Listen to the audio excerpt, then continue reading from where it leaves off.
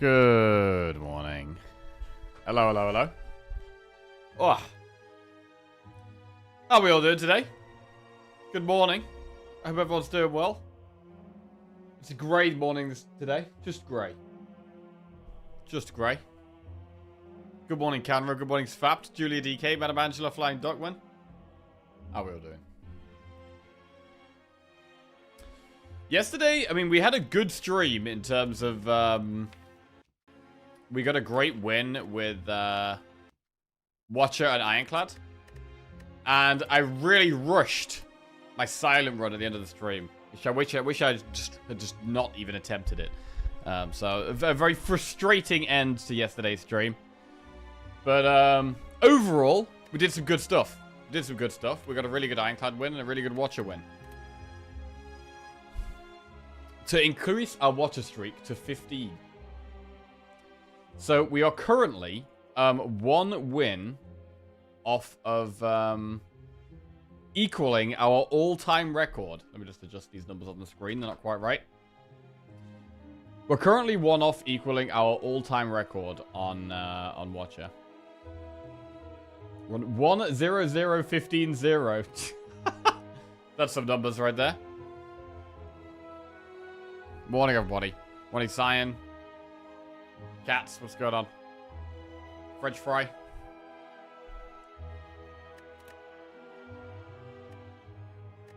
So we'll start with Defect this morning. Start with Defect, and then after Defect, it's going to be an absolutely massive Watcher run. Absolutely humongous Watcher run. I would like to, I feel like what I've been doing at the moment is I've been really taking the Watcher runs really seriously, and then rushing the other runs a little bit. I don't really want to be doing that. I want to be taking my time on all the runs. If I'm not willing to take my time, I've just got to not do a run. And end stream or play a different game or something else. No rushing. Like, part of the reason our win rate has been much higher in 2026 is because I've been stopping when we need to stop and not rushing through runs. Right. Choose a colorless card to obtain. Obtain 100 gold. Lose all gold for a rare card or boss swap. Pretty standard number sequence for any streak counter containing Watcher. Yeah. It'd be nice to get the Defect win, though. Let's see if we can do it. Guardian. Campfire, Elite, Campfire, Elite, Elite. It's quite a nice path if we went for the 100 gold. You go 100 gold. Shop. Campfire, Elite, Campfire, Elite, Elite. I do like it. And I'm going to do it as well. I've been boss swapping relatively frequently on Defect lately, with mixed results. Still not totally sure how I feel about it. Sometimes it works, sometimes it doesn't work. I still don't have a preferred answer. I don't know if I ever will. Fairy in a bottle. Right, we've got Melter, FTL, cool-headed. For the early game, if we want to go for elites, I definitely want to take the FTL. So that's what we're going to do. And I would like to do the elites. I would like to do the elites. Oh, wow. Calipers, but there's capacitor and consume? Doom and Gloom is good in the early game. We've got the capacitor consume combo, though. That's scaling. Scaling focus, scaling orb slots. But I would need more orbs. Doom and Gloom is definitely better in the early game. We have just taken FTL, which already helps with the early game.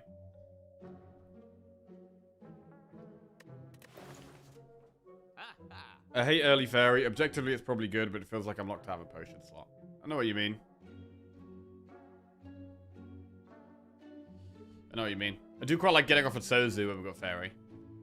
I mean, if we're going for elites... Yeah, Sling of Courage is also worth considering if we're going for max elites. Blind is also very strong.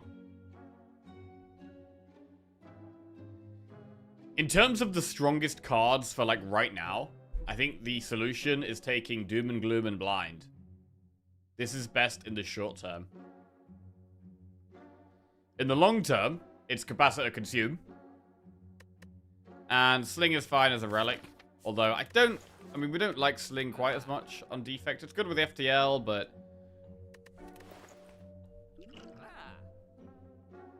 Don't hate Tempest, Barrage, Capacitor.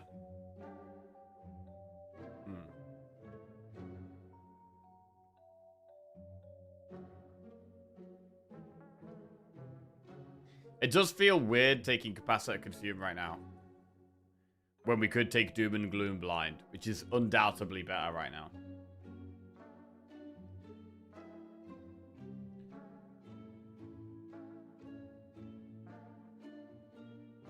And the Defect really struggles with not taking damage, right? Blind really helps with that.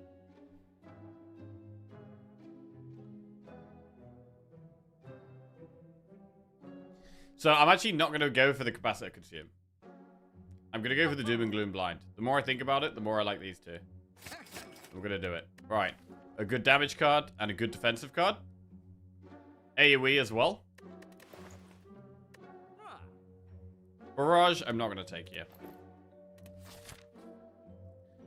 Okay, and we are going to head towards the elites.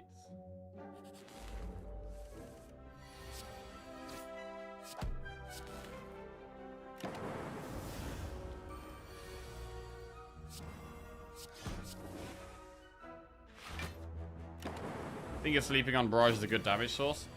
I do like Barrage when I've got more orbs. At the moment, I've only got 2 cards that generate orbs.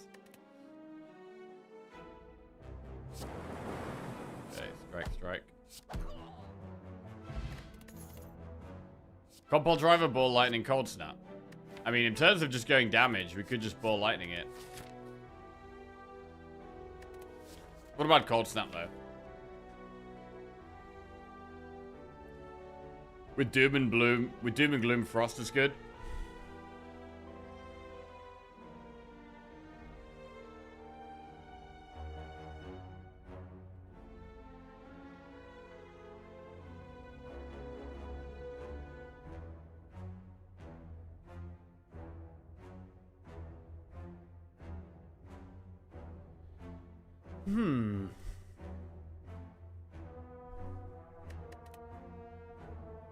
Ball Lightning or Cold Snap?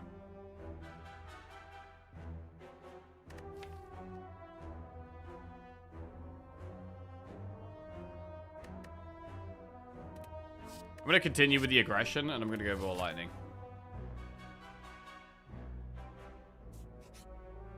Shop with 44 gold. Oh shit, we can get another FTL. Oh my god, there's so many good things in this shop. It's so annoying to get a shop here. Runic Capacitor is amazing. Genetic Algorithm is amazing. Electro is amazing. We miss out on so much good stuff here. But we will buy the FTL on sale.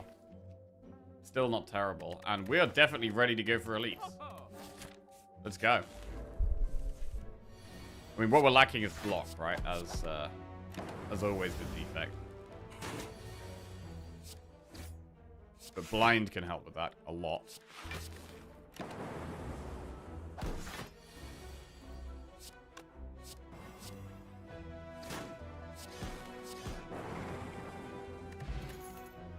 Charge battery, rebound, streamline. We could take a charge battery.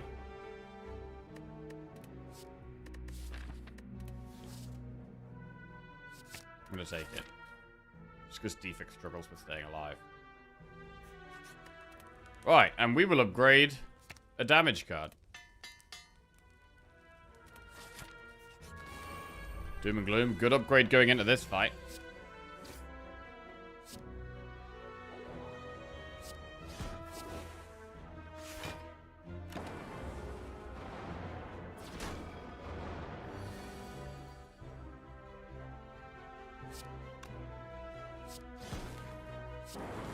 Oh, nice. Got a bit lucky there with the targeting. Saves us 10 health.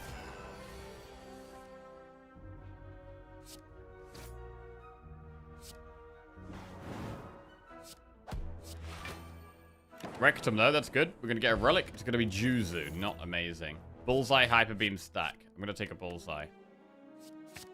Right, loads of damage. We've actually got a lot of damage.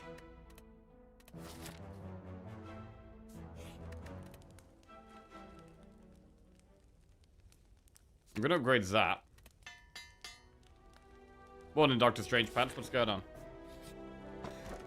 White beast statue. I mean, it's a bit less good with the fairy, but I mean, we're still going to take it. Going towards an elite. Got the card man. Pain. Ooh, and decay. Pain. Decay.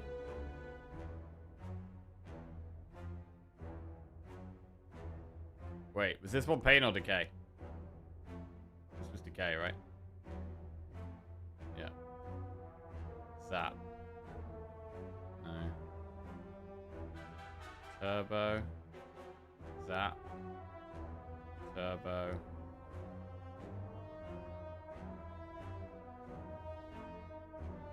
Alright, we'll take a turbo.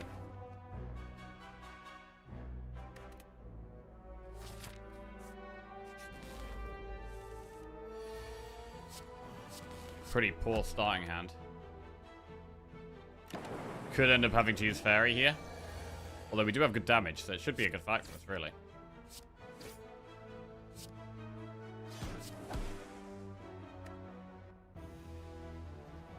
All for one would slap. It would be pretty good here for sure.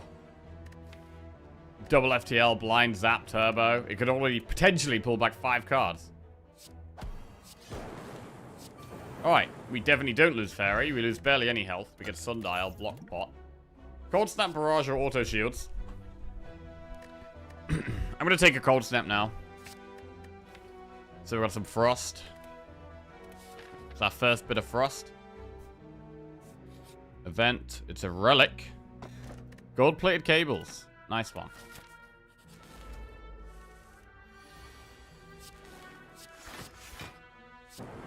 We're going to get a pot guaranteed. Bro, we could block pot here to save...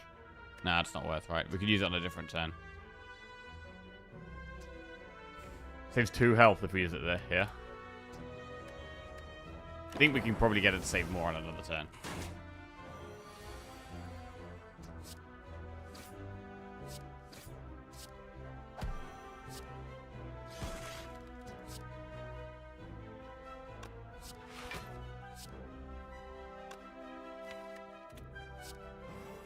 Use it now. I'll have the lightning hit the back one anyway. Okay.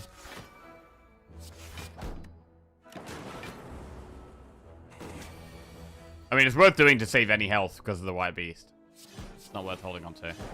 Unless it's an incredibly good pot. Colorless pot. Ooh, consume, loop, or sweeping beam. So I would lean towards taking loop here and upgrading it. Getting some scaling. Consume. I mean, consume is good with gold-plated cables. But because we've seen runic capacitor as well, I think for now we do just take the loop. I'd like to get that in play.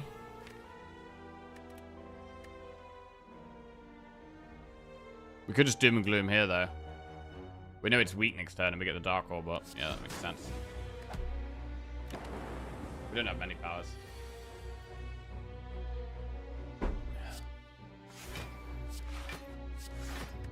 Cool. Could be colorless spot next turn.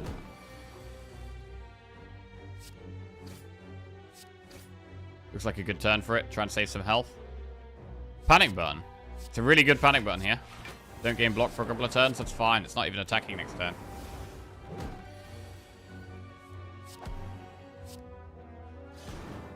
Alright, Dead Lagavulin. It's another elite down. We get Art of War, 32 gold, a strength pot, and then reprogram Tempest or Turbo. I think we skip because we already have a Turbo.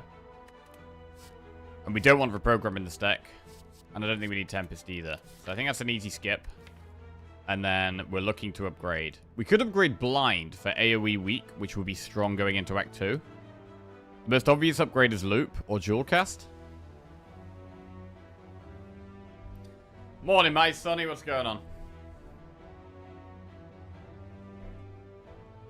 I do like the AoE weak on Blind. I think Loop is a better upgrade later on.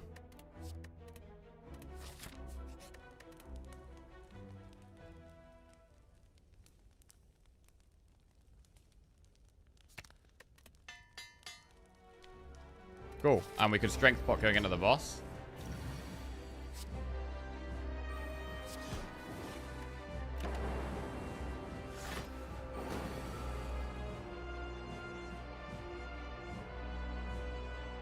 Well, Rip Fairy, I guess. Means we don't have to hold on to it for ages. Okay. That was terrible draw order. Fine.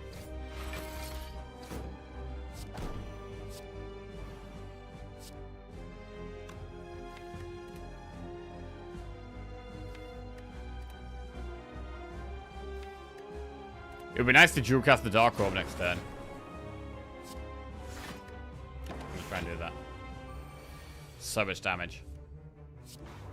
Wow, massive damage.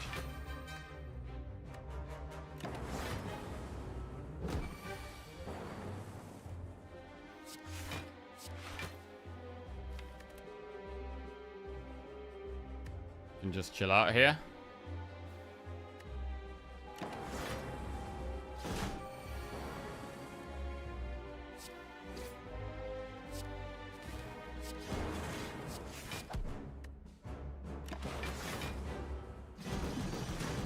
Didn't realize this game had such a following. Still thought I was the only person who still played. Oh, yeah?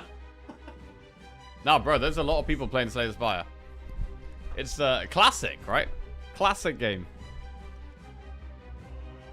And with Slay the Spire 2 coming out in, well, probably less than 2 months now.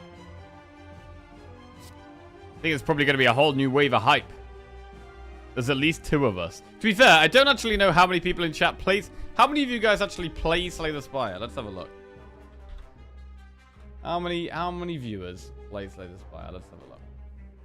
We'll get a poll up.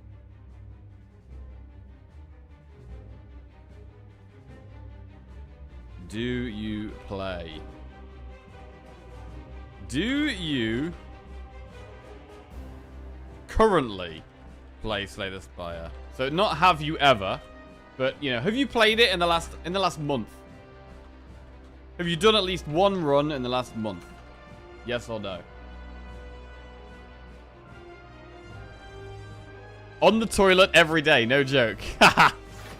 Classic.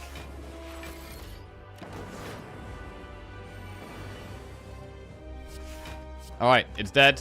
We made it to Act 2. Good. We've got a healthy amount of relics here. 78 gold, power pot, add a card to your deck. Biased Cog, Core Surge, Rainbow. I don't directly play anymore. I just shout out wrong things to do during Jackie's stream. So pretty much what I would do during normal runs. I play but never beat level 20. That's okay. Still plenty of time. Maybe one day. What counts as playing? Yeah. One run in the last month. Mostly on phone. 57,000 all-time peak last month on Steam. Wait, really? Wait, Slay the Spire hit all-time highest... Hang on a second. What? Steam, Slay the Spire. Where do you find that info?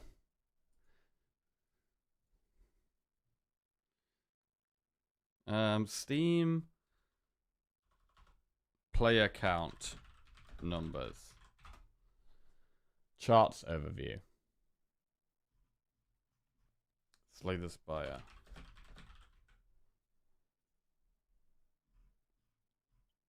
Bro, how do I find this?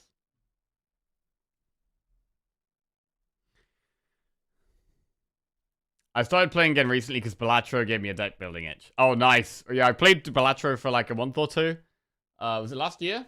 Or it might have been the year before, actually. It might have been like 2 years ago now. But, yeah, good game. The board game counts. Yeah, the board game definitely counts. Well, Steam numbers are amazing. Didn't realize. Keep in mind, there's probably a lot more on mobile. Let's have a look at this. Steam charts. Plays right now, 24-hour peak, all-time peak last month.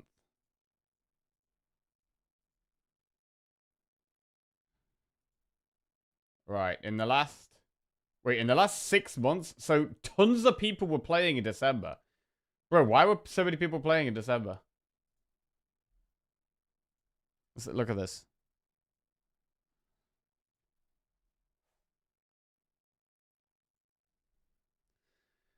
Because of Moist Critical? Oh, a streamer? A streamer started playing it, and so that got a lot of attention. Holy shit, bro. So over the last, what, 6 years, in 2020, we were having, like, probably averaging about 10K players at any one time. In 2021, again, probably similar, 8 to 10K. 2022, we were looking more like 10, 11. Went up to peaked at 18, though. So probably more like between 11 and 18K in 2022. In 2023, we had 14K, 19K. 24, we had 15, 16, peaked at 31K. Jesus. And then we've been averaging probably about 20K over the last couple of years. And then it absolutely rocketed in December to 57,000 players. Jesus. I've been playing it recently purely because I've watched you play it so much. I play, but I'm bad. Only started a couple of months ago. Honestly, bro, anyone who starts playing this game feels like they're bad. Like, it's so hard. It's such a hard game.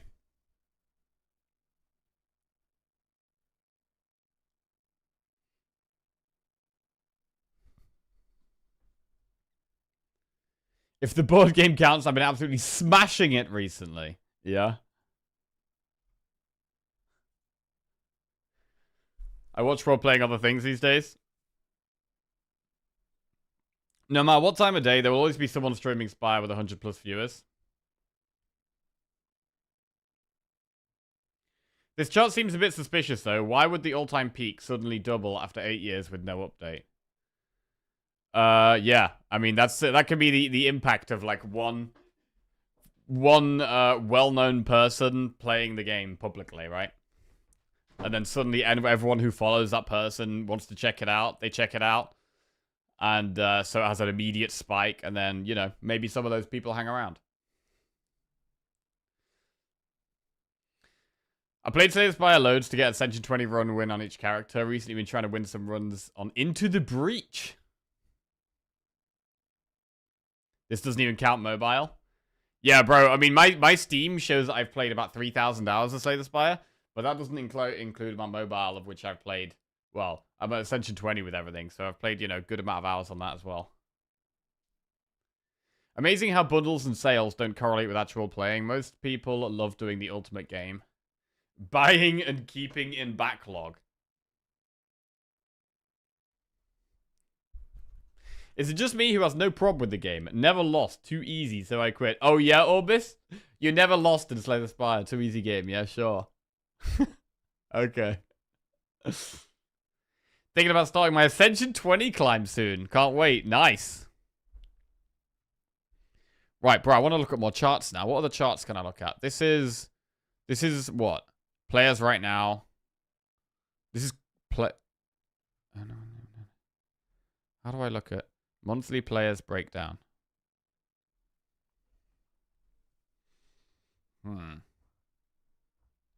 Market research.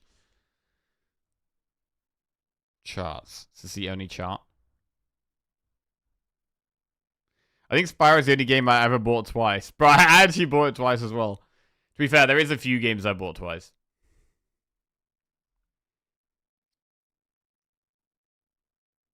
Okay. Right, let's get back to the game. Right.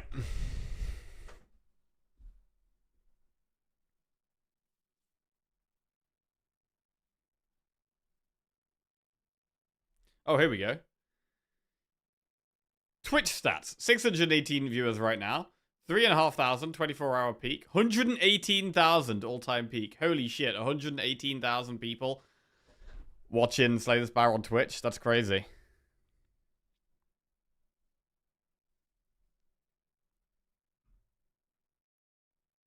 Don't look at this chart. It's too late to invest. Yeah, true. Pretty extended. Gotta wait for the pullback. In December, Slay the Spire 2 was voted most anticipated game for 2026 in some game show. Probably made a lot of people check out Slay the Spire. Yeah, true. Hopefully Slay the Spire 2 gets big as well.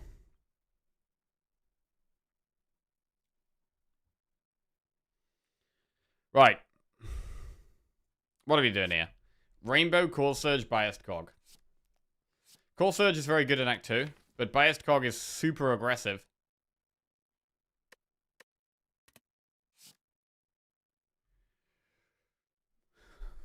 In terms of helping with Act 2, I like Biased Cog. And I think it allows us to be more aggressive and potentially go for elites. Especially with White Beast Statue giving us pots. So we can have pots for the elites. I hope it doesn't turn out like Wizards of Legend 2. And what happened with Wizards of Legend 2? I haven't played that one. Right, we're going to say Bias Cog. Boom. Okay. Velvet Choker. Empty Cage. Philosopher's Stone. Choker, I mean, Choker's not that amazing with, like, the FTLs and the blind and the turbo. It is nice to get energy, but it's a bit sketchy. And Philosopher's Stone can be quite scary on defect. Simply put, it was a disappointment. Should be like Monster Train 2. That game did really good. Monster Train 2 is a lot of fun. It's a lot of fun. I mean, actually, interestingly, how many people in chat have played Monster Train and Monster Train 2? Like, have you...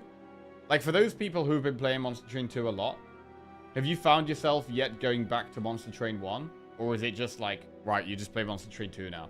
You know what I mean? Because, like, I played a bit of both of them, but I haven't played loads.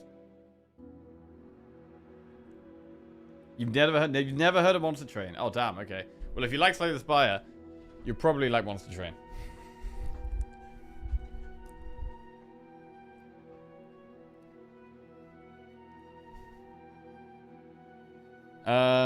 Why go back to Monster Train 1 when 2 has all the factions? Fair. That's another good question, actually. What are the best 2 games? What are the best games where it's been the second one? The best sequel game? I don't mind. We could do Empty Cage, because we've got Turbo in the deck, which does help with energy. And we've got a few cheap things. Like the FTLs. We could just Empty Cage and remove a couple of strikes. I'm going to do it. Both those energy relics have significant downsides I really don't want right now. So we're going to go -2 strikes. Halo 2, Gears of War 2, Age of Empires 2, Borderlands 2, Metroid Prime 2, Mass Effect 2. I don't think I haven't played any of those. I have not played a single one of those.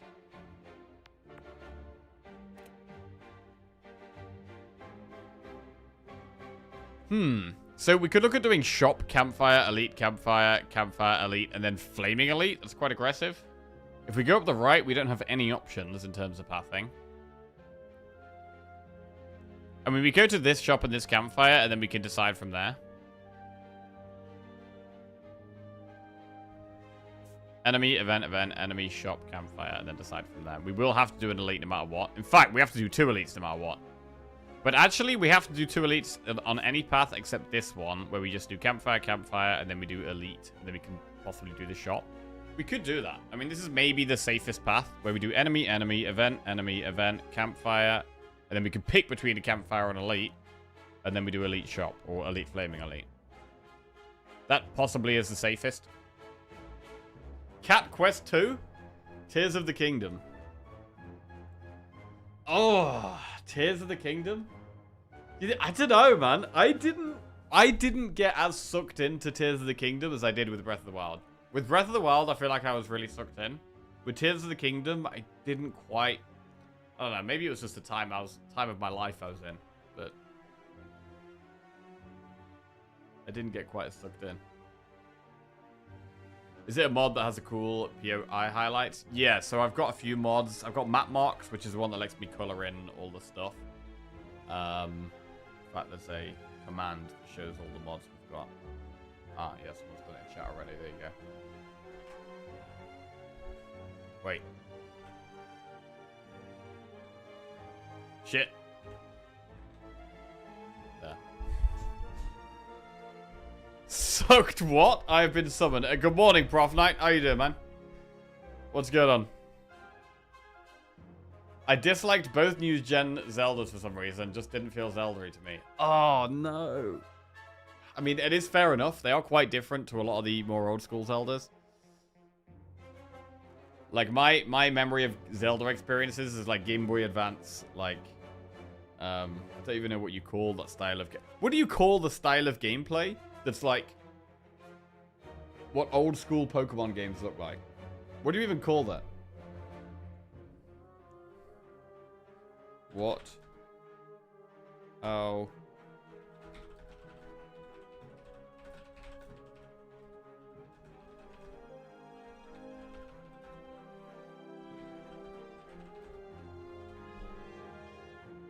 Retro RPG? JRPGs. Okay. 2D overhead perspective. Yeah, that's what I'm talking about. The 2D overhead perspective game.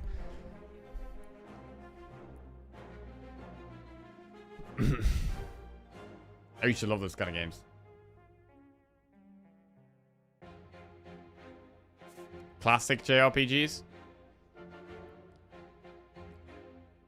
So either way, we're going to start on this floor. So I think either of these paths, we definitely start here. So we'll do this fight. Oh, this is not a nice start. Do we ever use Power Pot here?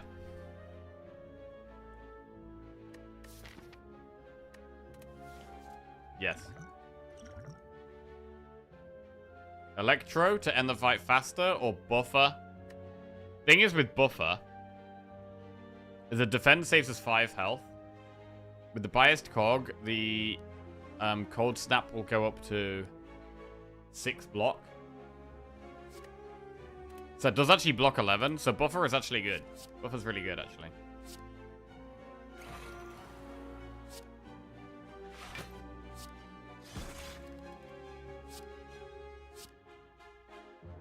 So it actually does save all of our health.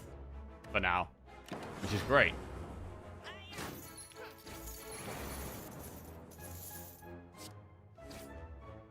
Not a good turn. But we still block all of it. Which again is great.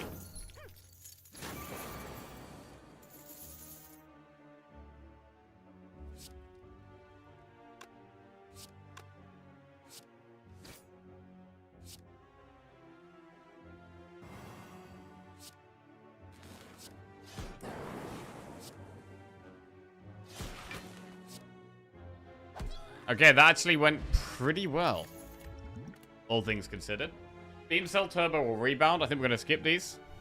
What's this? Watcher main? GG? Hey, prof. Yeah, we're on a huge Watcher streak. My all-time Watcher streak is 16, and we're currently on 15. So our next Watcher run, which is literally going to be the run after this, is to match our Watcher record. Absolutely massive. If we're talking those sort of games, Golden Sun 2. Golden Sun 2. What is that?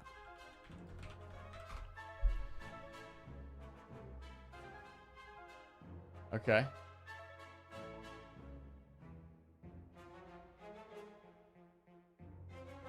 The Minish Cap was one of my... The Zelda game, The Minish Cap, was one of my favorite games as a kid, man. Skip. Skip.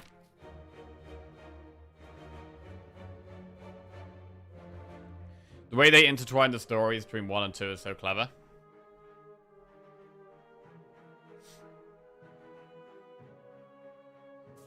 Event.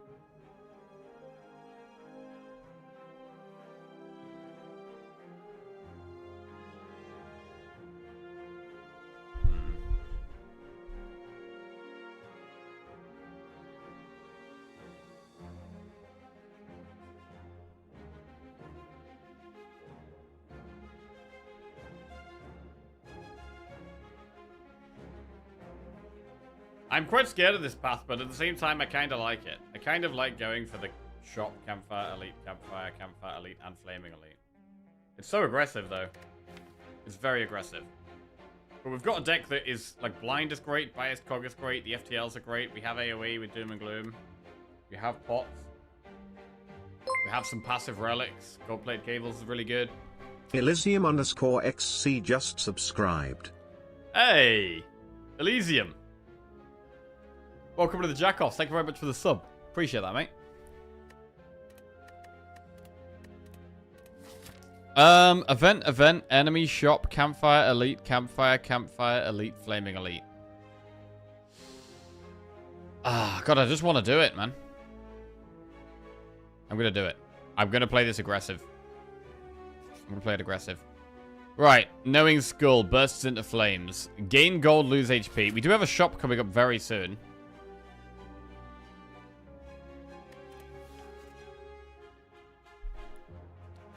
We got a shop coming up very soon, and we have the ability to rest. I don't want to risk too. We're already taking a risky path, so I don't want to go fully all out on this. I'm leaning towards 90 gold, a potion, and leaving.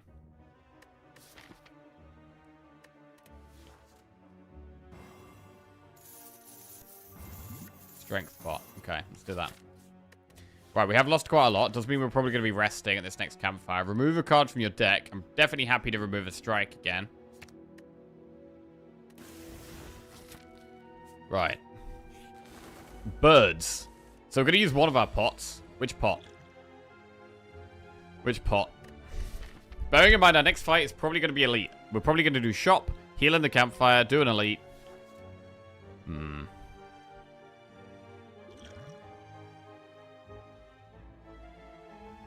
Strength is your worst pot. It's also not very good in this fight, to be honest. I mean, strength pot does nothing turn 1, but it is the one I'd rather use. Distilled Chaos. I think we just wait here. We already block this, we play Biased Cog, and then we just chill. And then we potentially use one next turn. Okay, that's quite a lot of damage. I mean, I'm looking at using Distilled Chaos here, to be honest.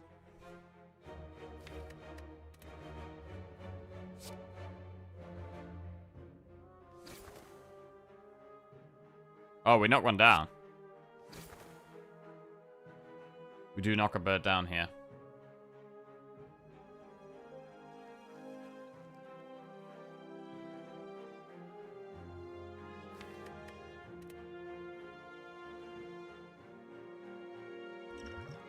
Maybe we should have played Strength Pot, because I am thinking about doing it now. Yeah. I want to save Distilled Chaos.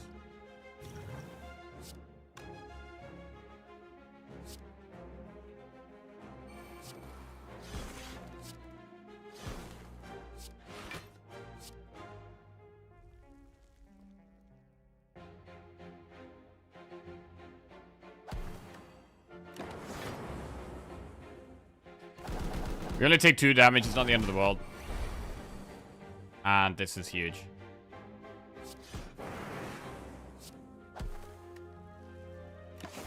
Get a pot. Gambler's Brew. Glacier. Blizzard plus a white noise. We definitely want to take Glacier here. Very strong defensive card. It's in. It's in. Okay, and now we have a shop. 310 gold. Not too bad. Pellets. We've got pellets and we've got Biased Cog.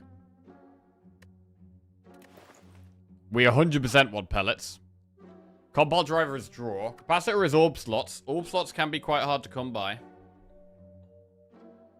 So we're going to take pellets. Do we take capacitor? Do we take capacitor? We've seen runic capacitor. We can never be offered that. I mean, with focus, we do want orb slots. I think we should take capacitor here. I think we should take capacitor. I have to go. Don't be sad. I'll be back. Have a great day, guys and gals. You too, Prof. Take care, bro. Didn't even think about pellets interaction with Biased Cog. Yeah, it's very strong. Play a power, attack, and skill after you play Biased Cog, and you do not lose 1 focus anymore. You get to keep the focus permanently, and it's one of the strongest interactions you can get with Defect. Because you can keep so much focus.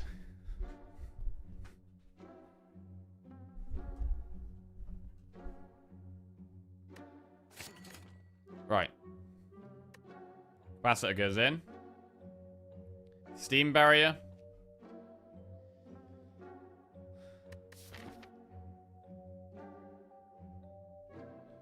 Bias cog can't count as the power, yeah.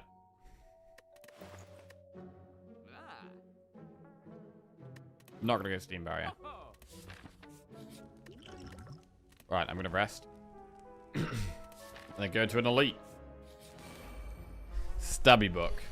We have power, skill, attack.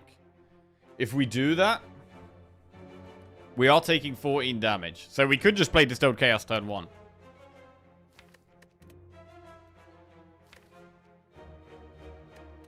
I'm going to play Biased Cog and then go from there.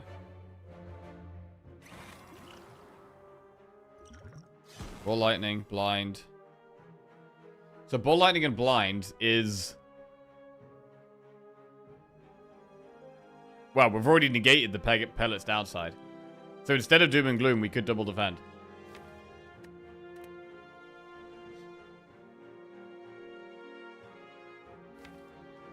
And the other card was the Bane. Not so good. I mean, Doom is good damage, though. Double defend or Doom. I mean, our damage is quite good, though, right now, right? We've got 21 damage a turn in orbs. Plus the gold-plated cables actually makes that 28 damage a turn. This is only turn 1. Most of our deck, the rest of our deck is defensive, though. Except Bullseye.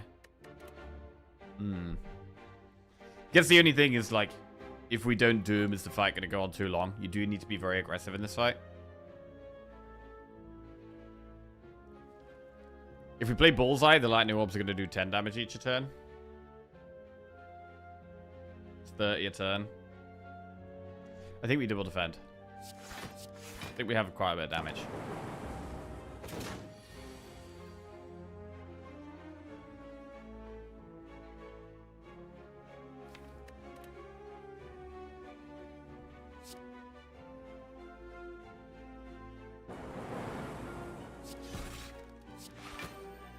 I'm going to turbo to block 5 extra. I think it's okay. 86 to go. 7 times 4 is quite a lot. Bullseye Glacier Loop.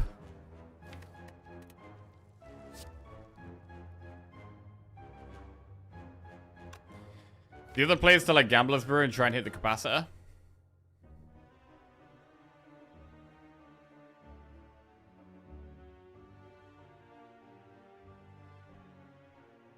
We're not going to have too much more damage to do if we do Bullseye Glacier Loop. Which is good. Even though we're not going to have any damage orbs up. We'll have the Frost up, so we're probably okay. We block most of this. Oh, all of this. Cool. Right, now what? 7 times 5. We start with FTL. Oh god, we got Void. That's not a good draw. So if we Cold Snap here, I mean, we currently block 18 plus 6, which is 24. Plus the Cold Snap is going to be an extra 9, which is 33. I don't think there's any point using Capacitor now. Cables. Yeah, 15, 21. But 15 plus 18 plus 6. So 15 plus 24. Which is 39. So we can Bullseye.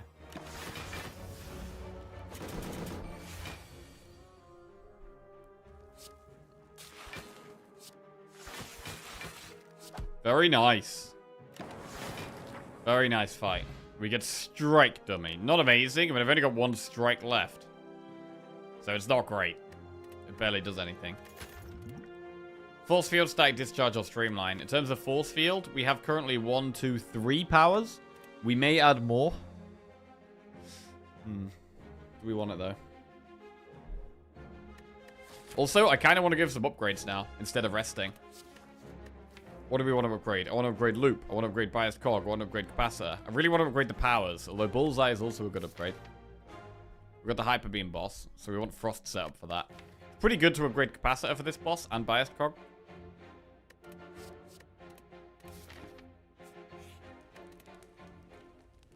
I'm going to upgrade Cog.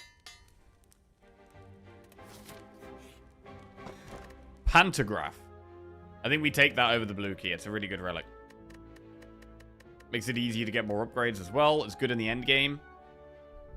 You take damage against Spirit Shield, you get a nice heal before the heart. You take some damage against the first Act 3 boss, you heal before the second Act 3 boss. It's good. And we're going to take the aggressive path. Again, remembering that we can just use our pots quite casually. This is quite a lot of damage we're about to take, it looks like. Might Gambler's Brew and try and find some block here. And save the flex pot for this elite there. I mean, flex pot looks quite good on this turn, though. Because these will do 10 damage each. Plus we have Cold Snap. It's like 31 damage. Directly. But we're about to take 23 damage. I don't want to take that. So I might go for the Gambler's Brew instead. Can make the strength permanent. We can make the strength permanent. I think I'm going to use that in the other fight. Oh. Okay, Glacier's strong.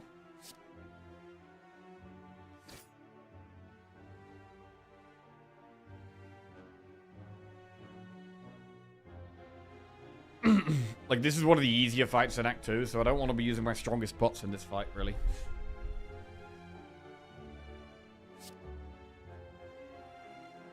I'm not going to capacity here, I'm just going to get the block up.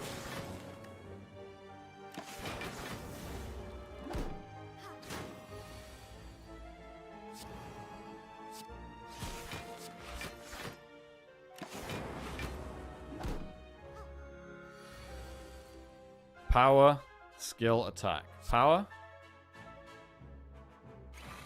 skill, attack. Now we have permanent focus. It is our strongest play. The bias cog is just always going to be our strongest play right now.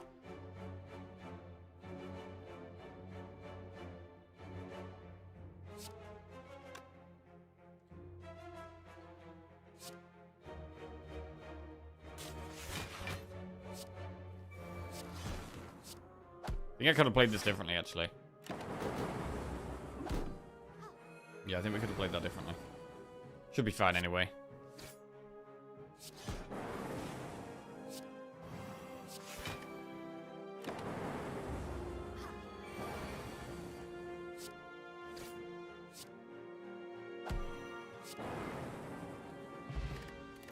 Blessing of the Forge. Static Discharge, Streamline, and Steam Barrier. Again, more cards I don't really like here.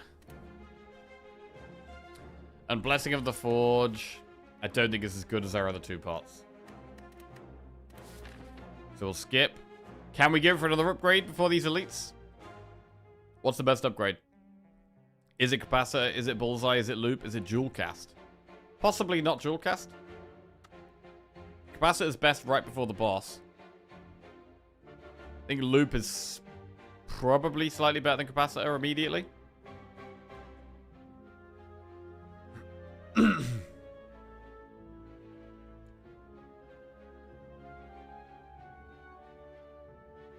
Steam Barrier could help sag up on Heart without losing buffer. It can. However, we currently don't have buffer. And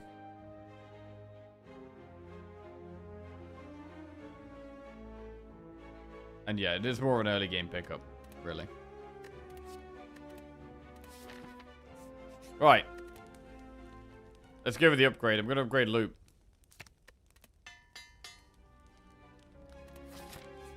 Elite. Slavers. Could be tough.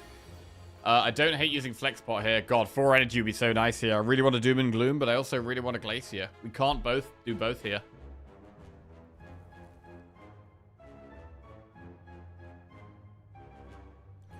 We're going to play Flexpot.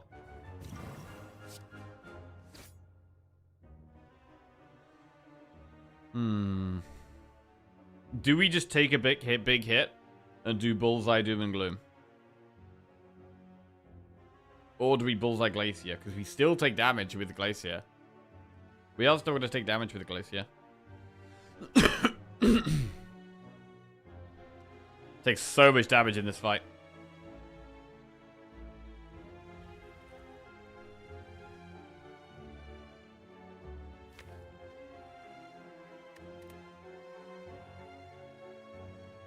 I think we need to be playing Doom and Gloom. I think we got to take the damage.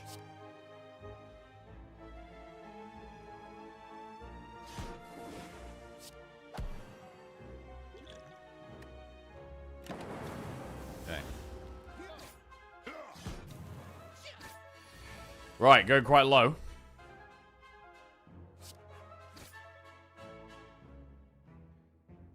Need to Gambler's Brew here because we got to kill something.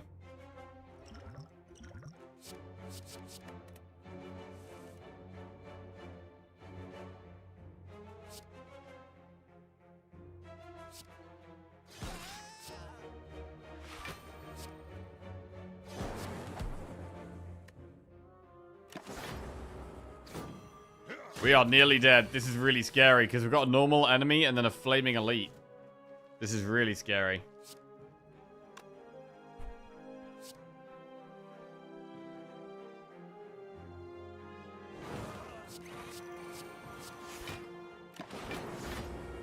We are going to get a pot.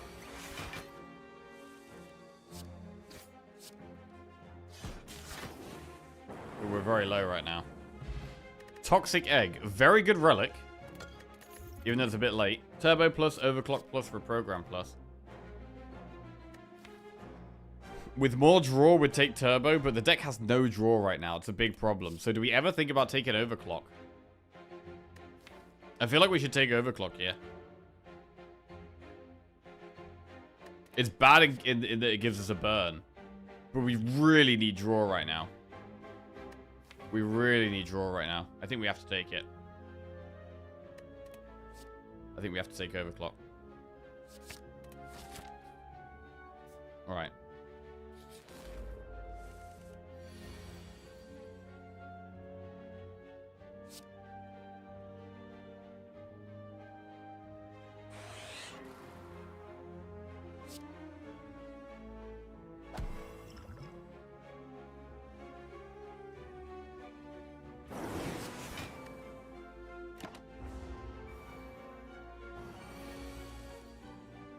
Power skill attack.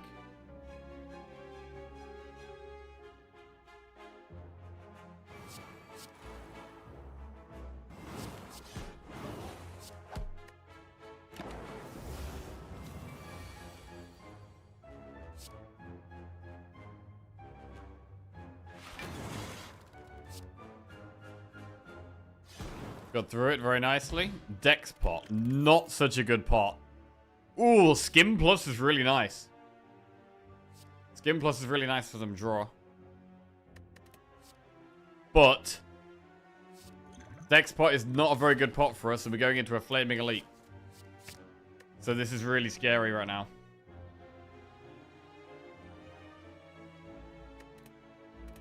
Really scary. It's Regen Stabby Buck.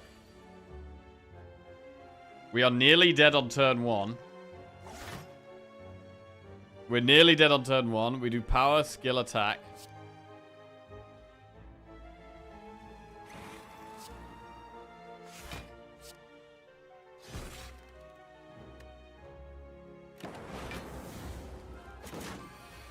Seven times 3.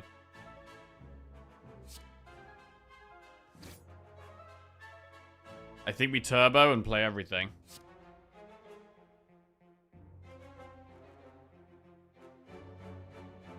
It's definitely worth getting the bullseye in. Do we want to have lightning at the front or frost at the front for next turn? We are going to have 2 frost up. We can probably proc them. Our deck looks more defensive than aggressive. So I don't mind the lightning at the front, especially with bullseye in play.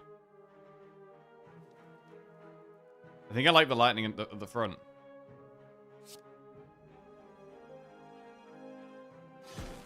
Hope we don't regret it though. But we do need to push damage to win the fight. 24.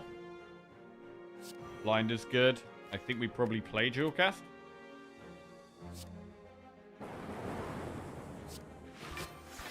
Right. 5 times 5. We currently block 7, 14. With cables, it's 21.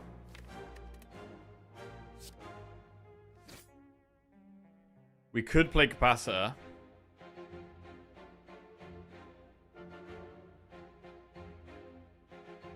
I mean, we could play Capacitor and Loop.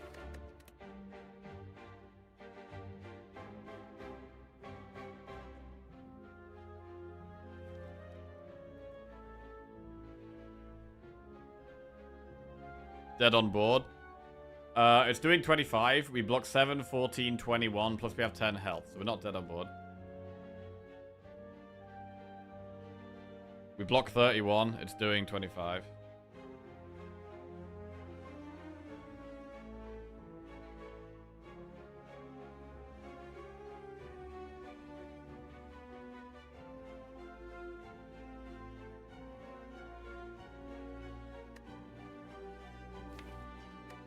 Do we draw the 3 cards, then add the burn to the discard pile?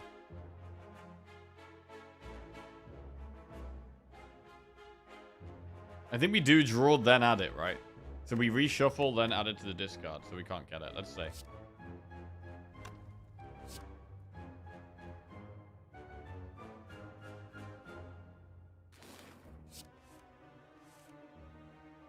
Oh, yeah, that's nice. We get it back in like that. Okay, that's good.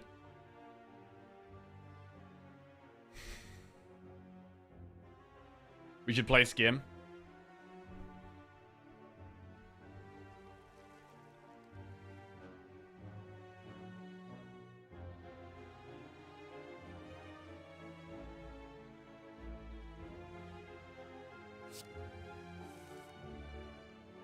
Blind keeps it weak.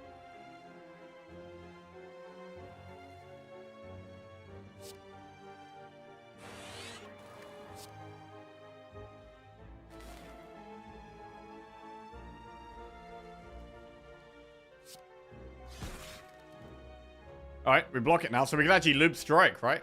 7, 14, 21, 28 block. Loop strike.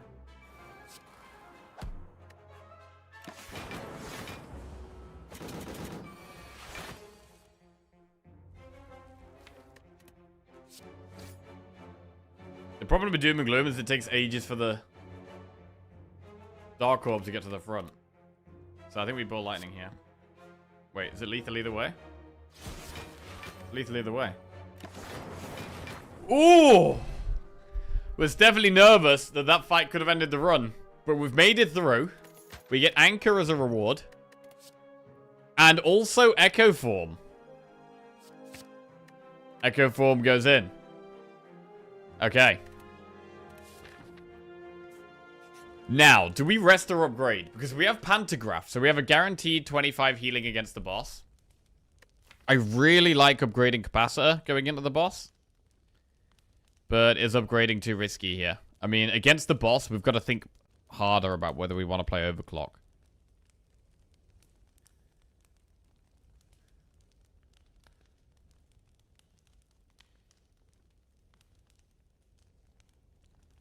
I mean, resting is probably safer. Again, we do have the Dex pot, though, that we could just play. We could also just sit on Frost Orbs.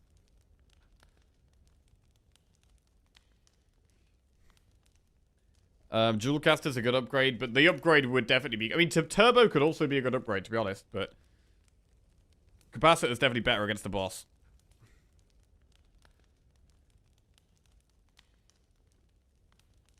Hmm.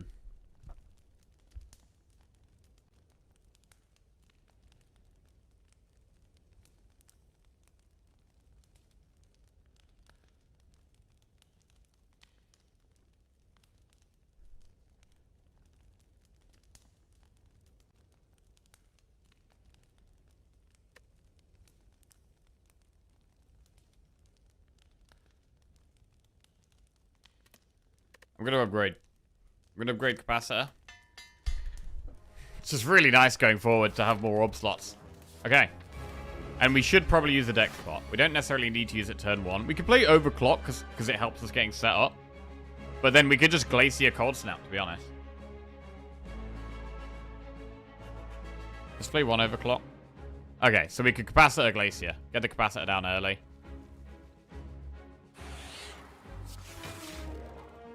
Fine. Biased Cog. Power, skill, attack. And we can play Echo Form as well. Power.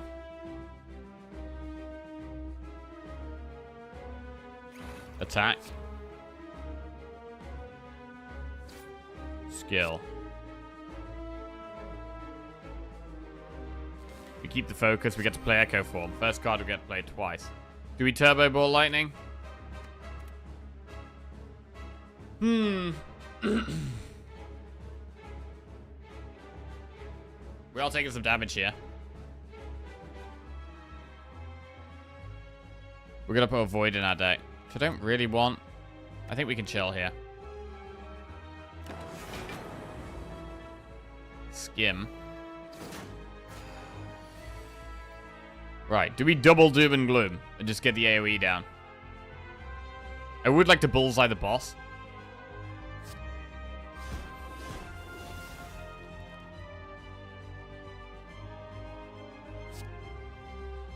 To strip the artifact so that we could potentially weaken it in the long run.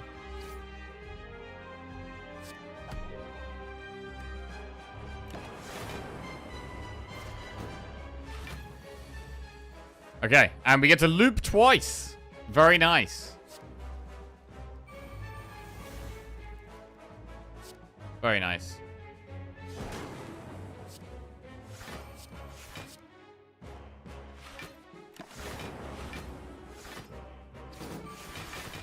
We need to make sure we have Frost up.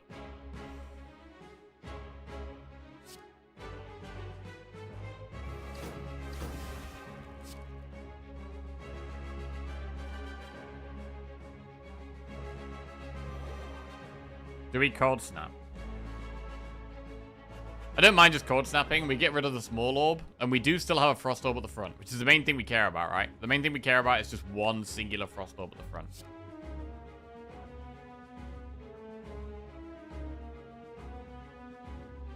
Exactly 25 HP, actually dead without Panto. Yeah, I mean, without Panto, we definitely would have rested. We definitely would have rested.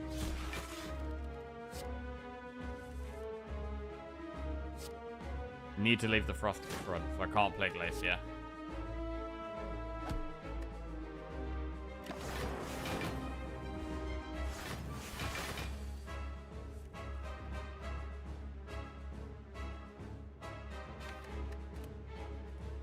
$28. Once we evoke this, that's 38 to 7, it's 45. We do block most of this anyway. We could double FTL rather than double Bullseye. I mean, Bullseye is really nice to play this turn.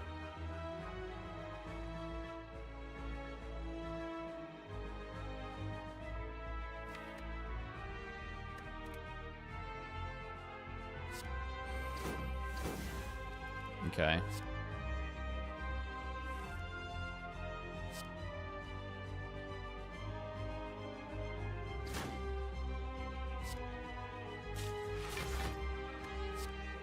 This works fine.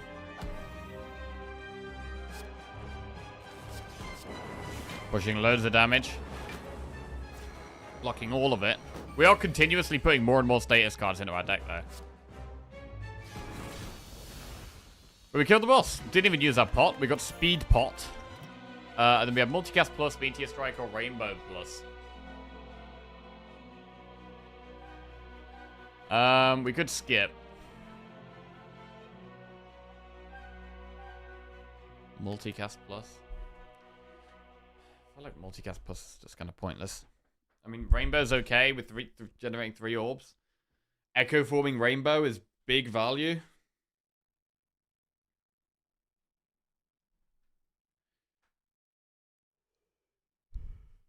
Not Multicast Plus. I just don't really rate it that highly.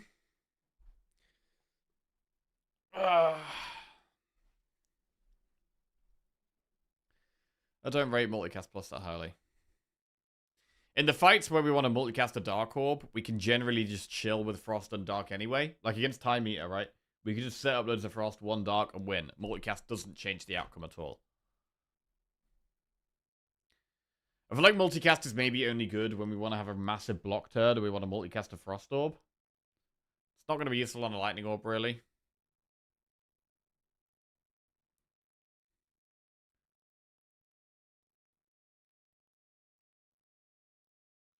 Multicast Plus is a worse Dualcast Plus on 0 and 1 mana.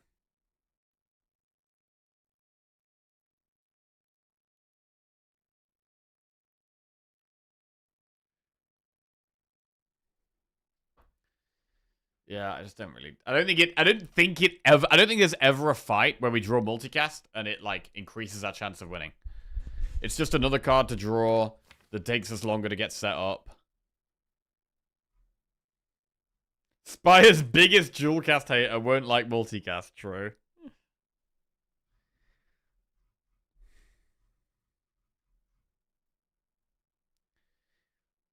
Like, it doesn't solve a problem we have right now.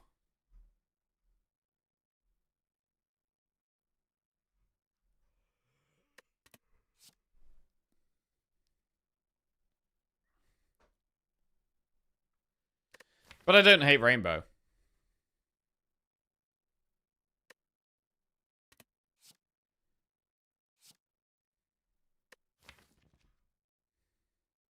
Does Rainbow solve a problem?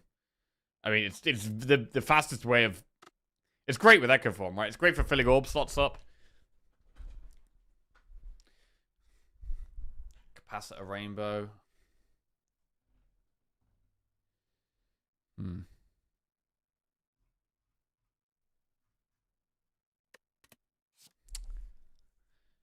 Rainbow.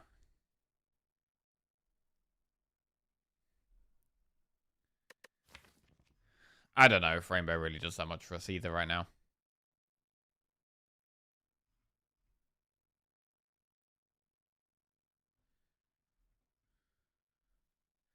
I mean, we would like an extra energy.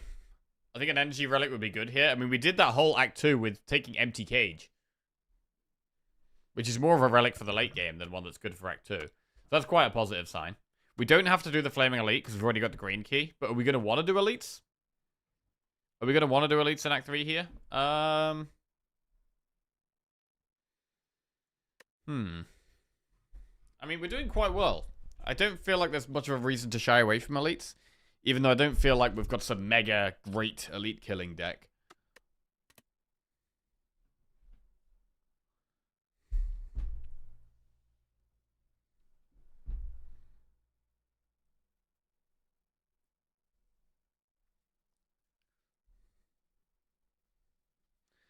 I'm either going to go Rainbow or I'm going to skip. I'm not going to take Meteor Strike. I'm not going to take Multicast.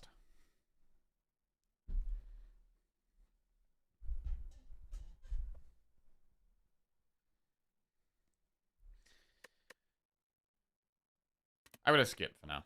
Here's another way of generating a Frost Orb.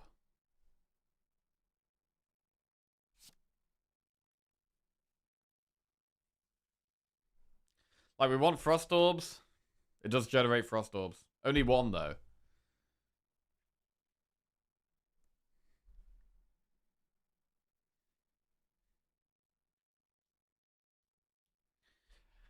I'm not going to take it. I'm going to skip. Okay, Pyramid, Calling Bell, or Runic Dome. Can we take Pyramid? I mean, energy is going to become more and more of a problem. So we're going to think about upgrading Turbo. We're going to be looking for another energy card. But I think it probably is Pyramid. We can maybe have to start thinking about Art of War a little bit more and not playing attacks to get energy.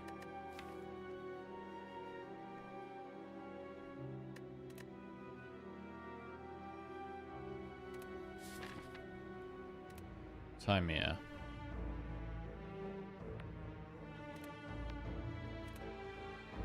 We've got 235 gold. In terms of pathing, we could do shop, we could do loads of events, we could do campfire elite, campfire elite. We could do 3 elites. I quite like it.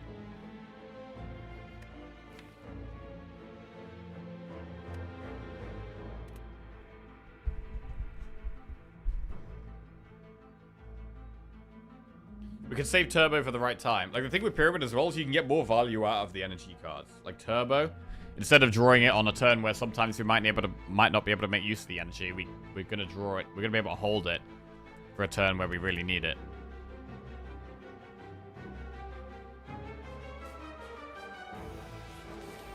Okay.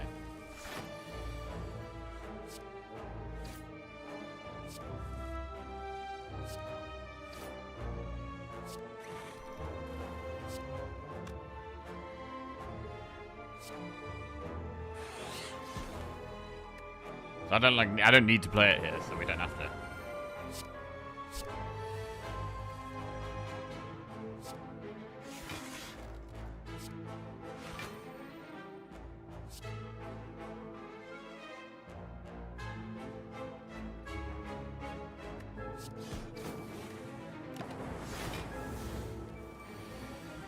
And we feel very much in control here, which is nice. Essence of Steel's not very good. Hologram Plus, Streamline, Fusion Plus. Fusion Plus is interesting when we're thinking about energy. I mean, Hologram Plus is generally pretty good. We can hologram the Turbo. We can hologram many things. We can hologram Turbo. We can hologram Glacier. We can hologram Blind. So Hologram's pretty good. But Fusion is upgraded, and we haven't got any energy relics. So Fusion is worth considering. I mean, when you've got Fusion, like, I generally prefer Chaos Plus, where, like, sometimes it gives you an energy orb, but it also gives you another orb. We'll go Hologram, because it can be energy anyway. We're probably going to want to upgrade Turbo.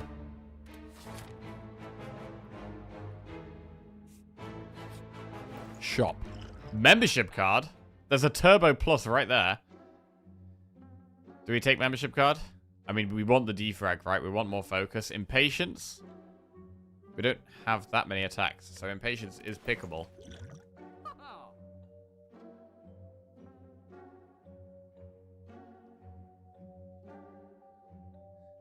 Can we afford membership card and Impatience Plus and defragment? That's 164 plus, what, 51, which is 215 plus 38.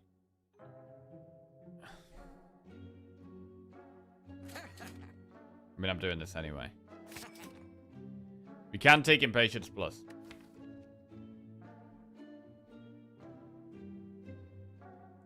Is it bad with Pyramid, though? Because we're gonna have to play the strike unless we can remove the strike somehow. We could just remove the strike. Or we could take the second Turbo. Like, we're gonna need to empty our hands sometimes. And Turbo is the type of card I'm gonna want more than one of. So I don't mind a second Turbo, even though Impatience is good. Impatience does not... Like, Impatience is just straight worse with Pyramid. That's the thing.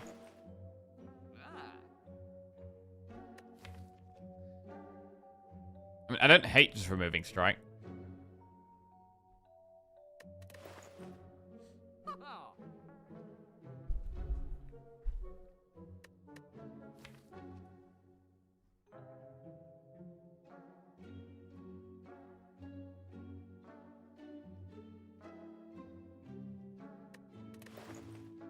About Recursion Plus and remove Strike. I don't really like Recursion Plus that much.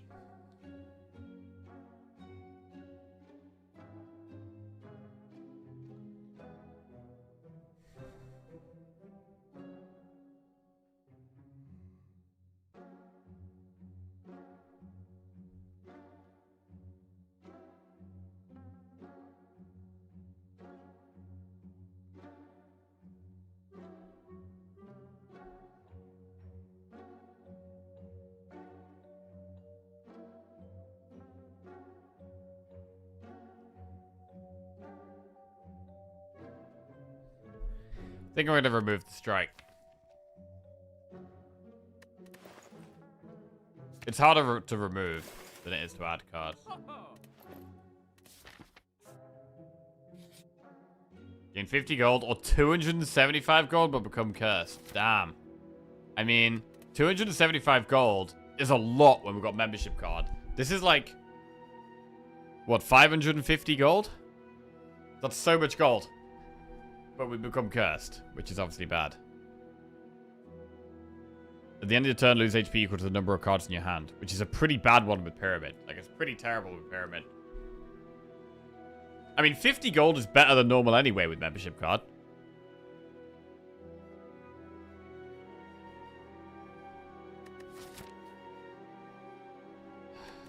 But it's so much gold with membership card, man. I want to do it.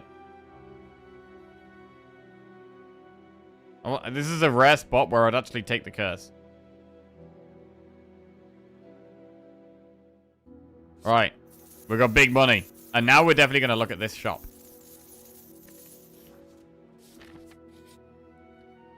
Winding halls. Receive 2 madness, become cursed, and lose heal 14 or lose 4 max HP. I think we have to just lose 4 max HP here.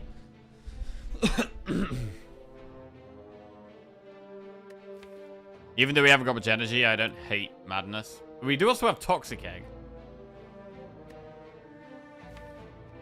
Madness better than usual. But I still don't think we have enough card draw for it.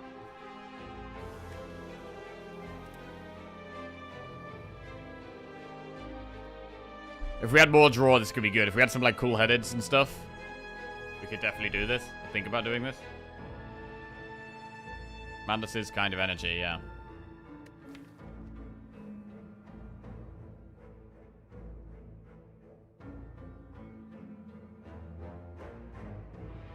We're worried about our hand being clogged. It does help.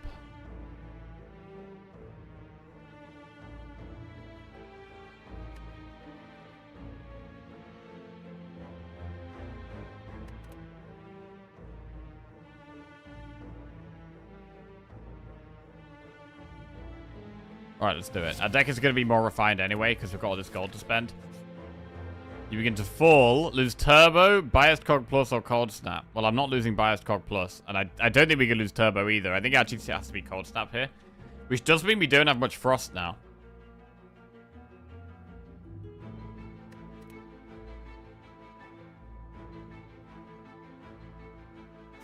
I'm concerned about our lack of Frost. Now, suddenly, the Rainbow is looking maybe not quite so bad.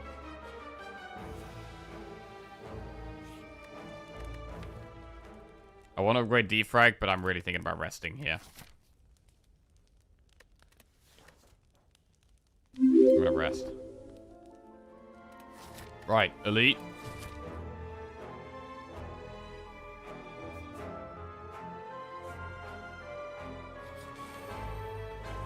Hey, Sim with the massive raid. Thank you very much, Sim. Hope you had a really good stream, mate. Hello and good luck. We're just in time for the almost 16 streak. Almost. Did you get some wins today? Yeah, possibly. I'm gonna be very nervous on this next run, man. Very nervous. We could deck spot this fight. We don't really need to do it here, but this is already looking quite scary.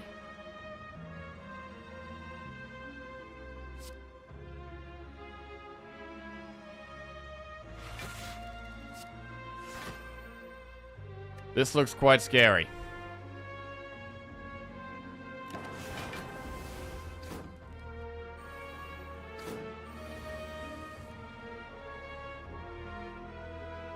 Very scary.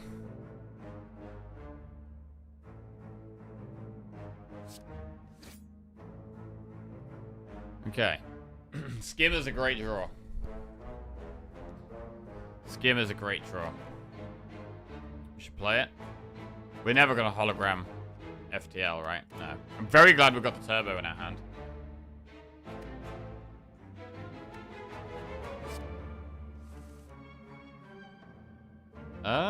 This is not so good.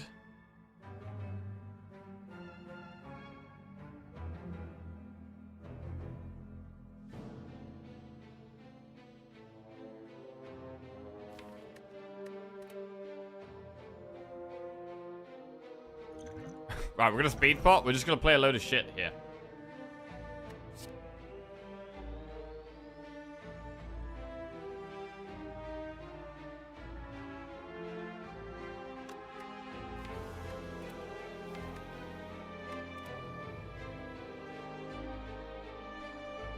Do we hologram Skim or Glacier? Probably a Skim. Sorry, Haddad, but yeah, picked up a few wins and ended on a very free run. Lovely.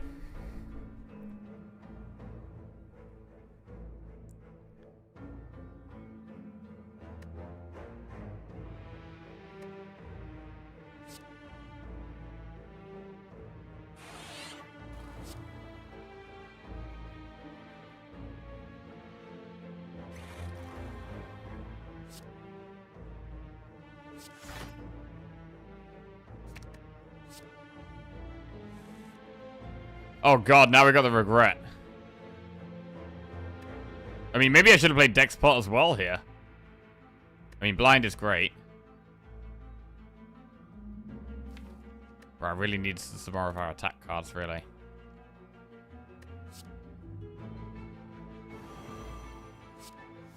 Zero cost defend. Zero cost defend. I mean, I'm just using both pots. I'm scared, man. I'm scared. Does mean we don't have that much left in our hand anymore, which is a good thing. I think we should have dual cast first as opposed to Bullseye, because Bullseye might be able to finish one off. Then again, I need one lightning proc to hit this for Bullseye to kill it.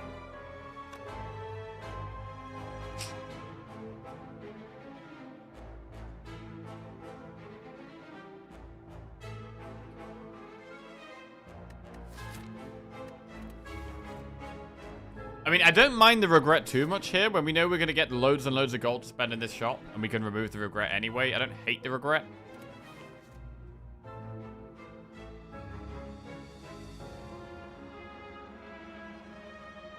I mean, maybe we don't even play dual cast and we just bullseye the one at the back and defend. We do actually block most of this. I think that's the way. Ooh, snipe the one at the back. That was really big. We actually take 2 damage. Holy crap, that could have been so much worse. Right, this is still bad, though. This is still really bad.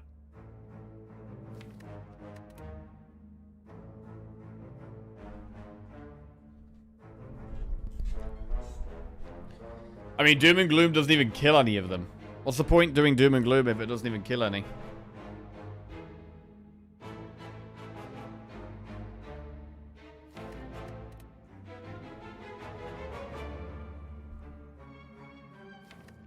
We could hit Overclock.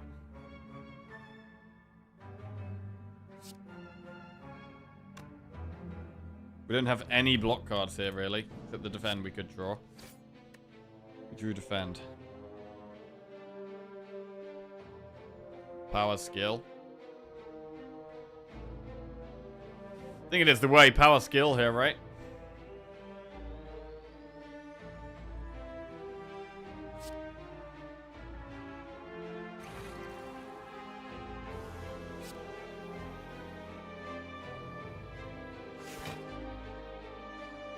Dual cast is unlikely to kill one of them. However, we get more block if Frost is at the front because of the cables. So I think dual cast is the way. Could kill that one. Oh! It's great. It's great. Wow, we could have taken so much more damage this fight. It's actually not going that bad.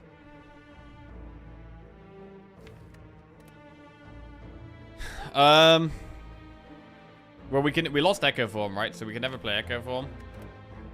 Skill gaming. So skilled. So skilled. So skilled. Loop Ball Lightning.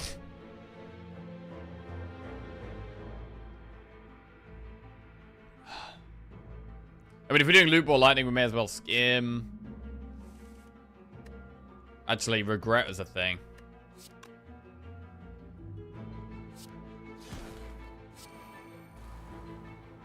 We'll blind next turn. We'll do all this next turn. Blind, Doom and Gloom.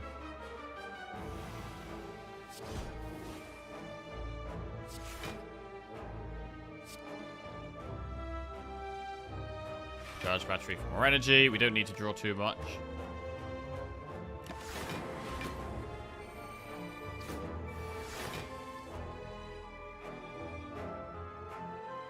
Void.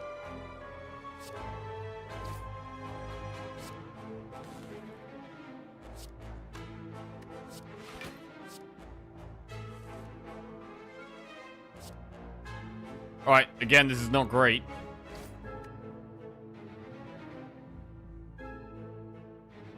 Well, we're drawing a lot of wounds here, actually. Hang on a second. We have a lot of wounds in the deck. And we got burns as well, because these are hitting us quite a few times. We're taking 24, 33, 42 damage. We do block that, so we don't actually need to play anything. But we're not drawing that much if we don't play anything. We want to draw our damage cards. Wait, this is kind of scary, you know? Shit.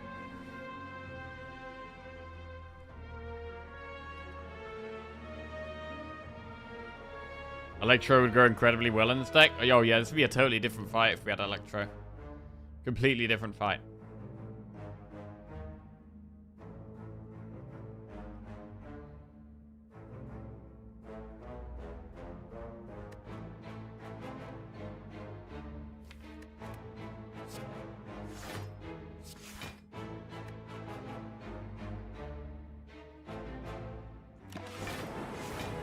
Ow.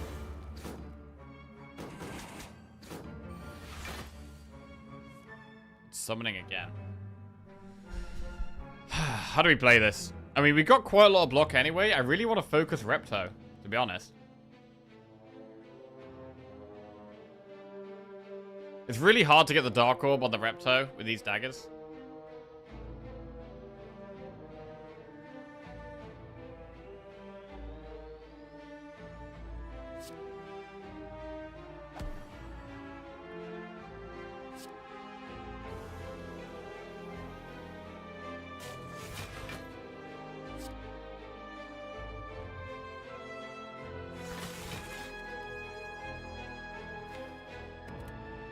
Do we hologram this turn?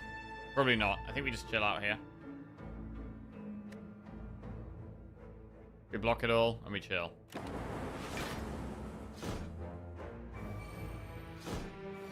And honestly, this turn I just want to smash damage out. I want to do loads of damage.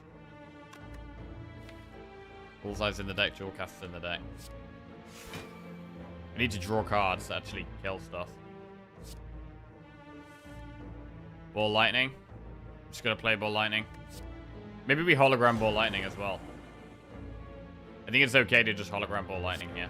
I need to get more damage out.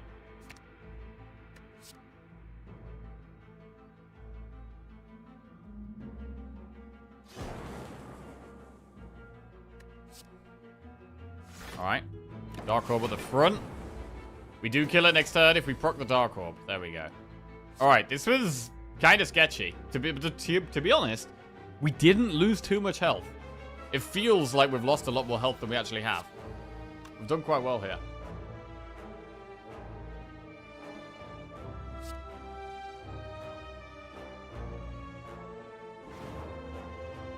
We get rewarded with Pair, which is max HP. Vision plus, Multicast plus, or Biased Cog. I mean, Vision plus is amazing. But with Pellets, I think we've got to take Biased Cog. I think we've got to take the Biased Cog. It's just so good with Pellets.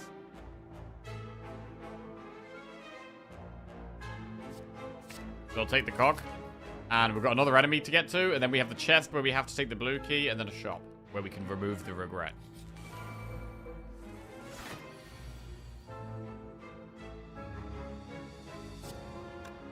Attack. Power. Skill.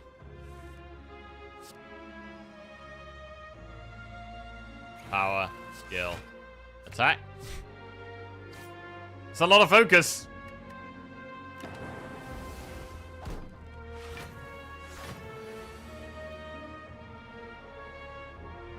Not a lot of block.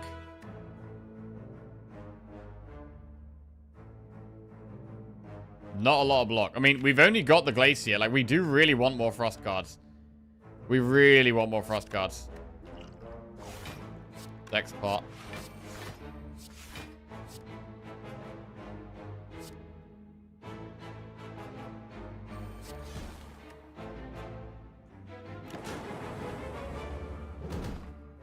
Ow. Ow. Capacitor Glacier, we feel way better.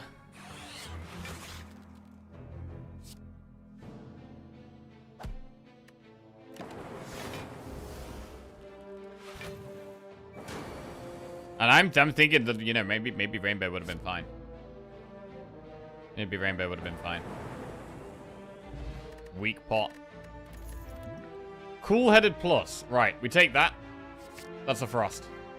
That is a Frost. We go through here and we have to get the blue key. We lose out on blue candle. Fine. Right, we've got 336 gold in the shop, and with membership card, that is a lot. Seek Plus is very strong. Chemex.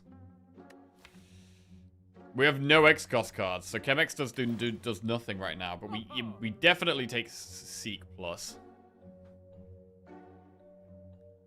Everything else is pretty bad. We probably buy a pot. What about Panic Button? We could take Panic Button. 40 block in one turn. Plus you can get rid of the downside with pellets, right? So I think we can go Seek and Panic Button and remove. But there's not much else that's that good. I mean, we can take Self-Repair. It's a bit late for Self-Repair, but it's probably still worth having here. We do have Echo Form. We could Echo Form Self-Repair.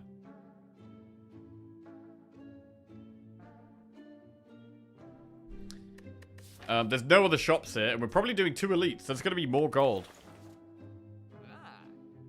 But yeah, we definitely go Seek. We definitely just remove the Regret. I think I really like Panic Button.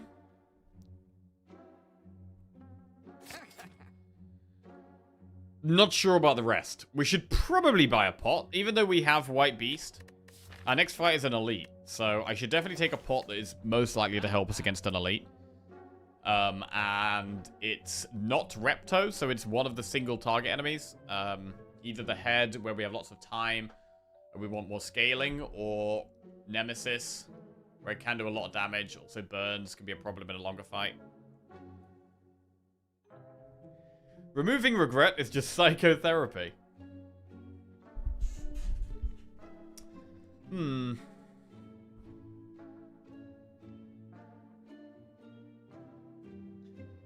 Pot? Yeah, Gambler's Brew is really nice. I'm thinking about Self-Repair as well. Because we're just not on that much health right now. And I want to upgrade in the campfire, and we need to recall in a campfire. I'm going to do Gambler's Brew and take Self-Repair. Alright, and we'll move on.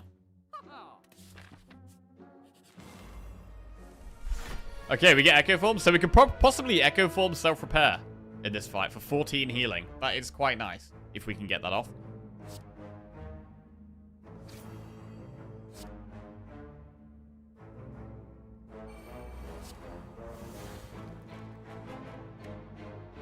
I mean, I'd like to get all the powers duplicated. Duplicate loop here.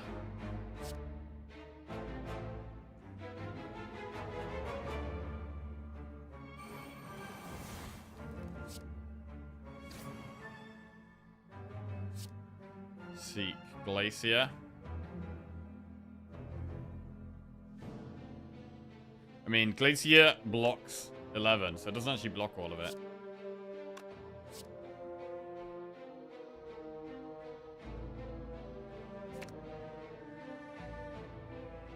They'll get cool-headed as well. Oh wait, no, with Dual Cast it does, actually. 7, 9, 11. Then the cables gets us to enough. That's nice. Power.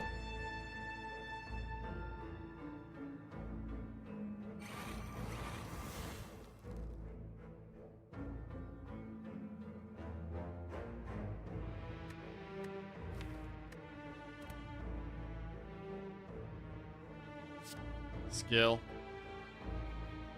Attack.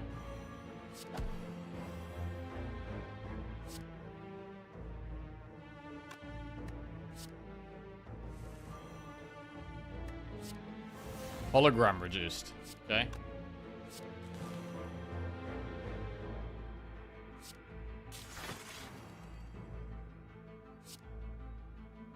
Okay, you get to do a similar thing next turn. Power skill attack for more biased cogs. Power.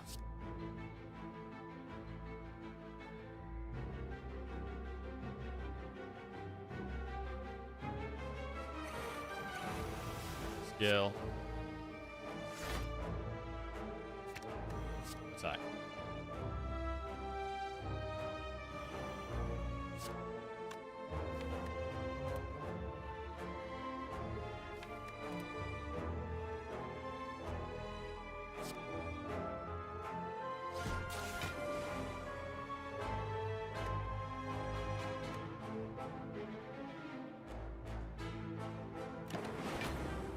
Alright. Power.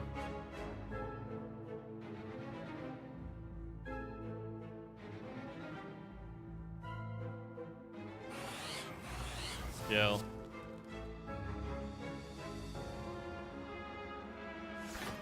Attack.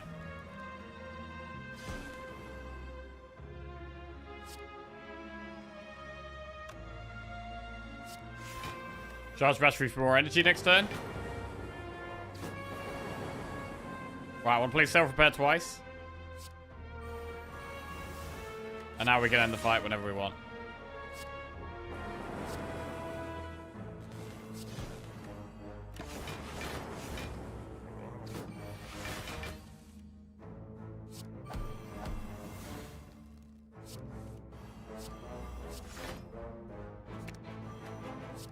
Okay, as a dead head, we get 14 healing, which I really like. Happy flower. Every 3 turns, gain 1 energy. Honestly, I'm pretty happy with that. I think energy is really good for us here. Recycle plus ball lightning or static discharge. So we could take recycle. I really don't mind it. I'm going to take it. I like the recycle here. Liquid bronze. I think we want defensive pots. So I'm not going to go with liquid bronze. We're going to skip that. We could recall now. I mean, what upgrades do we want? We did want to upgrade defrag, but... And we also wanted to upgrade biased cog, but... I think I'm going to recall now so we have flexibility in the last campfire. Do we even do this elite? Reptomancer gave us so many problems. Is it even worth... like... potentially doing Reptomancer again? Reptomancer was a problem. We didn't have to do it. We could just go through the event, through the enemy. Great Echo form? I don't think so. I mean, with Pyramid it's a bit better. To be fair.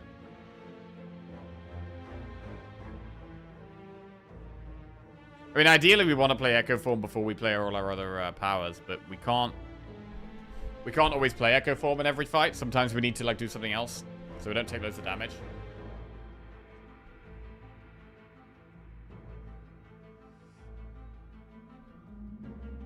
Am I an alpha male? I don't know, I'd say I'm more of a lone wolf.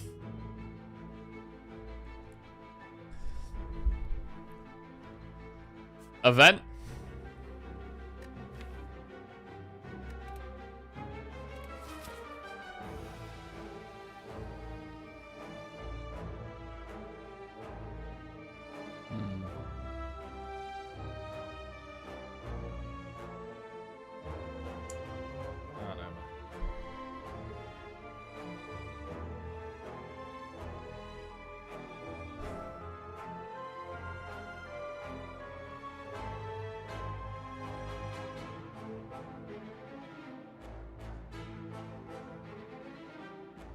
I didn't think it's worth the risk, you know.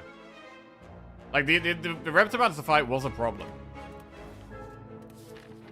It was a problem. And I don't think we need to take that risk. We also haven't had the event where we get 999 gold, or well, we can't get that anymore, but where we fight a elite from Act 1, which is quite good. I'm going to do the event. Lose all gold for a relic. I don't think that's worth here. I'm going to leave. I mean, we do strip artifact. It doesn't help against the heart. Also, we already have block turn 1 with anchor. I think I'd rather save my gold for the Act 4 shot than to do this enemy.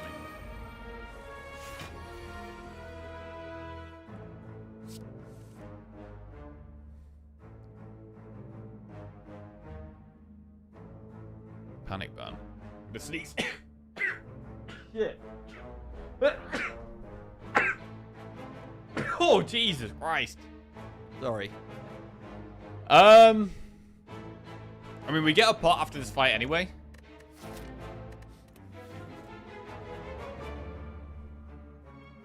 Crikey.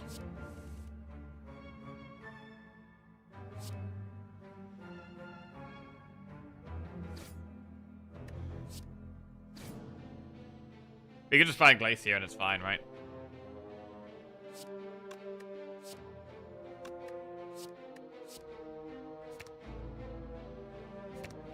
Oh shit, I clicked the wrong thing. I actually meant to click Bioscog there. Don't know what happened there. We'll ignore that.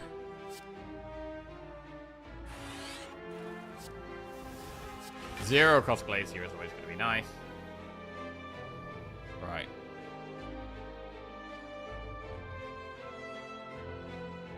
$18, $20. I mean, we blocked this already. We blocked this already. 14, 20. We block. And 10. I guess problem here is just killing this exploder. It's quite hard. Because we don't have loads of damage. We actually don't have loads of damage.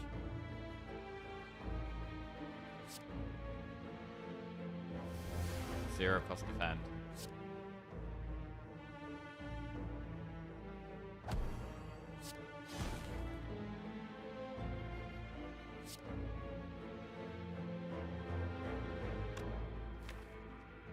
Like in terms of direct damage cards.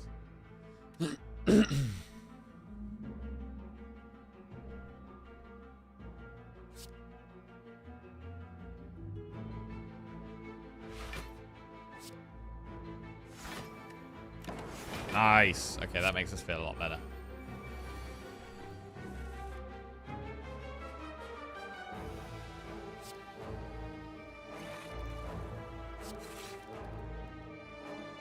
We can play Echo Form here, which means we can get double self-repair off, which is really good.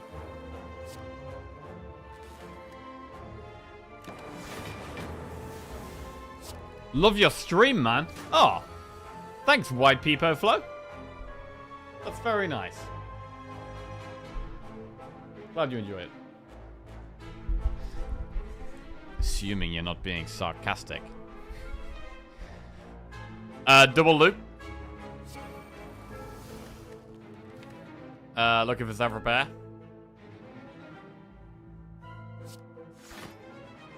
If we play an attack, we get permanent with this, so worth doing. Nice.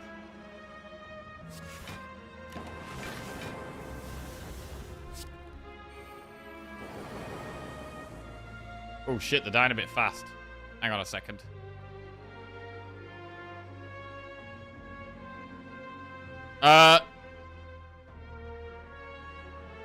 I think we accidentally killed them here.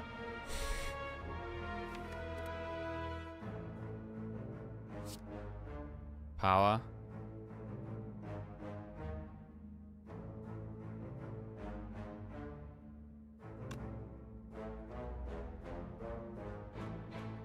Yeah, I think we killed them.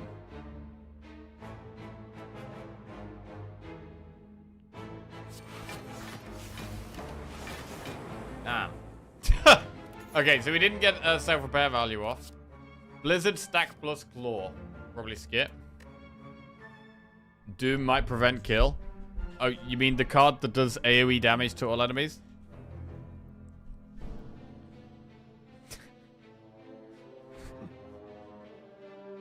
Block pot.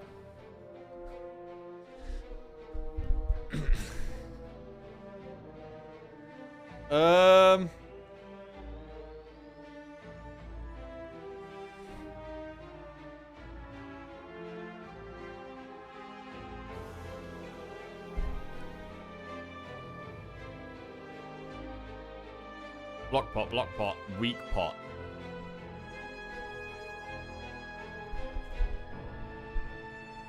Interestingly, actually, if the massive spike in players in Slay the Spire is from a Moist Critical, has anyone in chat discovered Slay the Spire from Moist Critical?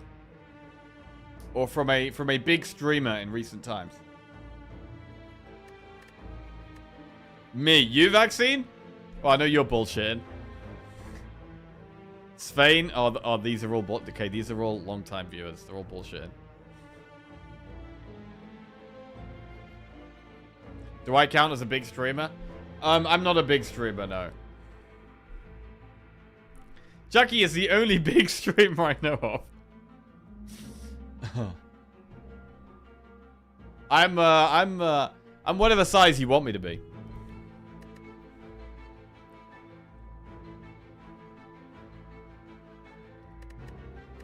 Probably skip. I don't know.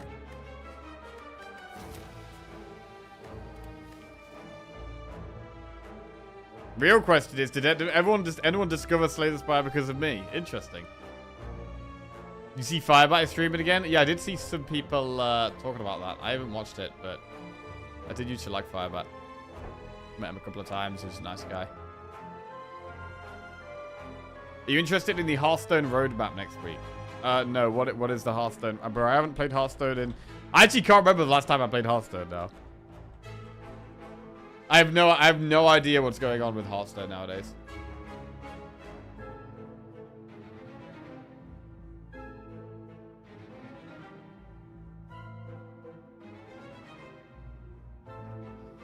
All the Blizzard franchises are having an event in the next week. Wow, today to lay out the future. Okay.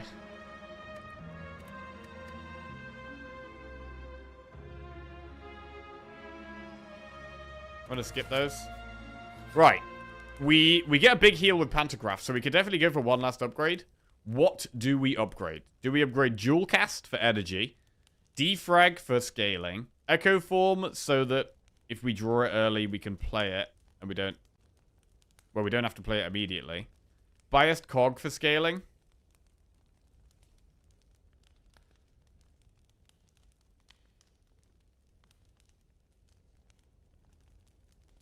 I tried one game of Battlegrounds while drunk last night. Work party. And the scaling was insane. Was comfortably first for most of the game. Then on turn 10, people had full boards of 1,000, 1,000. Oh my god.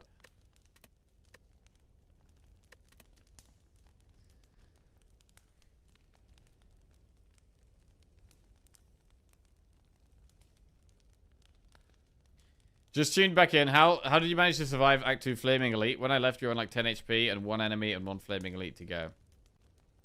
How did I survive it? We just, we didn't take any damage. And we set its health to 0.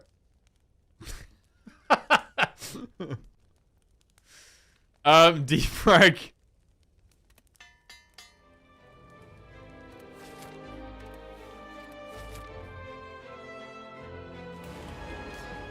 Alright.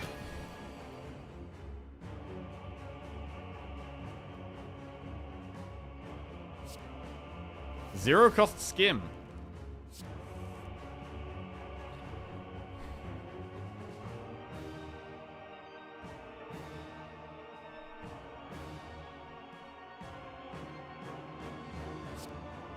I think we just charge battery defend here. Chill.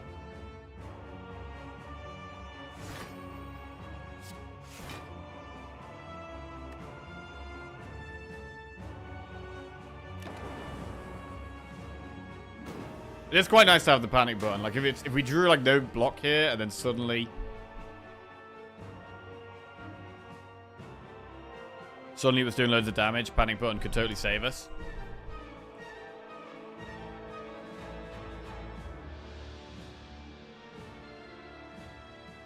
Power, skill, attack. I would like to play Echo Form. I'd really like to play Echo Form here. When we've got Seek, I think if we can use Seek to get Echo Form, I think we want to do it. But we need Frost, is the problem. So I feel like I really need to seek Glacier. But I also really want to seek Echo Form.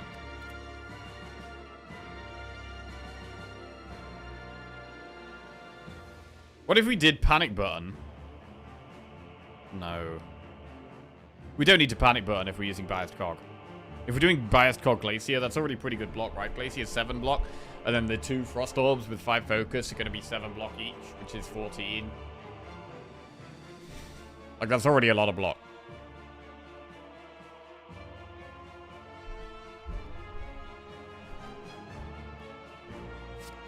Power.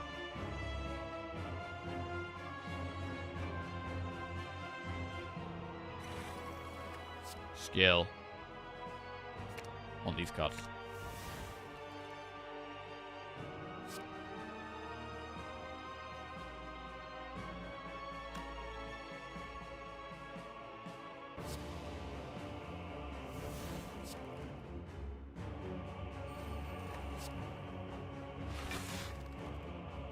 Attack.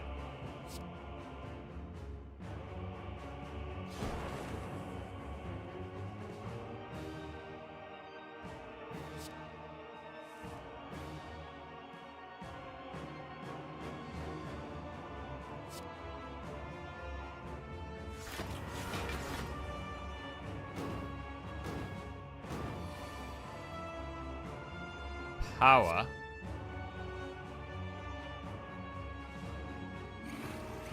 Skill. Attack.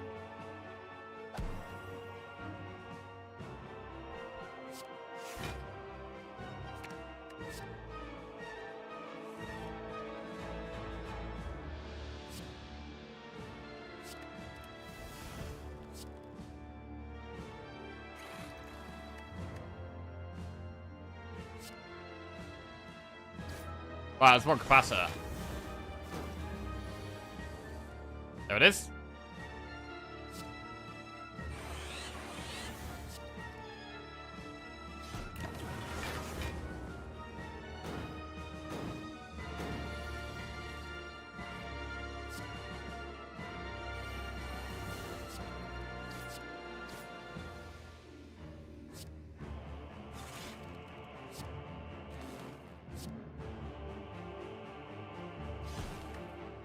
We don't need to double self-repair, but I think we may as well.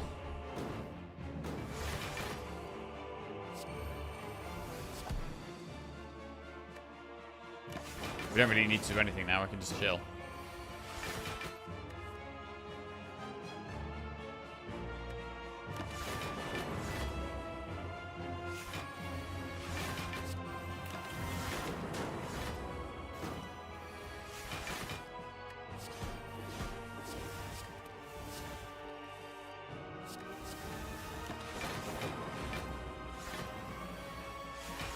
Block that comfortably.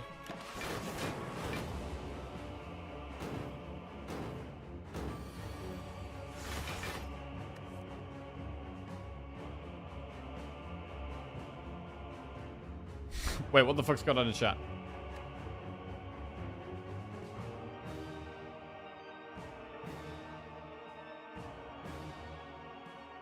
How many of them are just saying AI and hoping it will solve everything? As a fellow software worker, I imagine this will make you chuckle.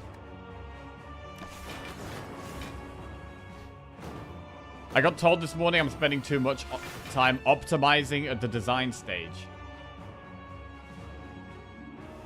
Let's just wait till it hits live and it hits integer limits in 6 months.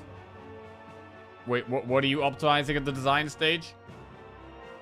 How dare you plan for longevity in a system that needs to last for years? I'm trying to work out what's going on here. Just vibe coding everything and forget about it until next week, you buffoon. I had to argue with a client yesterday because they had asked ChatGPT if they worked safely with a chemical that's potentially lethal if it gets on your skin.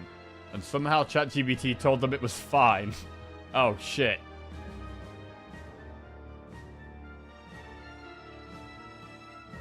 When are you doing a Slay the Spire teaching video? It would be cool to learn to play from a Slay the Spire master like you. I don't know. I have thought about doing that kind of thing, but then there's a bunch of players that are better than me, so it's like, I don't know. I still don't feel like I'm really that good at the game. I don't know. Our head of cloud said we want to be selective with AI and not just spaff it everywhere. But that's exactly been the approach last year. We've been at both Copilot Enterprise and ChatGPT Enterprise because 2 different parts of the business bought it independently. The head of AI didn't know about one of them.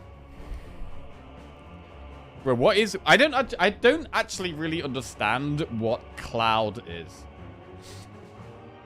You know when people say, like, the cloud?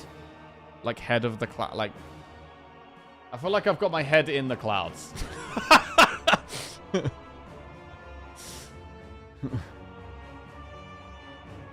Cloud is just... Claude? Cloud is just someone else's computer.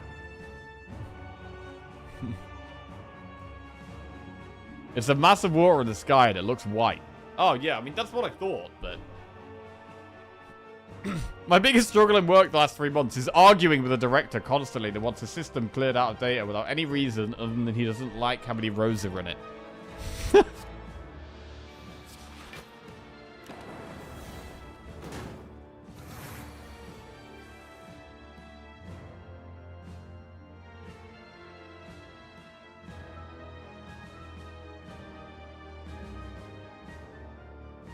Jack skipped 10,000 characters of discussion and now tries to understand it. My CTO has the don't build it, ship it. So yes, I'm looking forward to the upcoming years of totally unoptimized shit software for people to fix. I did wonder about trying to train AI to play Slay the Spire.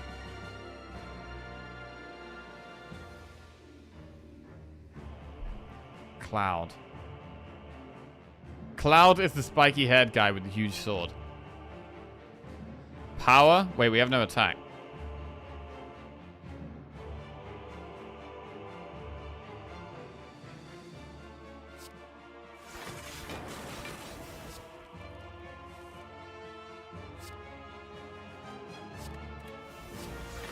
Claude?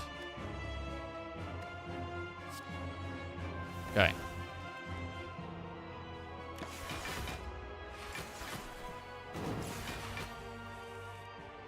Power. Skill. Attack.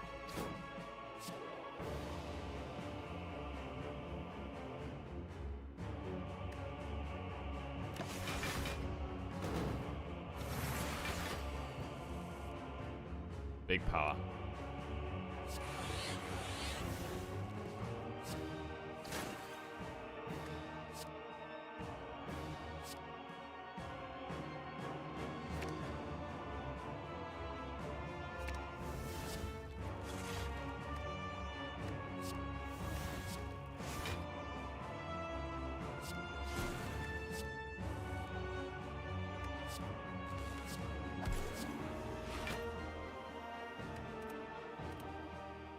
Blind? Where is it? Where it is.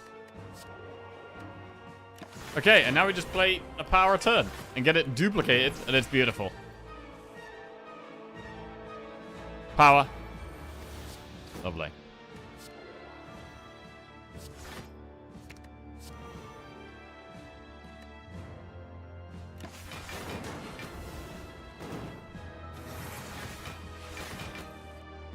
Power.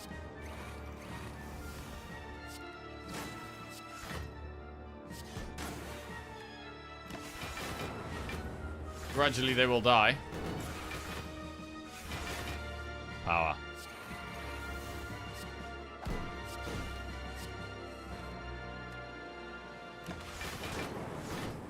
Double self-repair.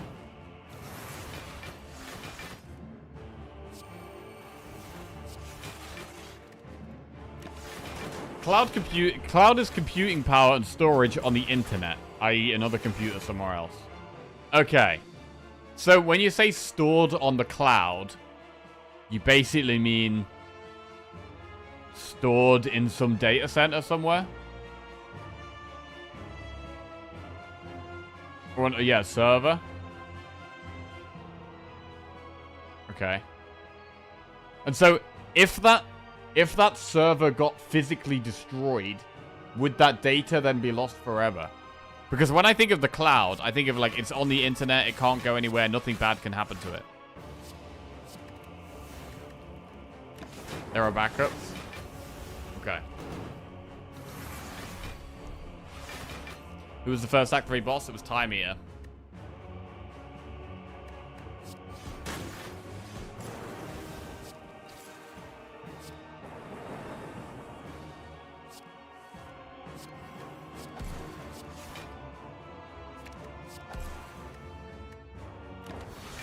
That is a dead Decker.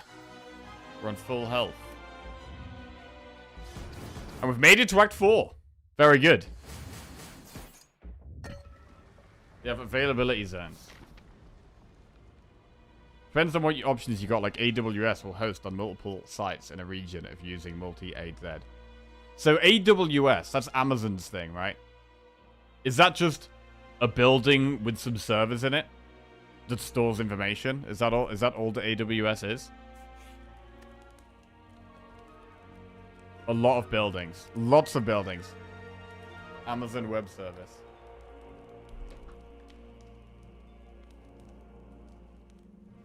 Okay. And why would you store in, you know, someone else's server or data center when you could just store on your own computer?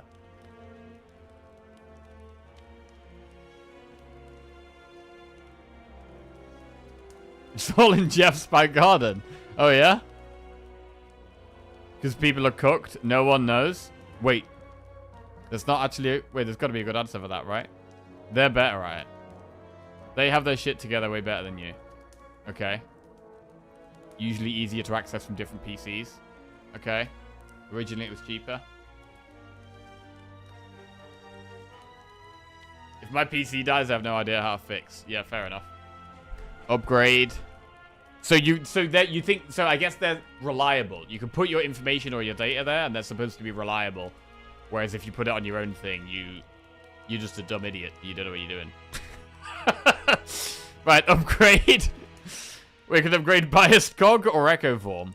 I mean, being able to echo form all our stuff is part of what's making us strong. So I actually don't hate the idea of upgrading echo form to like make sure we can play it. In theory, they can implement en masse, and therefore it's easier to scale rather than having to get your own hardware sorted. Okay. Right, I'm going to upgrade Echo Form. I like it. I definitely want to play this. Shoop. Ooh, Dolly's Mirror. War Paint. Purity. I mean, what's the best thing to Dolly's Mirror? Is it Echo Form, or is it just Biased Cog? Is it just Biased Cog Plus? Is it Glacier? Hang on a second. We don't have that much frost. Is it ever Glacier? Seek? Ooh, Seek is good. Oh, Seek is good. We do already have the scaling. We don't really need more scaling. But we could do with more frost. And Seek does also just help us find our good stuff. Imagine hosting the amount of data connectivity required for a full-on business in your own bedroom. It'd be like the world's shittiest, noisiest, most cramped sauna. This is a cool visual of where the data centers are. Oh, shit. Okay. Loading the Azure Global Infrastructure Experience. Oh my god, what is this? This is a planet? This is Earth. Can I have a look? Okay. Where is England? England is here somewhere? We're here? How do I zoom? Bro, how do...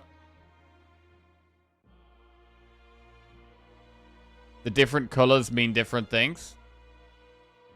Bro, I can't zoom anymore. Shit. You can only zoom this much? Okay. So, there's a bunch of stuff in Cornwall. Tullahenel Wind Farm. Oh, it's a wind farm. North Europe. Energia Group ROI. Digital Power Energy Limited. United Kingdom. Yes. Man 30. And these are like power lines or something?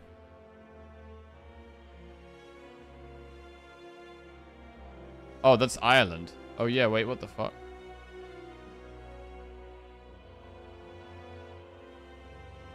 Interesting. Take a tour.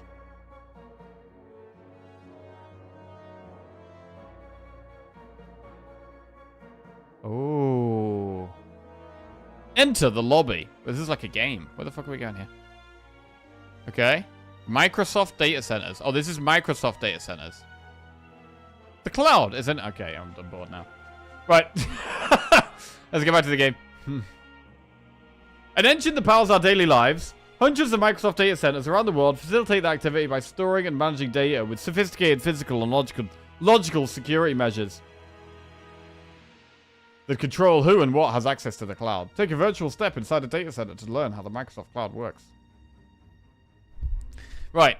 I do like the idea of Dolly's mirroring Seek because we have the setup to win the game, right? We can win any fight as long as we find the right cards at the right time. Seek helps us find our right cards at the right time. We take Seek. We Dolly's mirror Seek. The other option would be Glacier because we need more frost. But as long as we make sure we keep our frost up, it should be fine. We also have cool-headed. We're going to copy the Seek.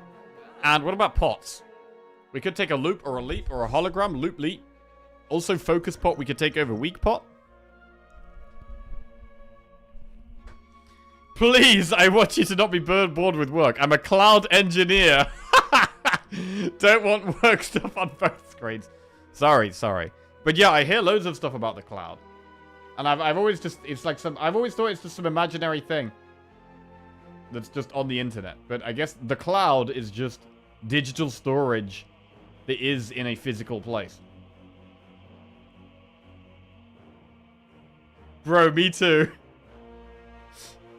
Hologram does let us play more glaciers. Like, we could buy hologram, or we could get the focus pot. I mean, Gambler's Brew is also just really good. We could also just have double Gambler's Brew. I think that's better than weak pot, you know? We don't need focus. We have focus, right? We need consistency. Okay, let's go.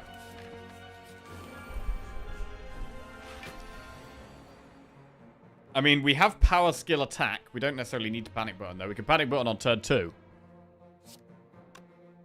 So with that logic, I should save the attack for turn 2. And the zap. So we can panic button. We could double panic button. Skill, attack, right? That's 80 block on turn 2. It's kind of cool.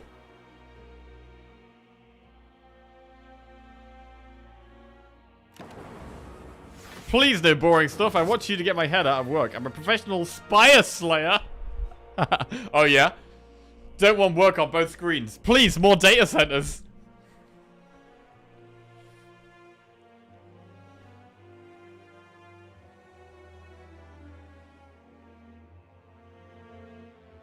Double panic button doesn't work? Wait, what? Oh, shit.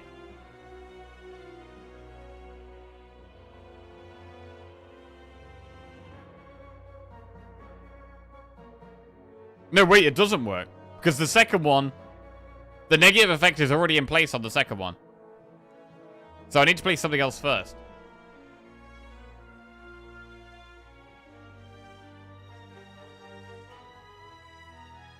We can play double cool-headed to get 2 frost up.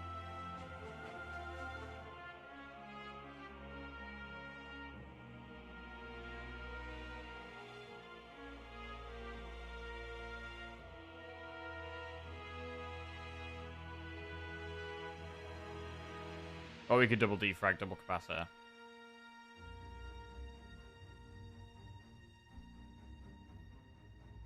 Double power.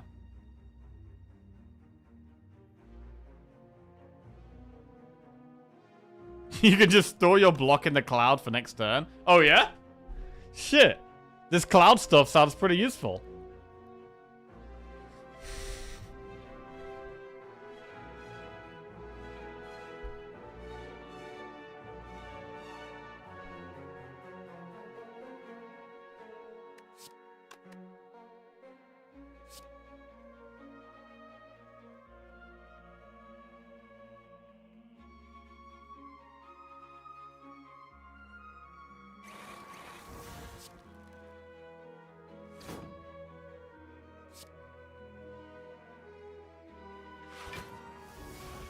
Block.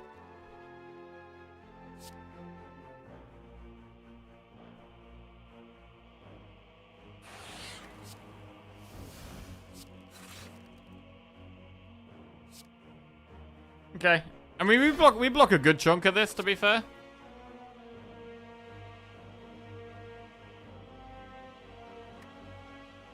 And we probably can get self-repair off this fight as well.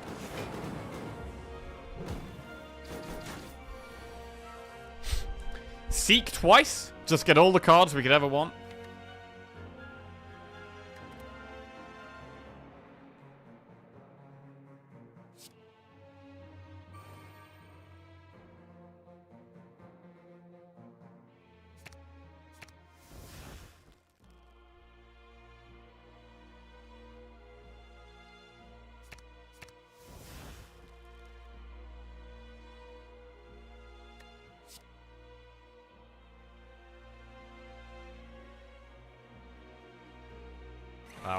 Power, skill.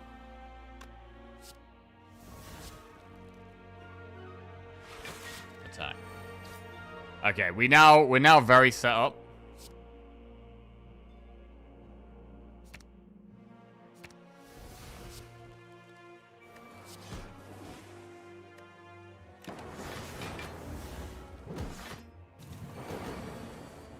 Double self-repair looks good.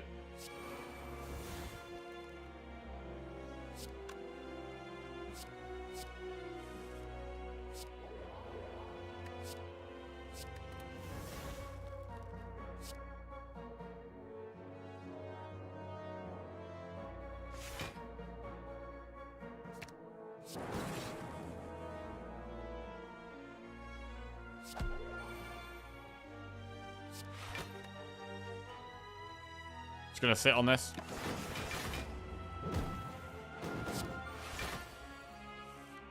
(12 × 4).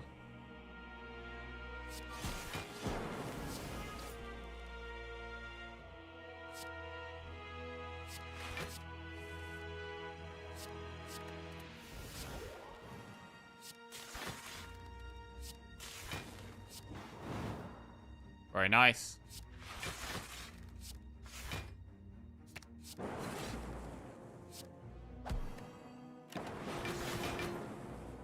Okay, symbiotic virus at the start of each combat channel 1 dark. I think that's fine.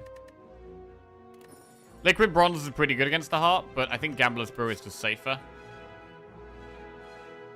Whenever it rains, it's the clouds leaking data. If you drink the rainwater, with enough luck, you may see random holiday photos of a stranger.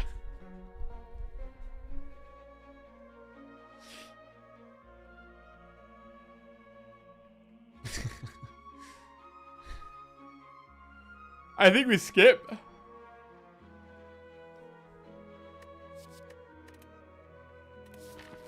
Alright, let's skip and go. Right, what do we want to do with this hand? I mean, Panic Button could definitely be good on turn 2 or 3 here. The rest of the hand, not so much. I mean, honestly, this is a really bad starting hand.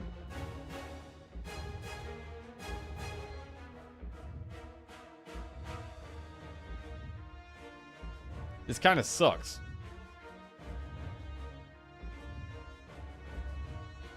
What do we even Gambler's Brew? Because I really want to be playing Biased Gog.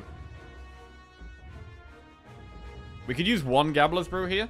And just get rid of, like, the energy cards. Get rid of Turbo Madness Recycle.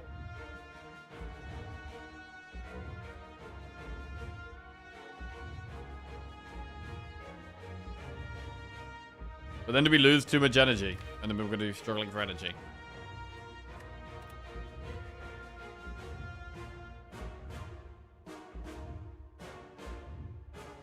It feels like a real waste to do nothing turn 1 here.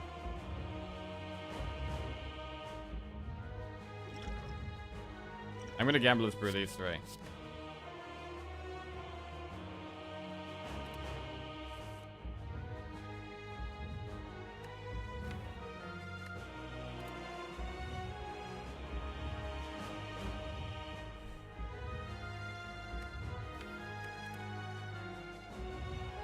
Alright, well, we can play Loop.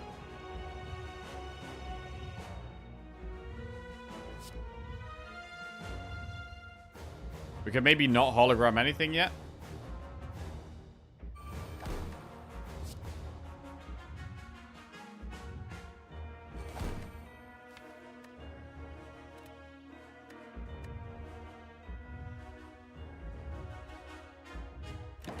Okay.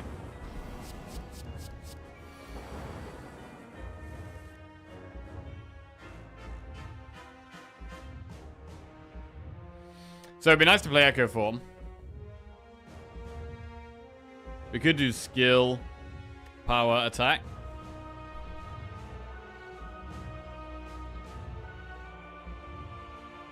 And then Panic Button? Wait, but then if we Panic Button, we don't lose the thing. No.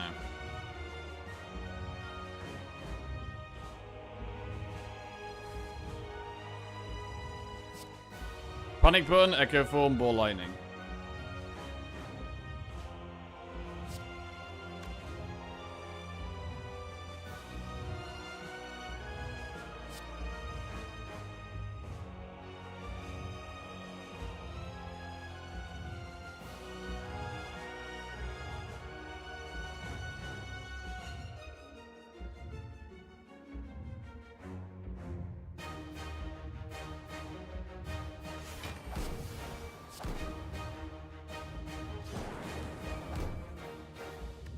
Looks a lot less scary now. Take 21.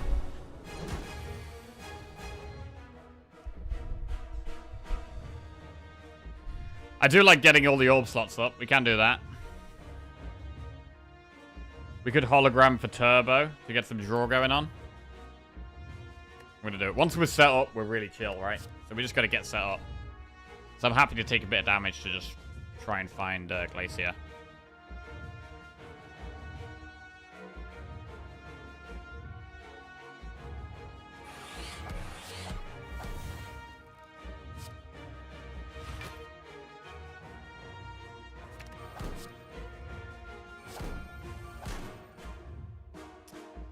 Not Glacier. Blind. Can self-repair overclock.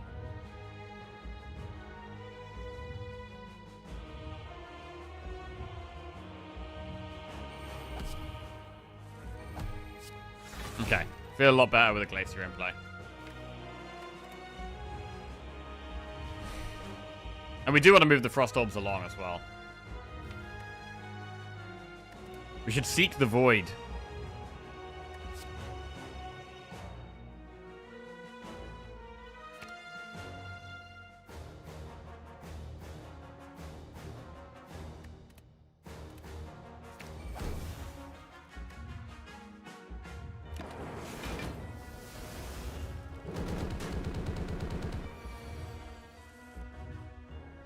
Okay, power.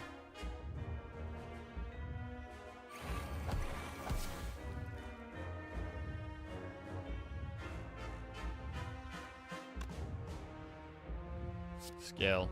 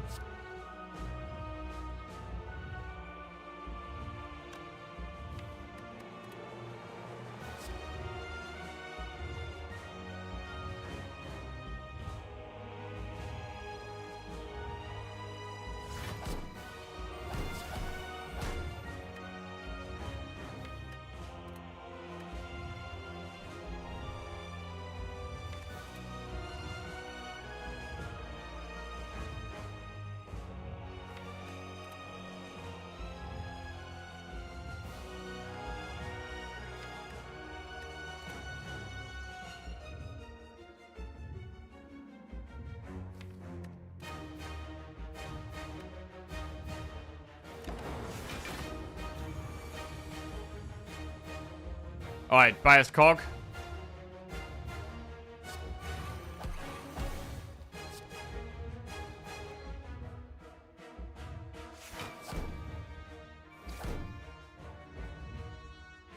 Pretty fine.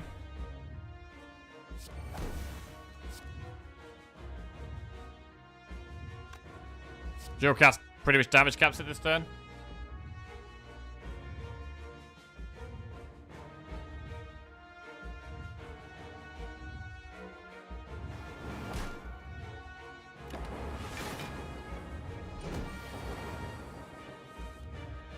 Hey, double Glacier, very nice. Now we're really chilling.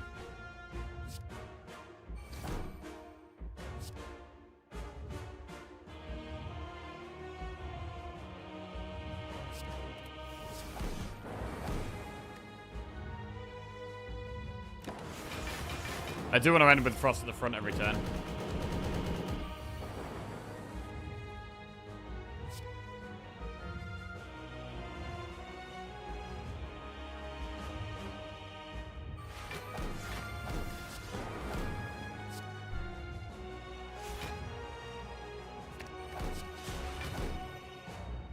Cool. 6 times 15 is 90 damage, which we block comfortably.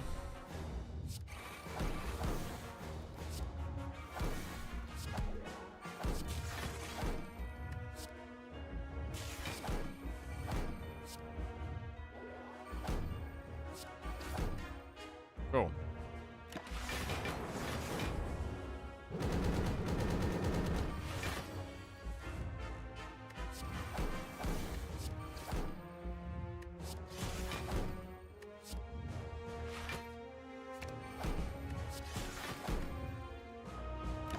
Massive damage.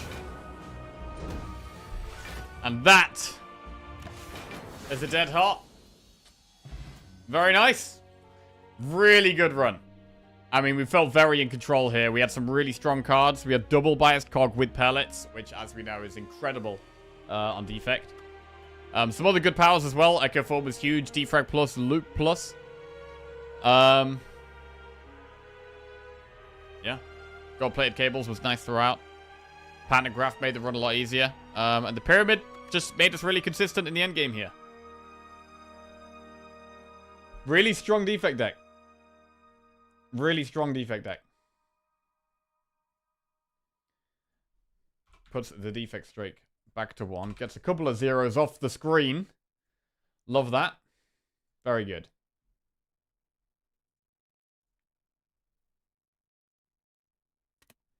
Shout out to God RNG Repto. I mean, the Reptomancer fight was probably the scariest one, actually. Repto was probably the scariest fight. Really did like the, what's it called? Panic Button. Panic Button was really good against Spirit Shield and the Heart there. Panic Button was very good. Definitely something we're going to consider taking more often, on, especially if we're, like, need to get set up for these slower decks.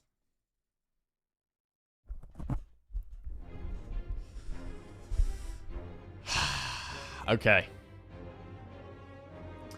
And that does mean that next, we are playing Watcher to try to match our all-time Watcher record, which is 16. 16 wins in a row is the most I've ever had with Watcher. And we're currently on 15. So this next run is to match our all-time record. Woo! Right. So I'm going to pop to the bathroom. I'm going to make myself a quick coffee. And then we're going to dive in to a massively high-pressure run. A massively high-pressure run. Right. Be right back in about 5 minutes. Woo! I'm nervous, bro. I'm nervous.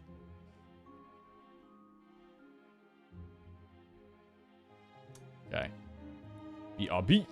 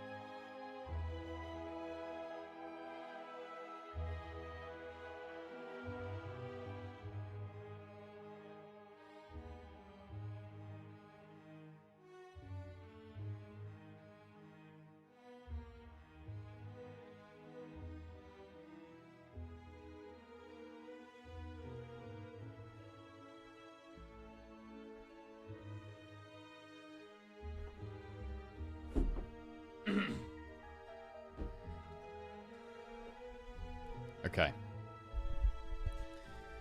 Whoa. Okay. Right.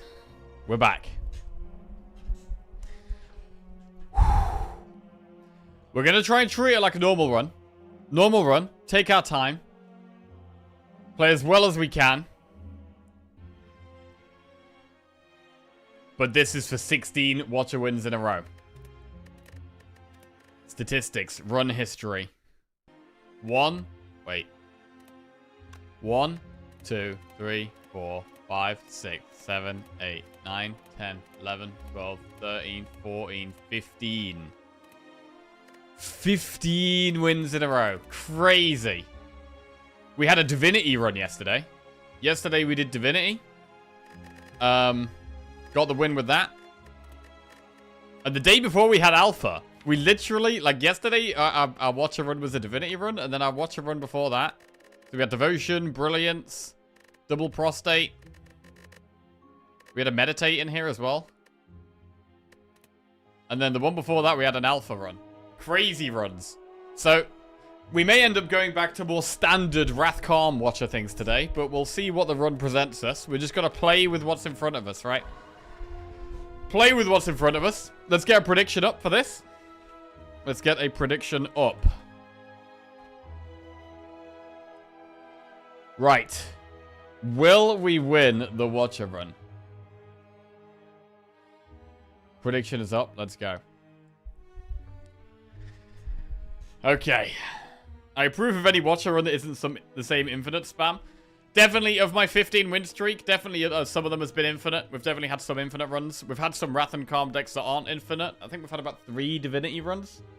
But yeah, it's probably... We had one Alpha run. Probably about 30% infinite.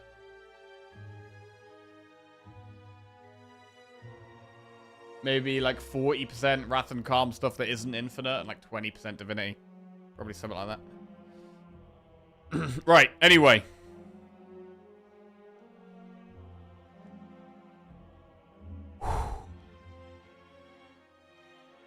Let's just play with what's in front of us.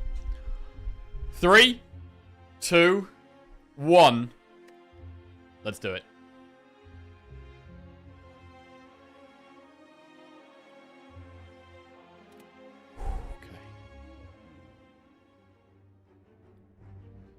Choose a card to obtain.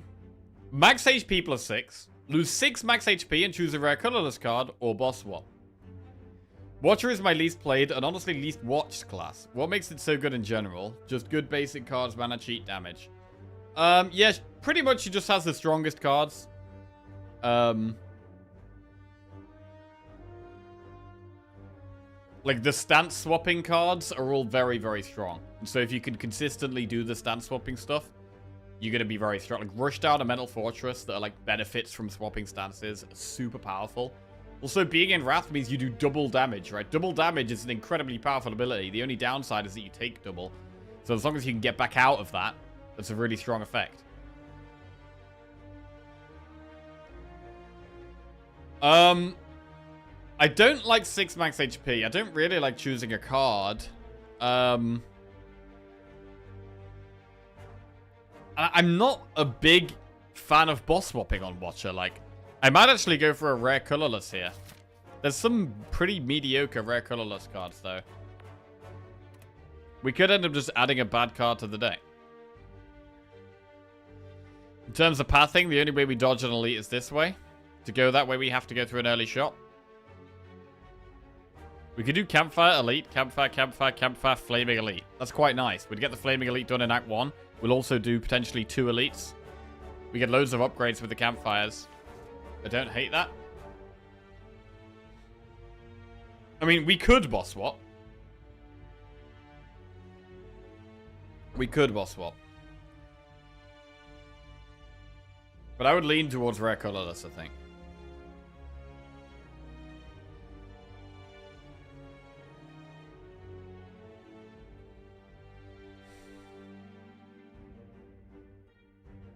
Let's do it. Right, thinking ahead, Mayhem or Panache? Every time you play 5 cards in a single turn, deal 10 damage to all enemies. The best early game here is definitely just thinking ahead. Thinking ahead is fine.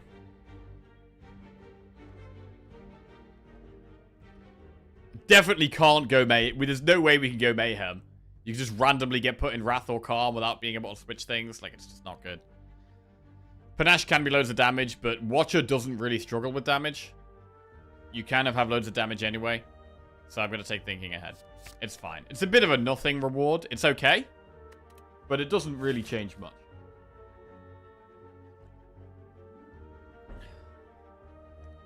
And I think I am going to take the path where we can go for the Flaming Elite and all these campfires. I think it's okay. I definitely want to do a campfire before an Elite. So I'm going to go enemy, enemy, enemy shot.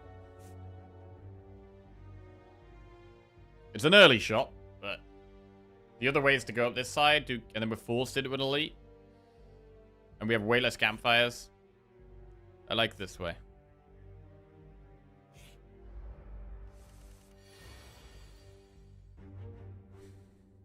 Draw 2 cards, put a card from your hand on top of your draw pile. Okay.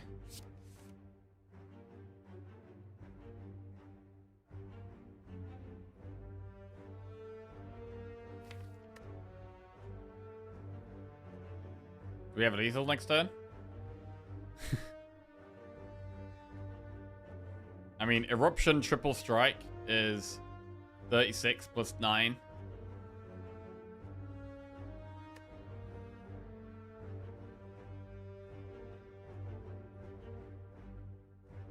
This is terrible draw order.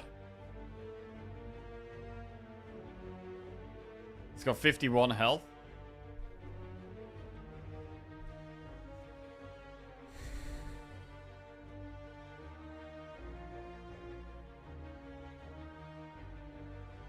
Um, 36 plus 9 is 45. 45 plus strike is 51, right? So we do have lethal.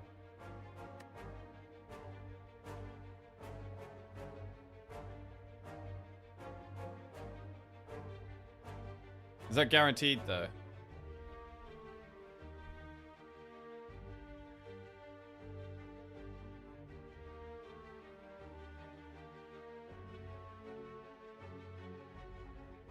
Might not draw a strike since you put one at the back. Yeah.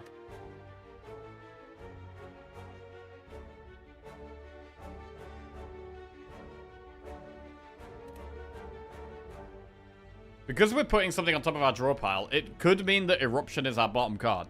It could mean that Eruption's the last card in our deck.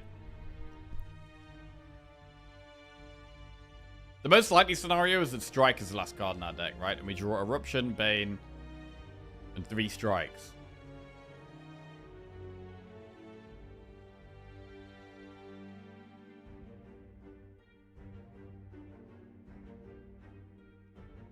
So we could put Strike on top and play Vigilance.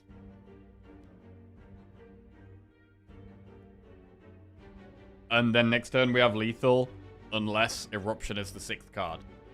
I think that is the play.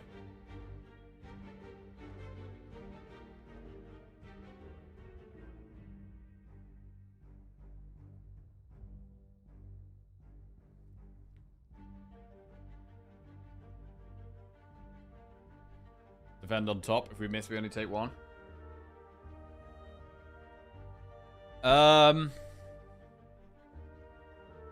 If we put Defend on top, and then we have a Strike in the draw pile, our play next turn could be Eruption, Strike, Strike, Defend, which isn't lethal.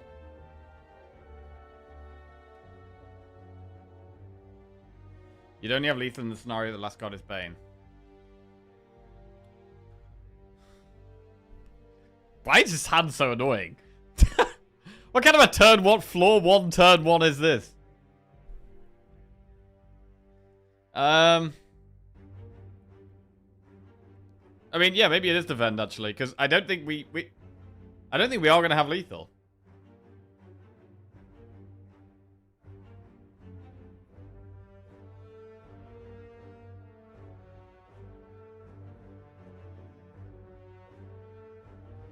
Because if we draw Eruption, Ascender's Bane, and 3 strikes, we don't kill it next turn anyway. So we're going to have to block next turn, I think.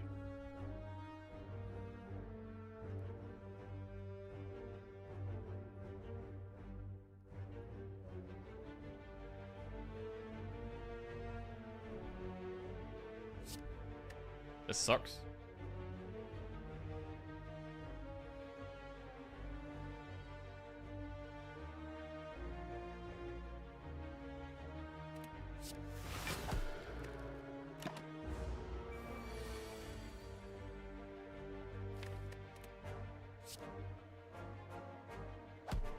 Eruption was the bottom card. Wow. Do we Miracle Strike? I mean, if we draw Eruption with 2 strikes, that's 33 damage. So doing an extra 6 doesn't make any difference to that.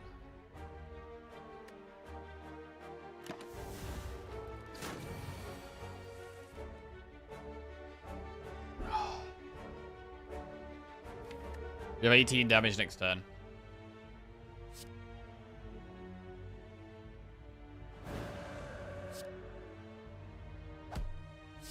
Just got back, and the options must have been dire for Jack to consider putting a colorless card in his deck. Yeah, it was max HP, or choose a card, or boss swap.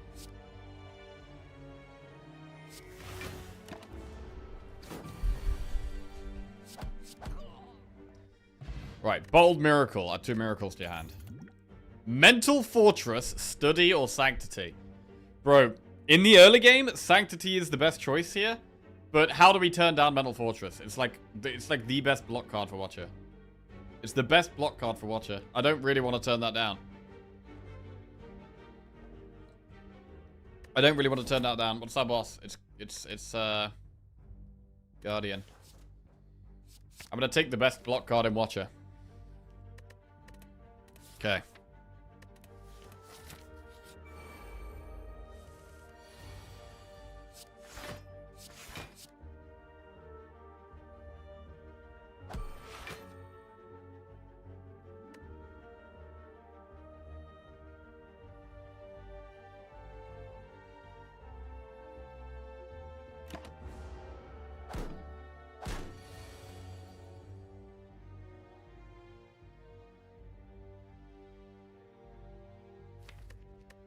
Oh, that is an awkward draw. Sanctity would be way better here.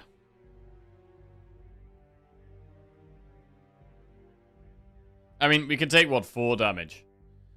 Defend, strike, we take 4 damage. It's not the end of the world, right?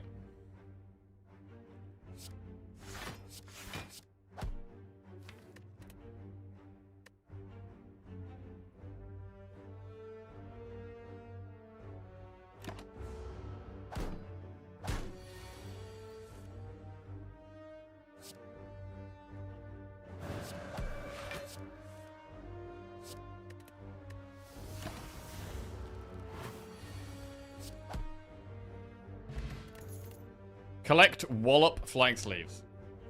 Wallop is quite good.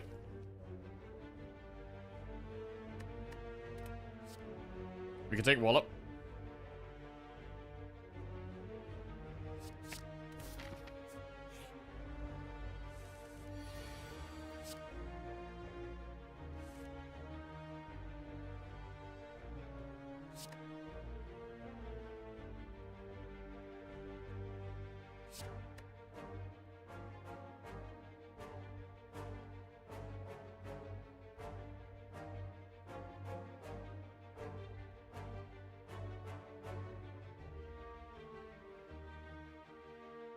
Eruption on top or Mental Fortress on top? I think Eruption. We might just go aggressive here.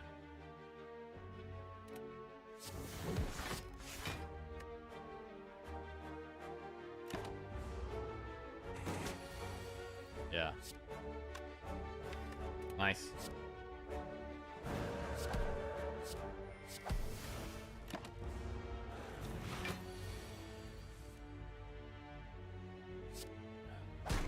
Okay. 12 cold, add a card to your deck. Fear no evil, a 1 energy way of getting into calm is quite nice. We are going to take that. Alright, we've added some pretty good cards. Mental Fortress, Fear no evil, Wallop. And then we're going to have a look in the shop. Are we, though? We don't have to go in the shop here. We don't have to do the shop. We've only got 142 gold.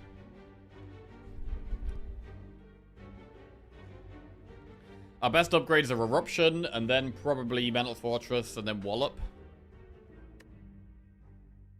But what does upgrading Thinking Ahead do? How much do we want to do that? It just means it doesn't exhaust. Which is okay. I mean, it's definitely not a bad upgrade.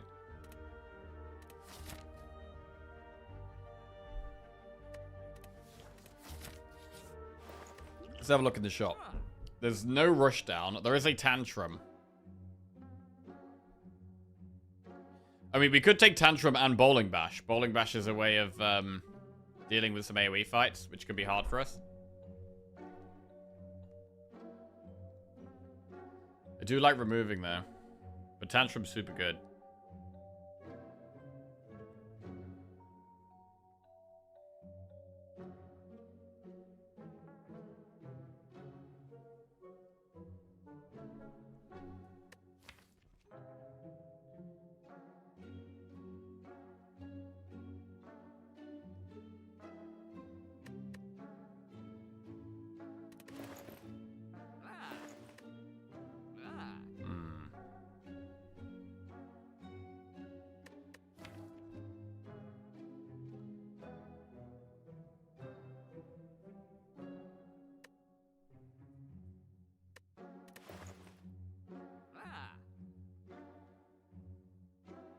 Take Tantrum. Bowling Bash?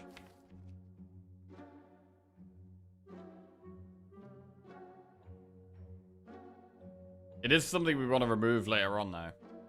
Bowling Bash. I don't really... When we haven't been able to get a remove as well, it kind of feels a bit shitty adding a card like Bowling Bash.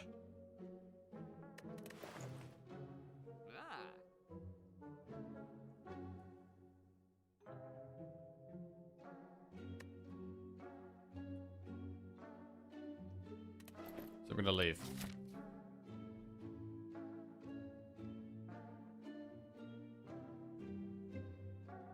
Event.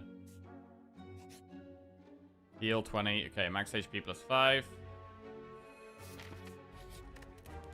And then we'll upgrade Eruption. Okay, I think we could do an Elite. I think we could do an Elite here.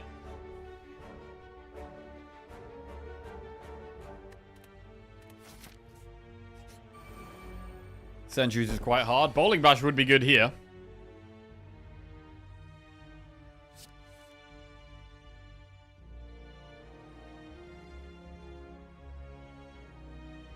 We could do Tantrum, Wallop, Fear No Evil.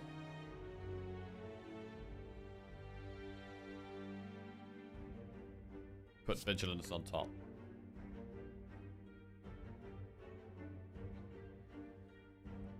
Or we could do... We could put Fear No Evil on top and do...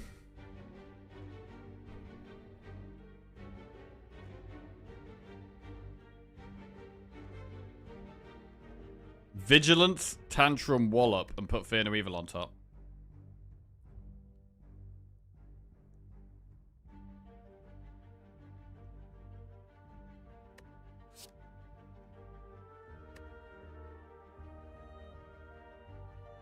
I like that.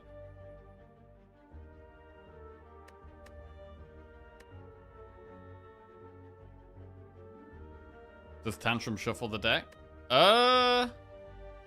No, it just shuffles Tantrum into the deck, right?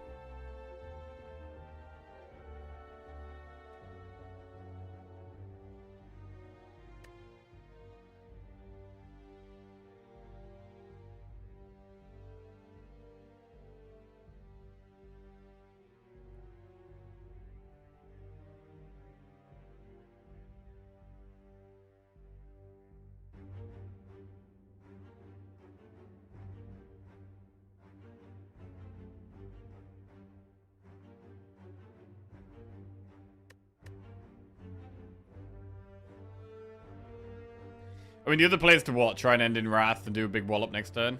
I don't know, I'm going to kill one next turn, though. I think we're going to kill one next turn.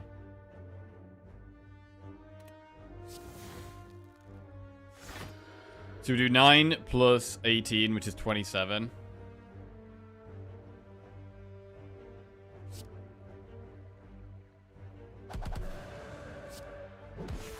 works fine.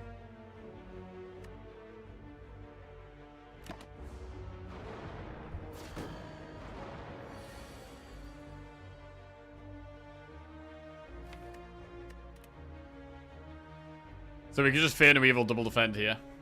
We could use the Bottled Miracle. Get some energy to play some strikes.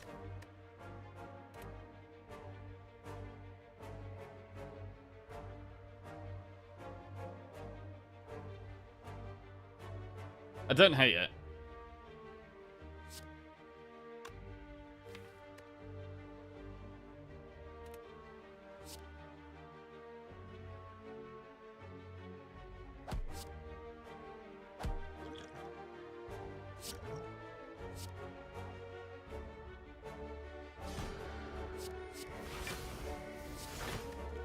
Okay. Now, do we go into Wrath? Do we play the Wrath cards? Or do we just defend? Because we can go into Wrath, we can kill this one. We also put Tantrum on top of the deck. But this is going to be dealing 20 damage to us next turn. And we're going to be drawing Bane and a Tantrum. And 3 random other things. We do take 5 damage this turn anyway.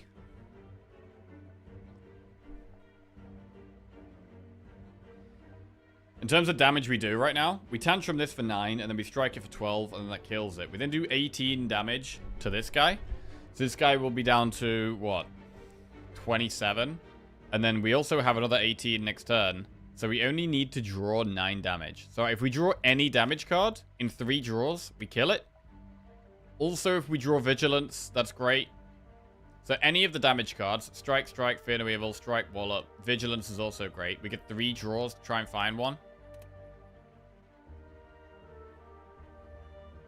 Question is 20 less or more than you would take if you stall? Yeah, stalling does feel bad. Like, we're going to take loads if we stall anyway. So I do like it. I am going to do it.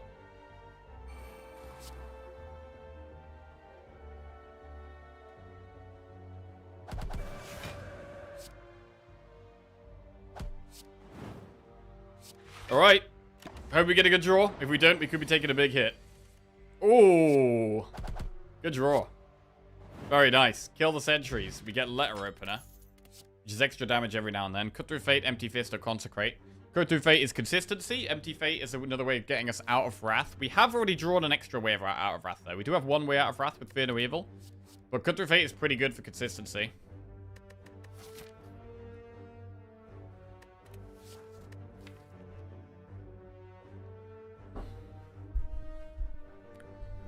I'm thinking about upgrading the Thinking Ahead. Like, the Thinking Ahead is actually quite good right now. I think we'll upgrade Mental Fortress first. But Thinking Ahead definitely feels like a good card right now.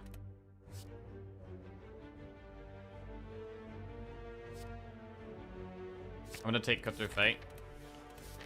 And I'm going to upgrade Mental Fortress. We are going to go towards the Flaming Elite. I think we're going to try and do the Flaming Elite in Act 1 here. We get a Relic. Cloak Clasp. At the end of your turn, gain 1 block for each card in your hand. So that's really good if we can get more draw. If we get more draw, that's some extra block. I'm going to go towards the Flaming Elite. What do we upgrade here? Wallop is quite a good upgrade, actually. Let's upgrade Wallop for now. Wallop Plus. It's more damage and it's more block. Streak still alive. Streak is just about still alive, Virtual Echo. Yeah, for now. If we go into Wrath here, how much damage do we have? We have 9. Plus 12 is 21. Plus 12 is 33. Plus 16 is 49. Which means not quite lethal.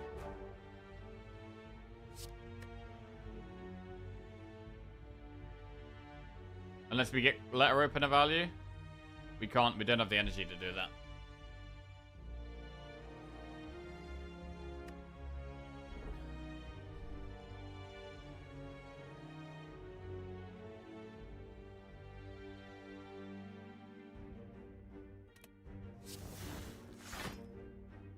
Right, do we put ourselves in calm? Yeah. I won't play anything else though, for max block.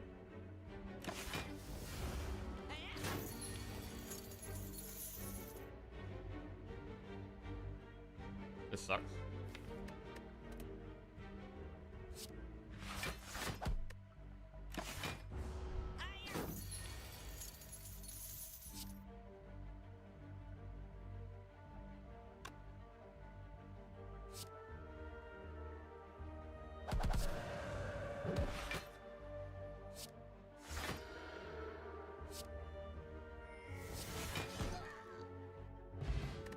Smoke bomb. Probably not going to be used. Judgment, pressure points, cut through fate. Cut through fate is decent, but do we need many of them? Like, we could have one. We could have two.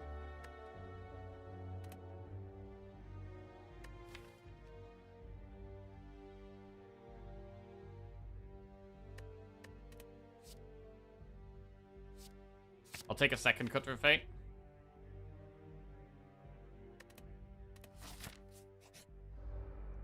Don't know if we need many more, though.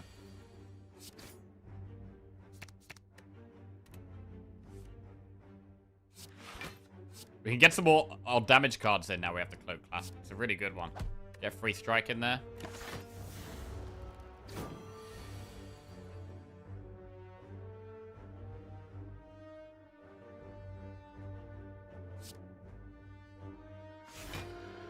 $26 damage incoming, but we're about to block 18 with this.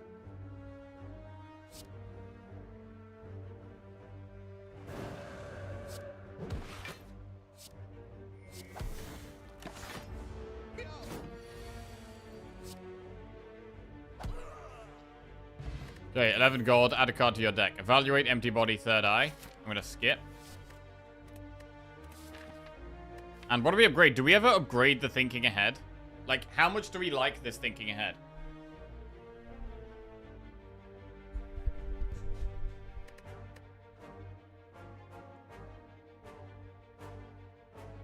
Hey, I'm trying to resubscribe using Amazon Prime and I get this error. Something has gone wrong. Please try again later. Any idea what's wrong? Me too. Something's gone wrong. Please try again later. Please, someone give me a sub to check for errors. Amazon Cloud must be down? Yeah, I'm not sure. Let me see if I can have a look.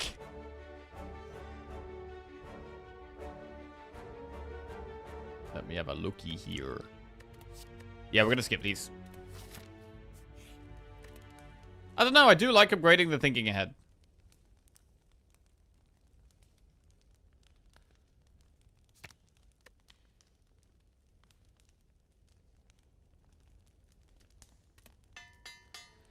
Thinking Ahead Plus. Not a card we usually use. It's now permanently in the deck upgraded. Doesn't exhaust. Cut through fate. We want to trim through to Mental Fortress Plus, really. Okay.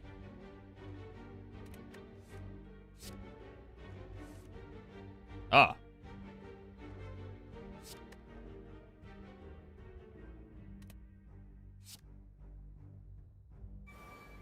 Okay. That's interesting. Right, what was I looking for? I was looking for the subscribe thing.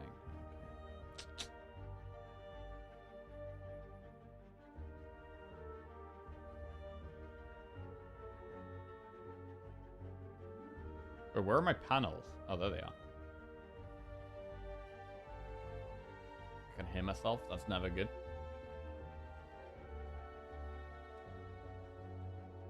Enjoy free lifetime subs on your own channel. Nice.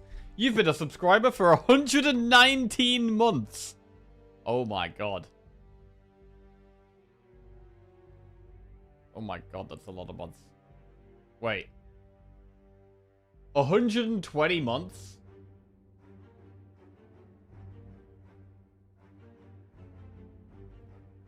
$120 months? Means I've been partnered for 10 years.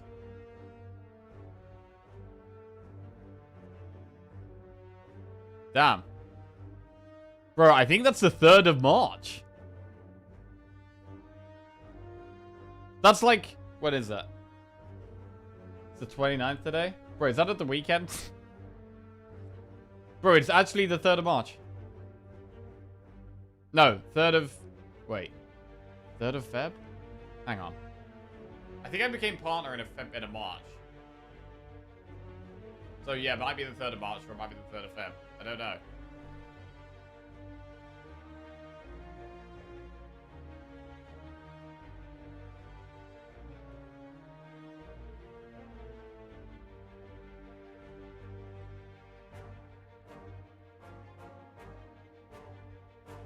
Okay, yeah, I think from the 3rd of February to the 3rd of March will be the 120th month, which means that, yeah, the 3rd of March is when, or the 2nd of March, really, will be our last day, and then the 3rd of March is the start of the next 10 years. Holy shit. Holy shit. Is your first stream VOD saved? I've got a couple of YouTube videos that are very old school. I don't think I've got I don't know if I've got a VOD that's saved though, no. After the stream, Jackie will have an introspection about what he did the past 10 years. Start asking himself existential questions, true. Right, end turn here.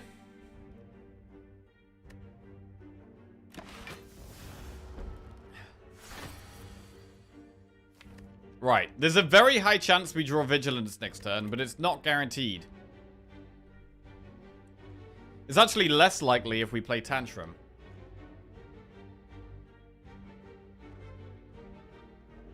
So if we don't play Tantrum, we're more likely to draw Vigilance, which sounds good.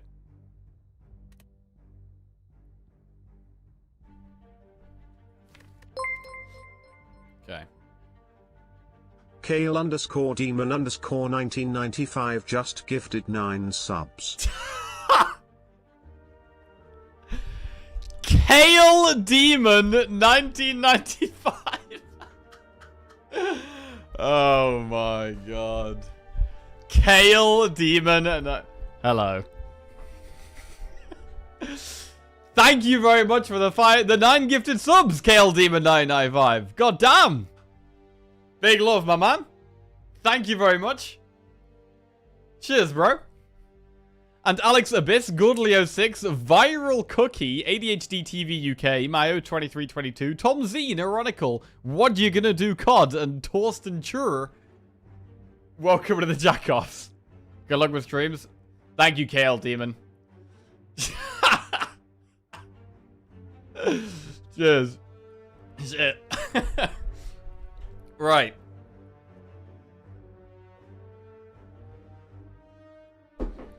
Yeah, so Kale Demon is my mate who I've been playing League of Legends with, and he pretty much exclusively plays Kale. Yeah, got to Emerald recently. Got to Emerald in League of Legends off stream. Been really enjoying it. It's been a lot of fun. Right. What are we doing here? Eruption? We're not going to play the Tantrum. We're not going to play the Tantrum.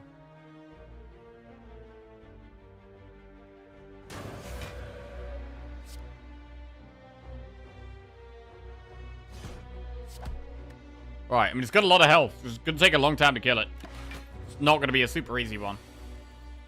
Okay, we did not draw Wallop. That's pretty bad for us, actually. I think we just strike Vigilance, don't do anything else. Save the Miracle. Got so much damage to do here. I'd love to go into Wrath this turn. Right, thinking ahead. Helps us plan out our next turn. Loads of damage to do.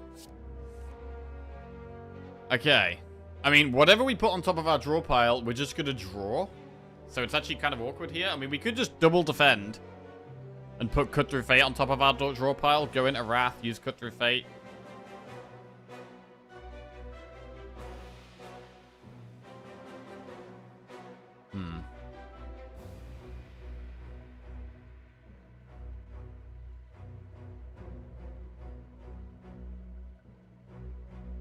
Fancy Friday locked in. Oh, shit. Fancy Friday, yeah.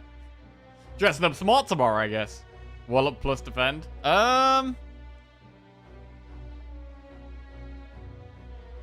Yeah, I do think putting Cut Through Fate on top is good.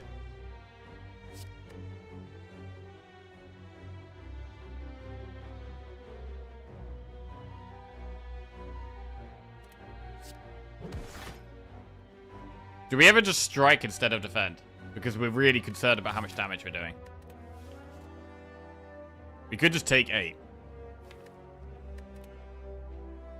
I don't hate the idea of taking 8 here. In fact, we have cloak class value as well, so I am going to do it. Take 4. We really do need to push damage. Right, Tantrum. Big damage turn here. We don't go back into... We don't go back into Wrath. Let's Cut Through Fate first. We want to play Tantrum again. We're going to play Tantrum immediately. 18 damage. And then we Cut Through Fate. Eruption. Eruption. Miracle. Fear No Evil. Boom!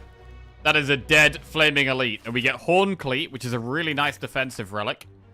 Indignation, Inner Peace, or Crescendo. Inner Peace is good. Cards draw when we're already in Calm. Also another way of getting into Calm. So I think we take Inner Peace here. And what do we upgrade? There's no, like, incredible upgrades here. We could upgrade Tantrum, because we play it quite a lot.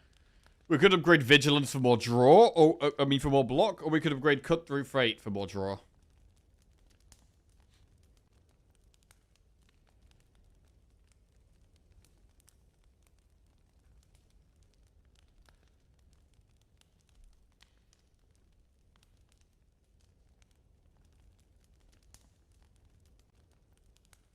Fear No Evil, we play when we're in Wrath a lot, and that being doing more damage is pretty big. Why did the Francie Friday sub goal only go up by 7 from 41 to 48 after 9 gift subs? I don't know.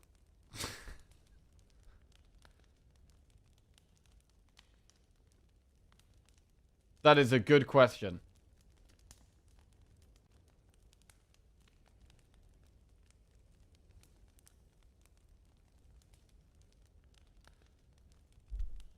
Quickly copy this, save, copy this link, update this.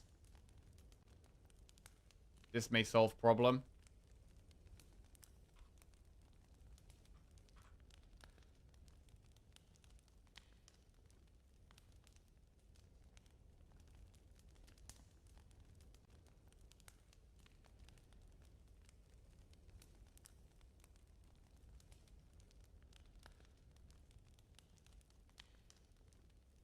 We're getting Jack in a suit tomorrow. We are getting smart stream tomorrow, yes. We're getting fancy smart stream. Right, I'm going to upgrade Cut Through Fate. I think it makes the most sense. Like, I like upgrading, I really like upgrading Fear No Evil and Tantrum, but I'm really bothered about consistency, and Cut Through Fate definitely helps with consistency. We've got some really good block here. We're going to go straight into Wrath. No messing about here.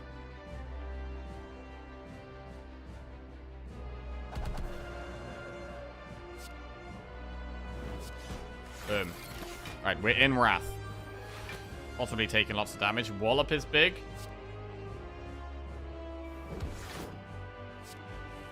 Vigilance is great for next turn. Because we can actually be end turn in Wrath again. And now go into Calm. And we don't need to do anything crazy here. We could just chill.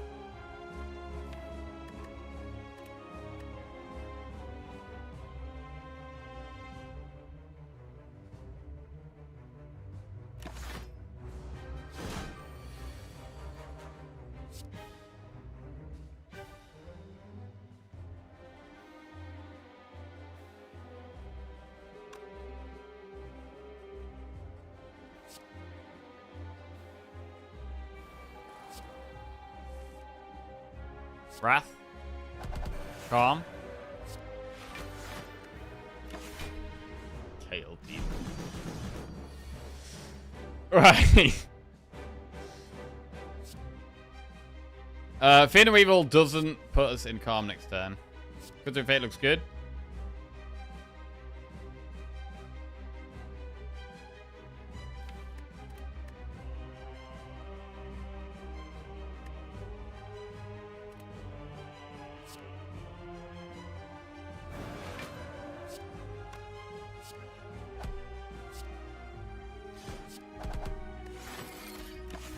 Cool.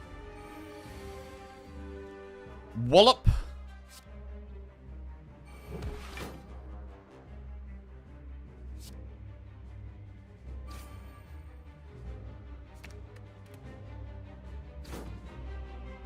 And turn.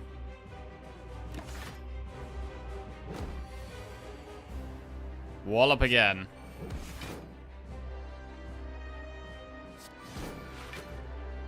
I mean, no, don't do anything stupid here. Just chill out.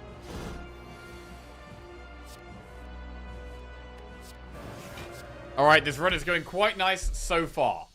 We want a bit more consistency. We definitely want less strikes and defends in the deck. And a little bit more card draw. Well, a lot more card draw. Scrawl is draw.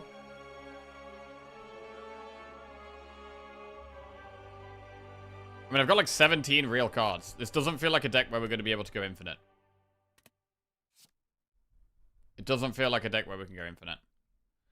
But we take Scrawl. Holy Water, Black Star, Slaver's Collar.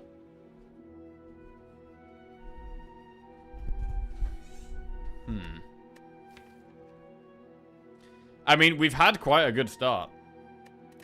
We could consider Black Star. We could consider Black Star.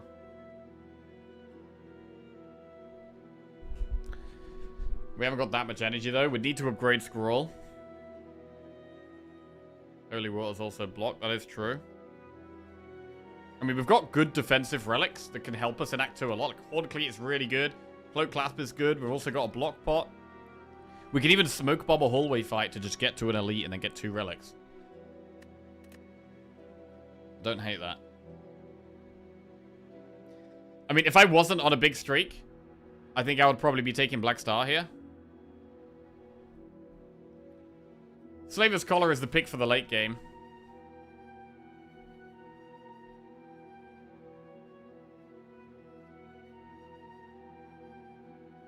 But I kind of like Black Star and then upgrade Scroll as fast as we can.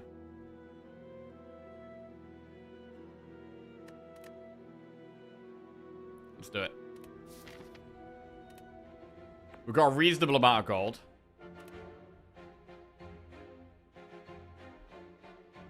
Campfire, Elite, Campfire, Elite. That's 2 elites.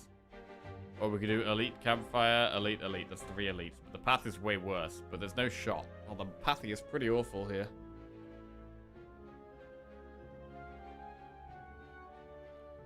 I mean, we could do shop on floor 2 into Elite Campfire. And then we could potentially do 3 elites. Or we could back out of the last one and do another campfire if we want. I don't hate that.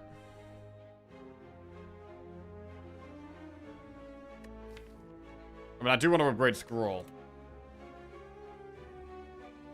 Campfire, Elite, Campfire, Elite, Campfire. It's nice, but the problem is there's no shops, which does suck. Shops are just... Shop is upgrades. I want upgrades. I want upgrades early on in the act. So yeah, I think I go enemy, shop, enemy, event, elite, campfire. I think that's the way here.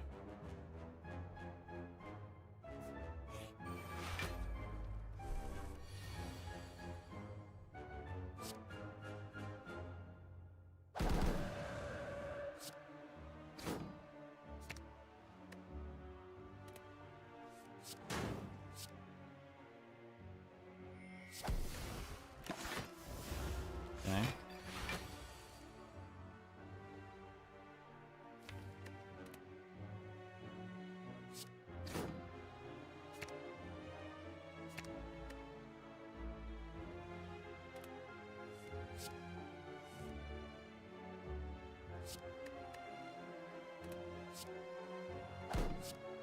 That was really good. Conclude, Sash Whip, or Protect is going to be a skip. Now we have a shot. Medkit? Could we afford Medkit remove? That's 230. 242. We can afford Medkit remove. It might be worth doing. What would we remove? Defend or strike? I mean, I've got plenty of attacks. We could remove a strike, to be honest.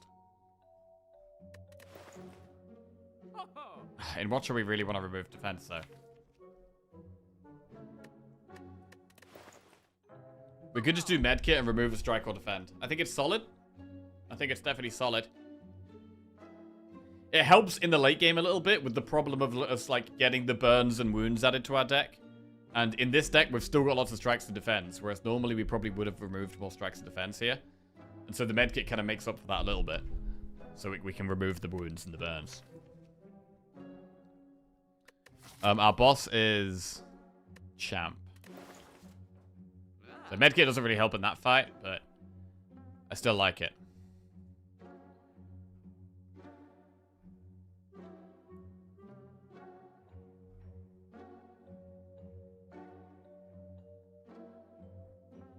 I'm still kind of thinking about removing a strike.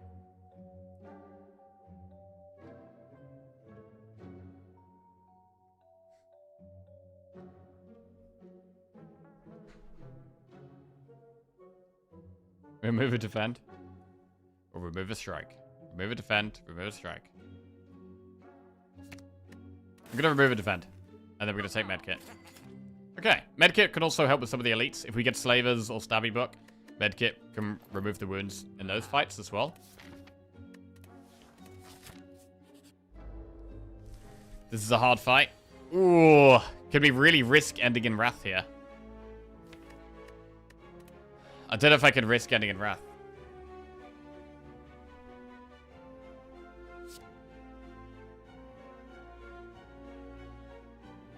I mean, we do have Horn Cleat, so we have 14 block next turn. That is pretty good. We have 14 block next turn, which just makes it way easier to do, to be honest. Let's do it. And we have Smoke Bomb as well. Okay, so entering Calm, full blocks.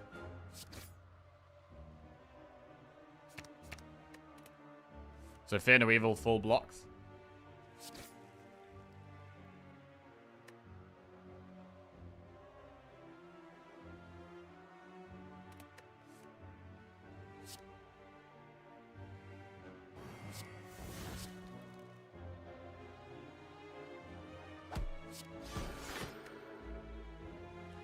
We know we have Scroll on top of our deck, so I don't need thinking ahead.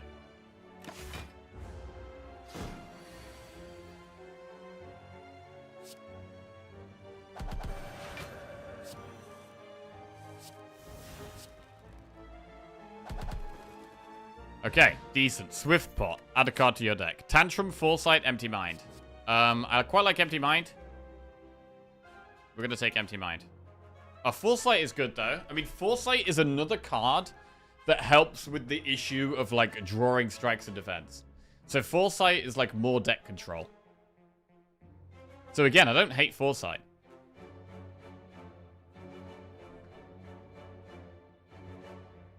I think Empty Mind and Foresight, I would take both of these, I think. There's not many cards we'd take at this point, but these two are ones we could take, for sure.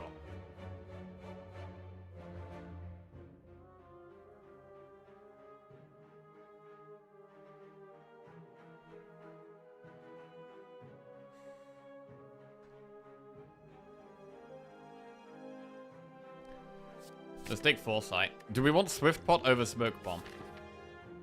We do have 2 events coming up. Oh well. It's much better in the late game if we get there. I think we do events here. I think we do event, elite. I'm at least going to do 1 event. Remove a card from your deck or upgrade all strikes and defense. Oh, man. I mean, normally, upgrade all strikes and defense is the play here. But in Watcher, I really want to just remove a card. I might just remove a strike here. We go down to 3 strikes, 3 defense.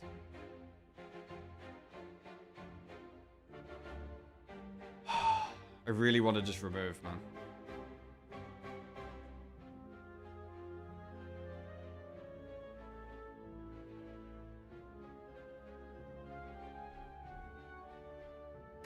I'm gonna remove.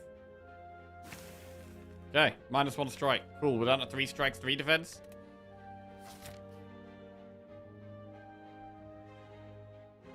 Right, do we do another event? I mean, that was a good one. That was a great event. That was a great event. If every event was remove a card, I'd be going to, like, all the events.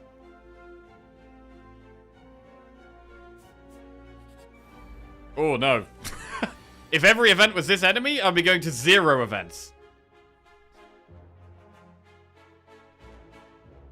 Hate this guy.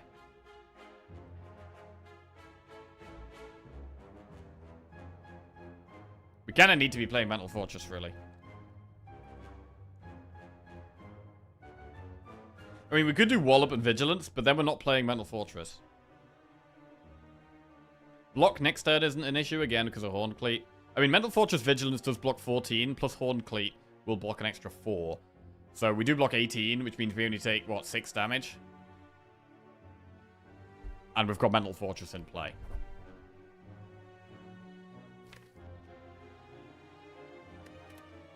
We could also Miracle Foresight and take a bit less damage.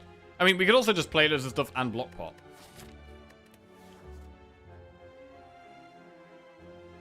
We could also Mental Fortress Miracle Scroll and block all of it.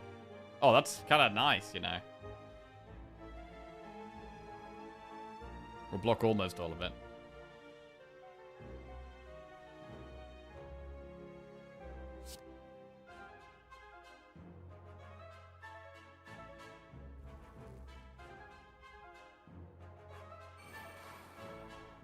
I mean, we do have more options, but to be honest, I kind of like the guaranteed full block. Vigilance Miracle Scroll is guaranteed full block, right? Because we get 10 Cloak Clasp value after having 14 block. That's kind of nice.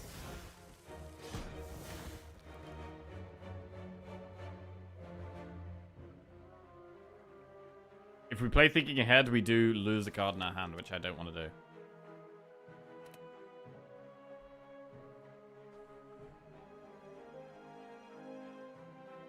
But we can get away with getting back in a calm.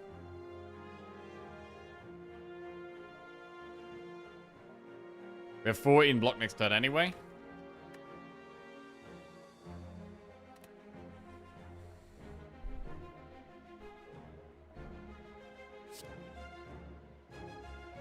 Yeah, I think we take 1 damage to put this on top.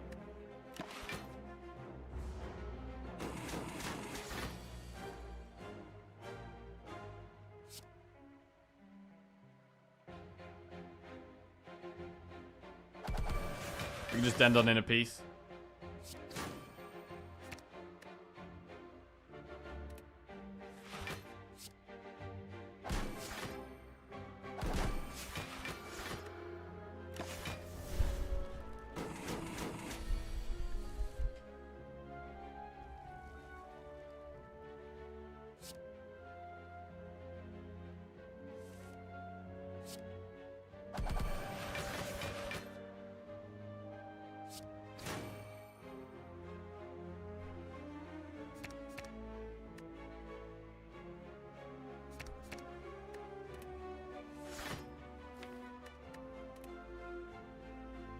End in Calm, or play Foresight. Because we get Vigilance, that's already way of ending in Calm here.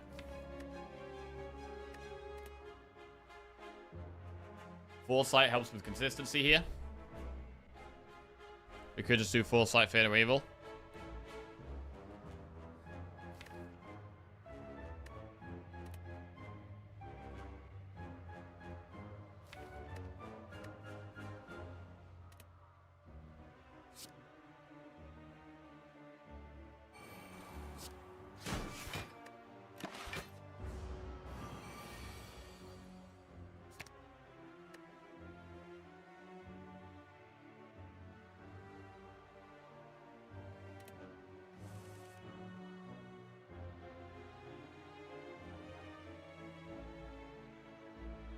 $13 plus 9 is 22.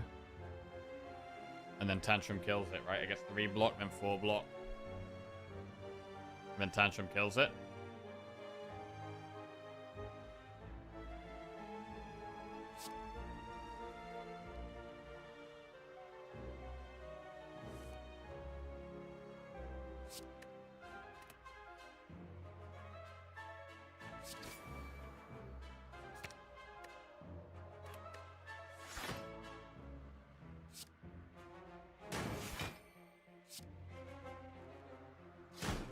Okay, got there. 13 gold, add a card to your deck. Empty Mind, Flurry of Blows, Third Eye. Ooh, I'm glad we took the Foresight now. Now that we get offered the Empty Mind. So we get to have both of them. Happy with that. We get the Foresight and we get the Empty Mind. Definitely not going to be an infinite deck here. It's just going to be a Wrath Calm deck. We want to be able to still going in and out of Wrath and Calm as many times a turn as we can. We do now have an Elite, which could be hard. We've got Slavers. Could be very, very hard. If we use... We'd be happy to use both pots. I'm happy to use both pots in this fight. We get 2 relics if we get through the fight.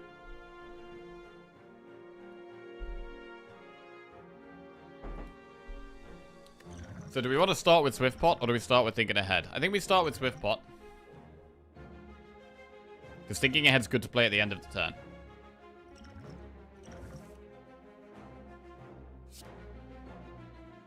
We could do Inner Peace, Empty Mind.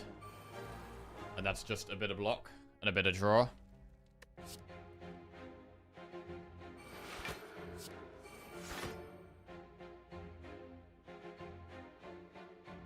We actually get Letter Opener AoE here.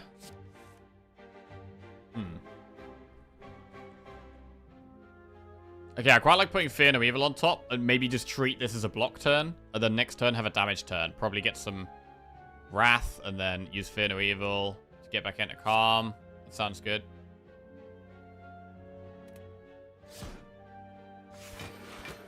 This is okay.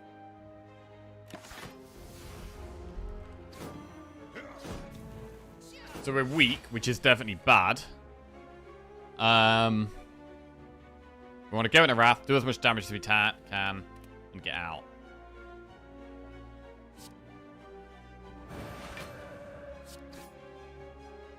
So, I mean, Foresight would be nice to play, really.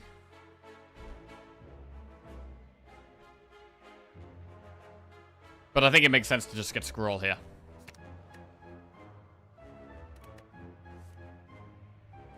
I mean, we could Miracle Fear No Evil Scroll. That sounds good.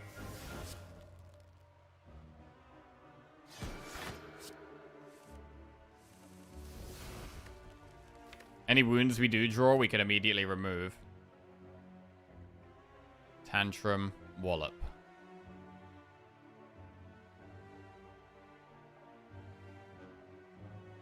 One more skill does 5 damage AoE. Empty Mind could be that skill.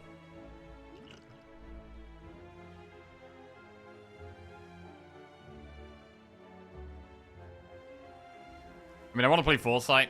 I don't want to play Empty Mind. So we can Tantrum the back one and strike it.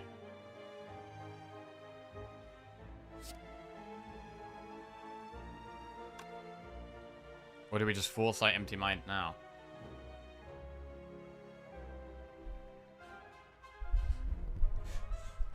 We do have a lot of block.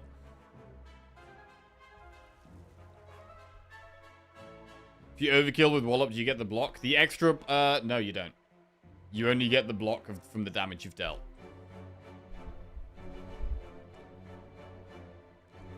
So if we do 18 damage to this, but it's got 15 health, we only get 15 block.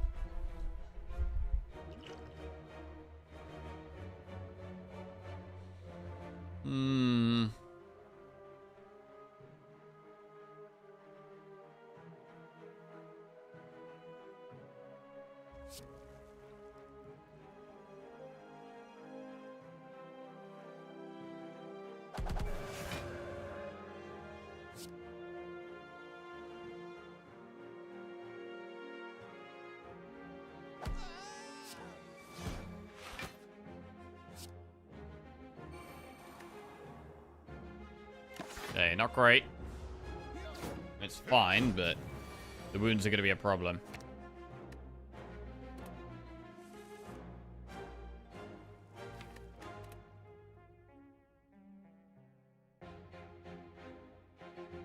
Calm draw.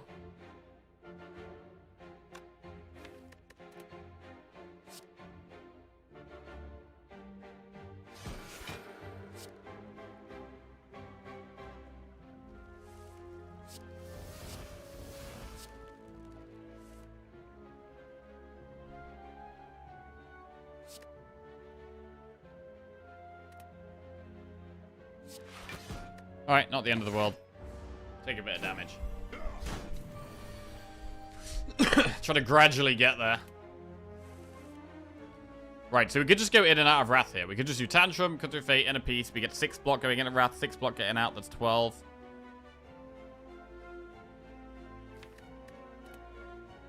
Let's do it.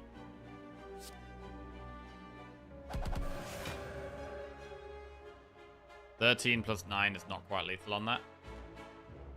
Although, no, we haven't played a skill yet. Eruption would be lethal on it. Good. And then we can strike in a piece. This is going okay.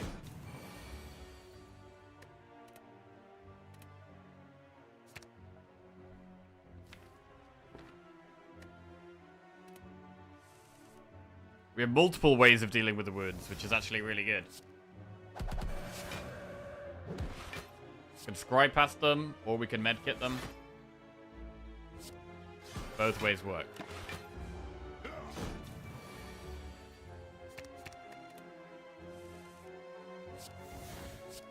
Means we don't get overrun. Okay, Preserved Insect and Toy Ornithopter. Well, Preserved Insect is definitely a good one when we got Black Star. Makes the future elites easier. Crescendo plus Sansa Time or follow-up. I'm going to skip these. And we've got a campfire.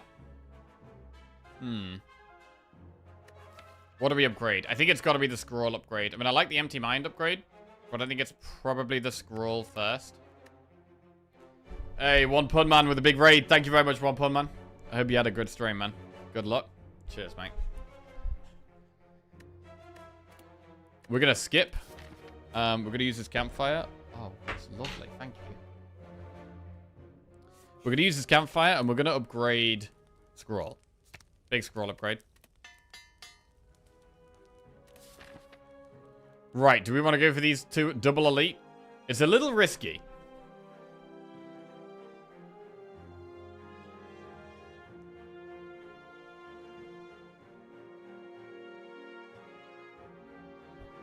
Obviously, we have Black Star, so I do want to do these elites, but we have to go through quite a lot of enemies. We have to go through quite a lot of enemies. We don't get to go through the shop. I mean, because if removing costs 100 gold, we're not actually guaranteed to have 100 gold by this shop anyway.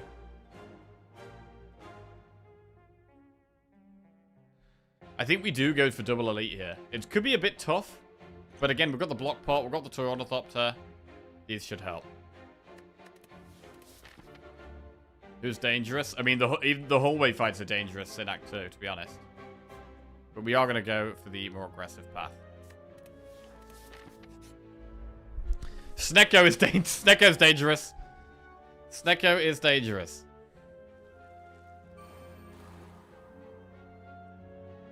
Do we go into Wrath?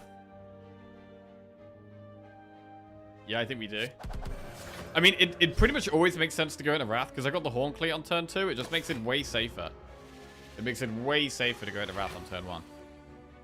I mean, Wallop is huge here. This is a really good draw. We already block it all. We probably do want to go into Calm if we can here. Thanks.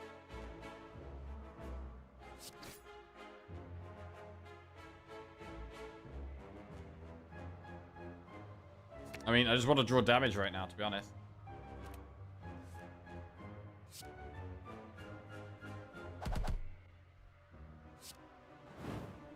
We're nearly there.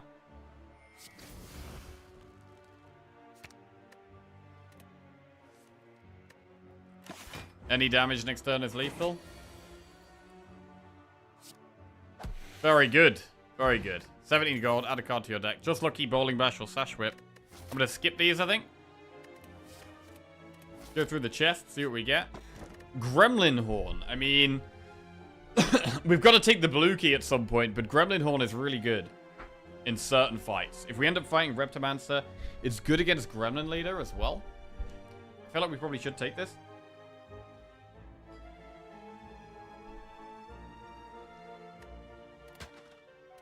We'll take the Gremlin Horn, and then we'll go straight into the Elite. It's Stabby Book, which is not good when we've just picked up the Gremlin Horde and we want to see a, we want to see something with multiple enemies.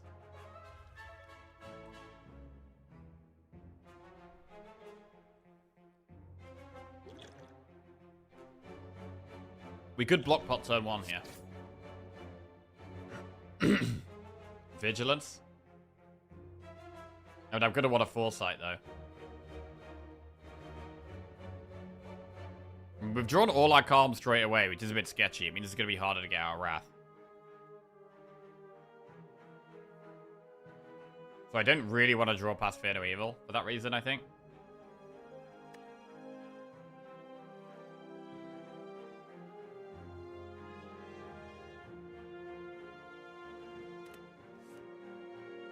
But I do want to play Foresight.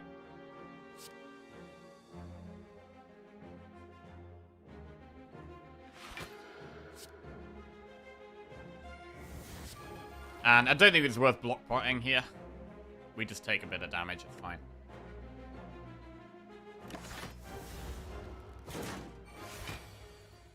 I want to see all of that. That's good. So we play Mental Fortress, we scroll. We want to go in and out of Wrath, if we can.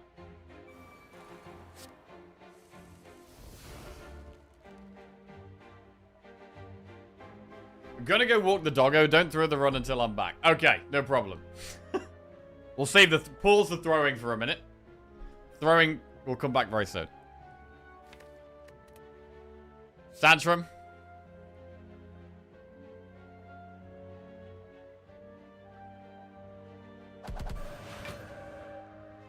Calm Wrath. The thing about doing Calm Wrath again is it's good because it's more damage, but it is nice to end the turn in Calm.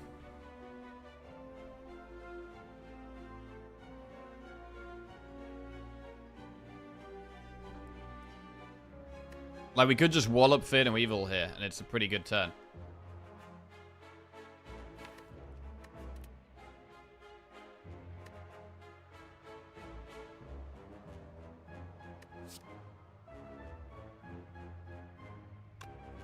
I do want to end the turn in Calm.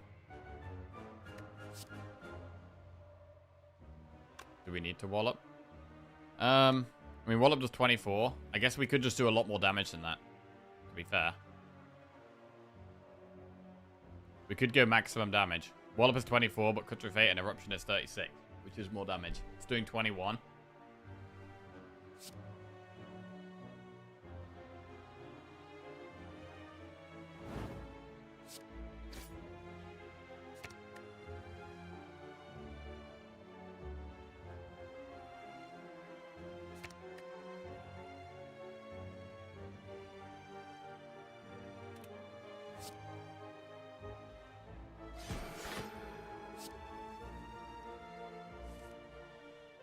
Alright, put Tantrum on top.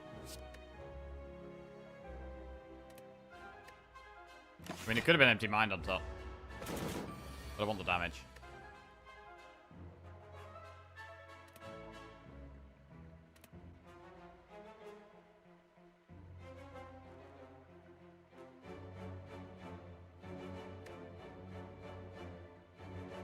I'm gonna keep all of this because it just feels safe. Well, that might be lethal. 9 plus 18 is 27. Wait. 9 plus 18 is 27. Plus 14 is 41.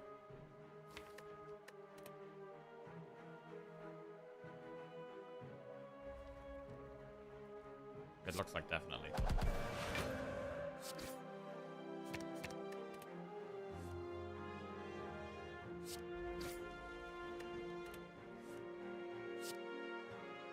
Very good. Another elite killed. We get 2 more relics. What do we get? Lantern and Akabeko. Well, turn 1 energy is good. Akabeko is not so good. Scroll, Protector, Empty Mind. Do we want another Scroll or another Empty Mind?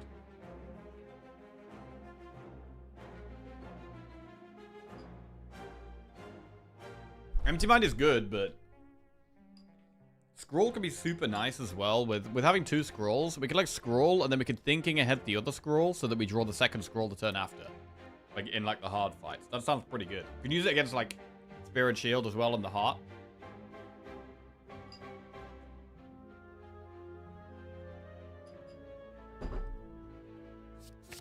So I'll take the second scroll.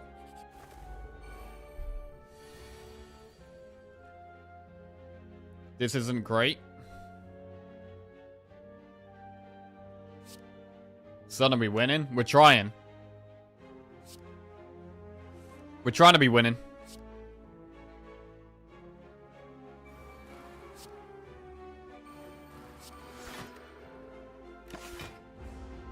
Can you say scroll and scroll? Scroll, scroll.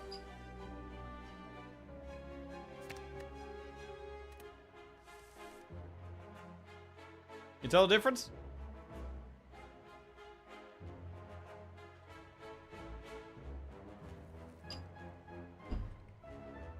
Oh, damn, there is a difference. Oh my god.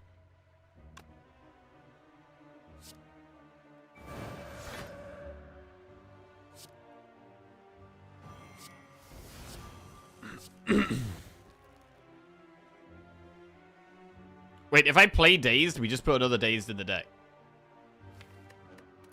So we don't benefit much from doing that.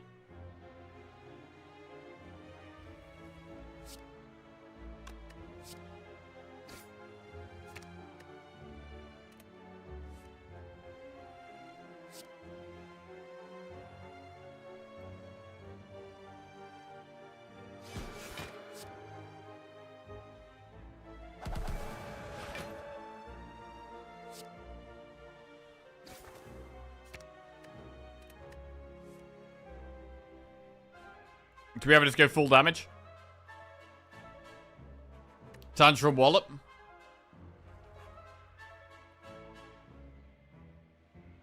We could thinking ahead and put Vigilance on top to be safe about it. It's okay.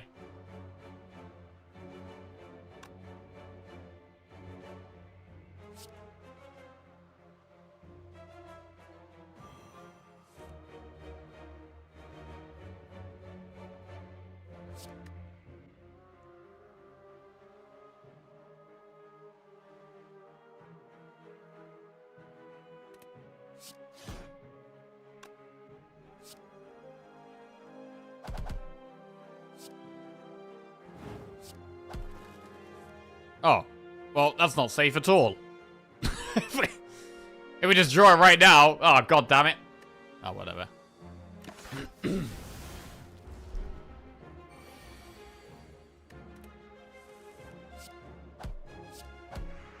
Okay. Moving on. Evaluate plus Sash Whip or Protect. Again, not very good cards. We do have a 90% pot chance. We're very, very likely to start seeing some pots. But we're not quite seeing them yet. Next enemy.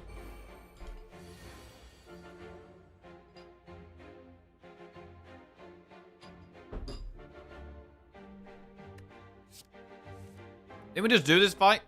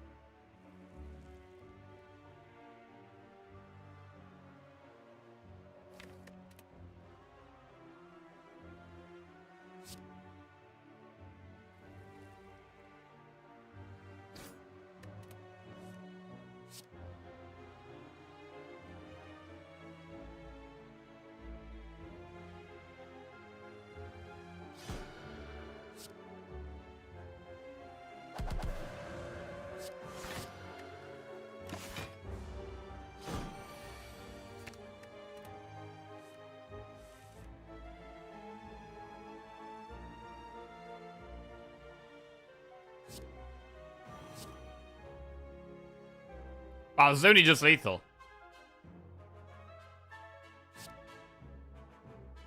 Nine plus 18. 27. We do double defend as an extra 5 damage, to be fair.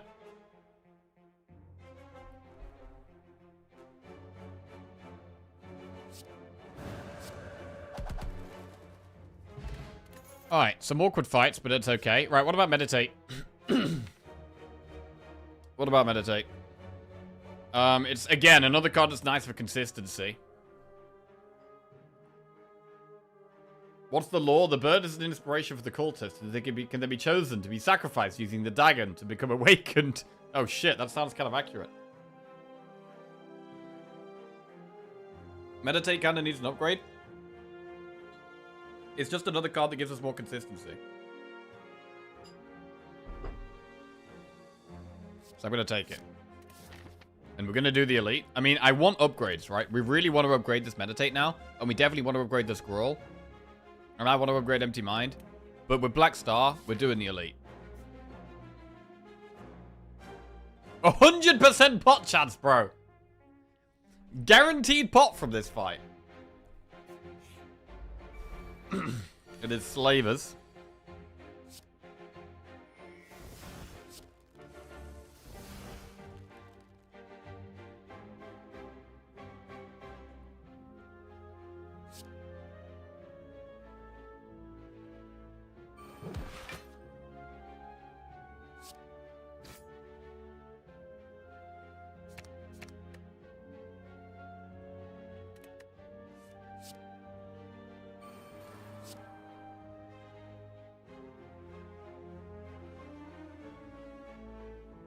Right, that wall up again, actually.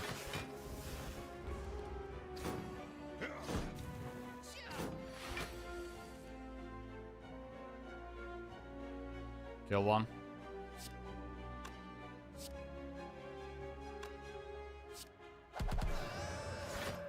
Wallop one. Calm Wrath.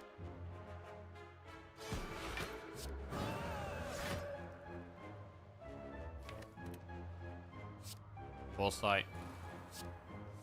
Thinking ahead.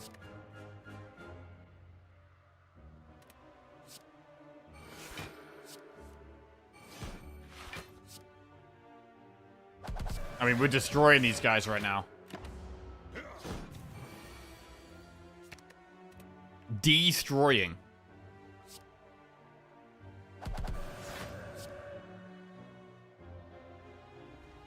Very good. Another elite goes down. We get Archalcum and Oddly Smooth Stone. Again, not the best relics for us right now. But always happy to get +2 on the relic bar. Wave of the Hand, Collect, or Halt. Does this deck want Wave of the Hand? We're not going to be an infinite deck. Making the enemies weak is nice, and it's easy to make them weak with Cloak Clasp.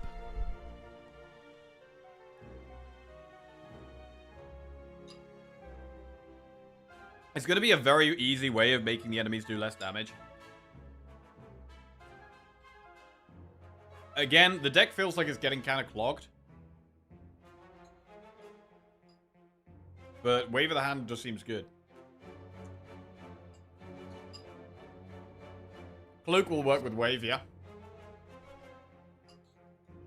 And with Orichalcum.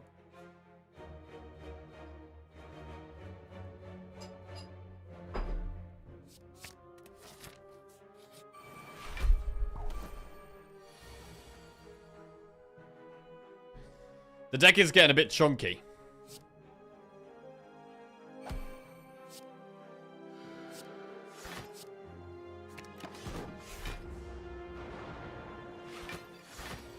I do think Meditate is probably the most important upgrade. Probably more important than Scroll.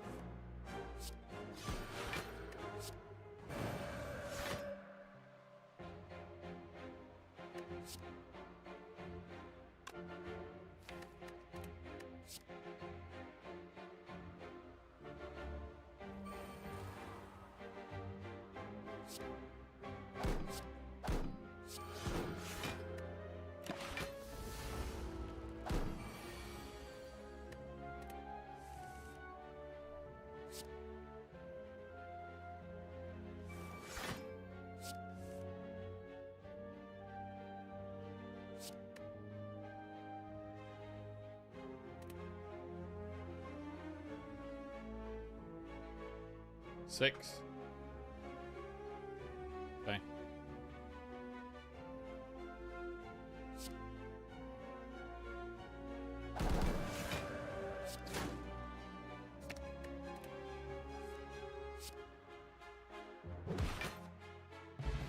Attack pot. I don't think we go with that. Like water flying sleeves are just lucky.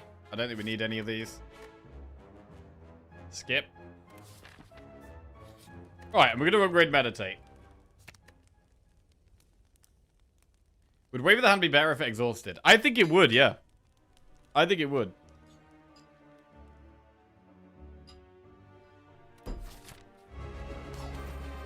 You have one turn where you get loads of... Make them weak basically permanently, and then it goes away forever. Nice.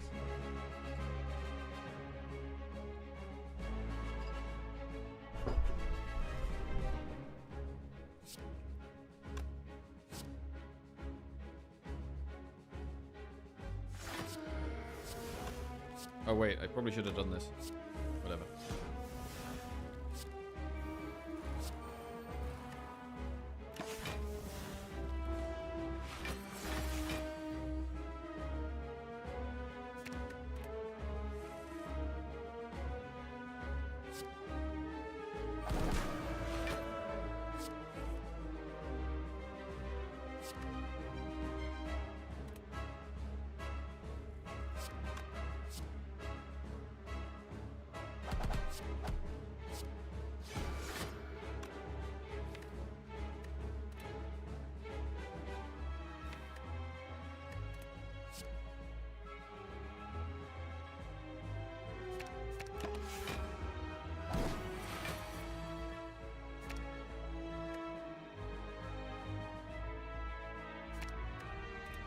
We're gonna save scroll for later.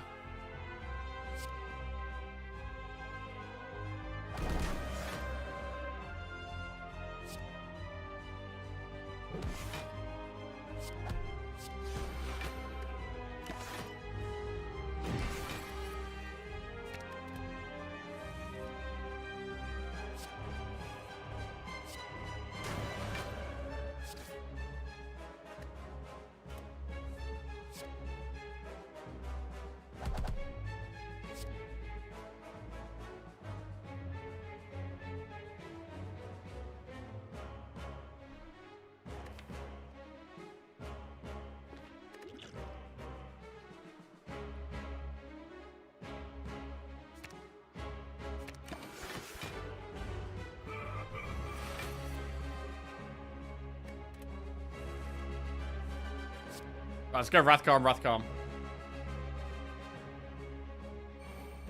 Wrath.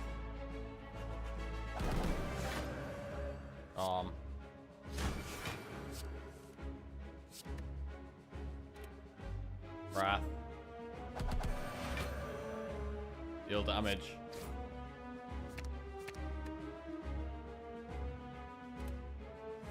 Deal damage, calm.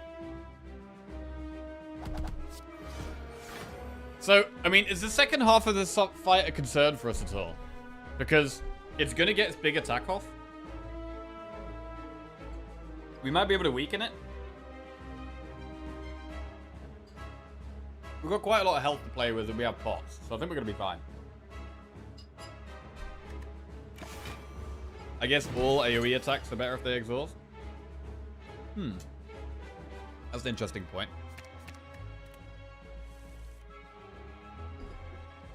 I don't know, what about Reptimancer? You clear all the daggers, and then she keeps summoning more, and your AoE's exhausted. In the right deck, it's going to be fine, because you kill her fast enough, but in decks where you don't kill her fast enough, it could be a problem.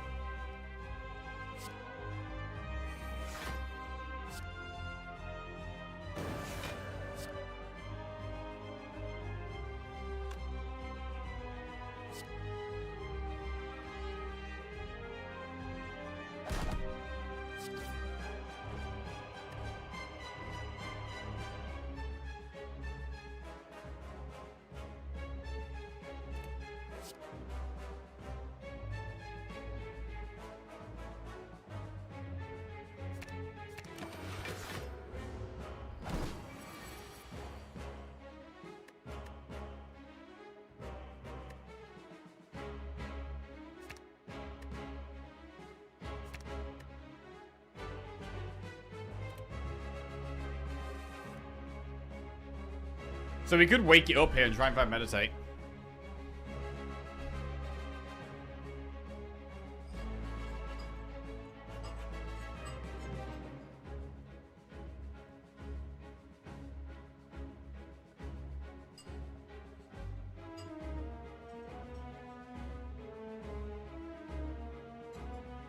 What about Sunder? Better or worse of exhausted? Depends if you got Snake away or not. I mean, I think in most fights, if AoE cards or Sunder or whatever exhaust, I think in most fights it would actually be good. But there'll be some spots where it'd screw you and so be like, right, is it really worth it here?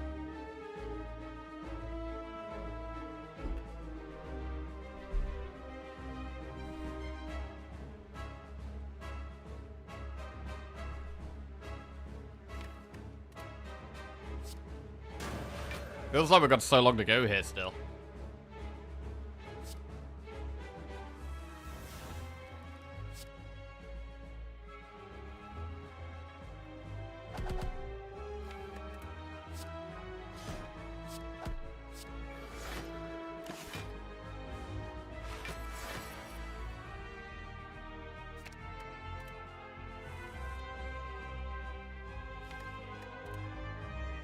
So I want to end on meditate if we can.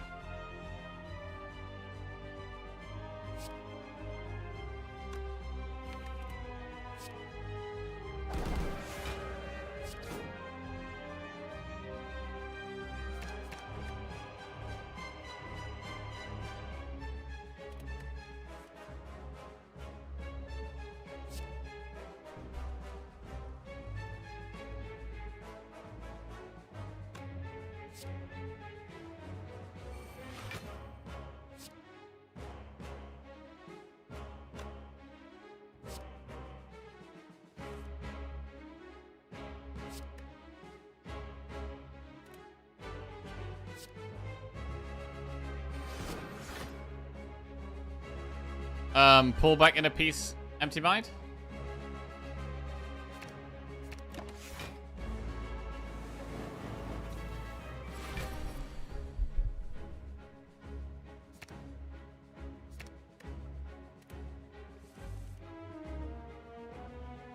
Right, go into Wrath, play Wallop. Empty mind first.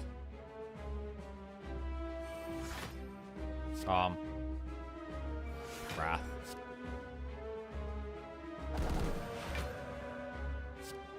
Calm, Wrath, Wallop. Calm, Wrath, Wallop, Vigilance.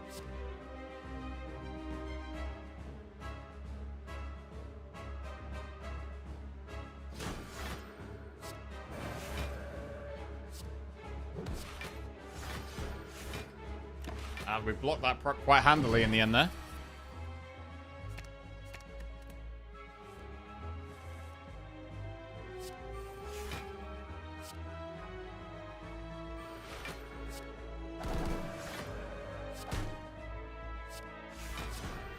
It's taken us a long time to get the damage down.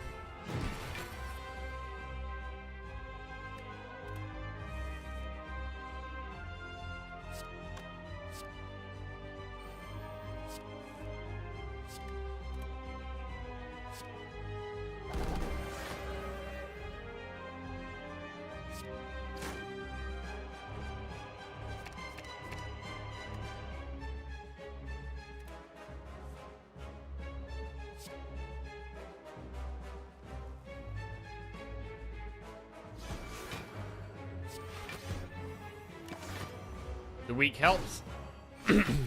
Helps against the really scary turns.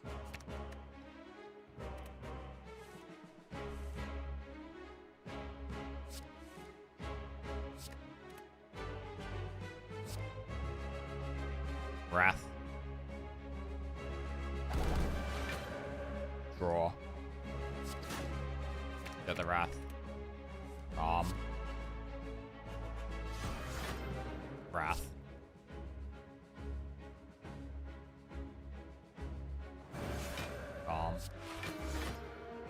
Calm. Yo, meditate actually works with cloak class.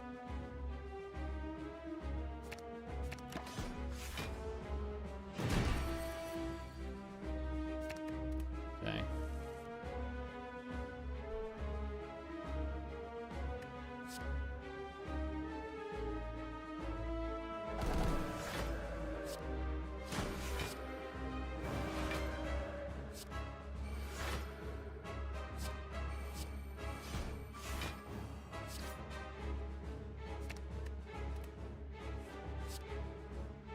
Okay, get there in the end. Took us a little while, that fight. The deck is not incredible, but it does have a lot of the good stuff in it. It's just very big. Spirit Shield, Conjure Blade, or Ragnarok. I mean, Spirit Shield is okay, but... I'm not sure blocking is our problem right now. Our problem is we don't have enough energy, and we don't have enough draw.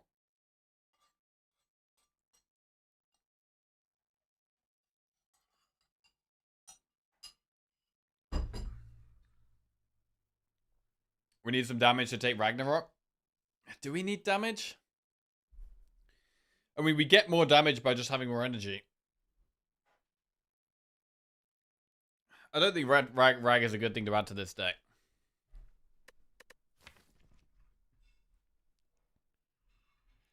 The more we trim the deck down, the more we're going to be just doing damage anyway.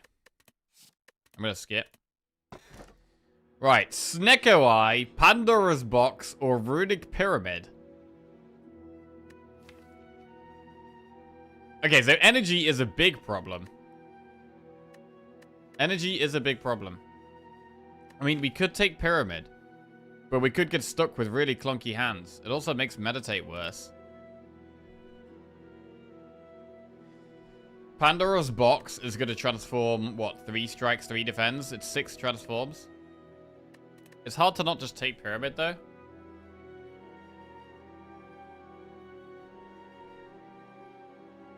And energy just becomes more of a problem.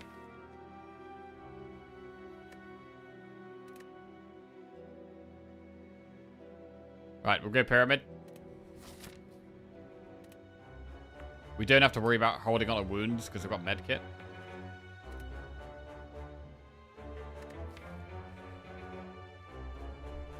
The best way of getting energy is getting out of Calm. To get out of Calm, we need to get into Calm.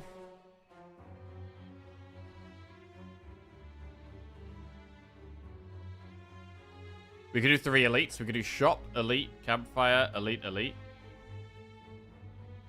Or we could do Shop, Campfire, Elite, Elite. Okay, we could do Enemy, Triple Event, Shop, Elite, Campfire, Shop, Campfire, Elite, Elite. I think that's the way.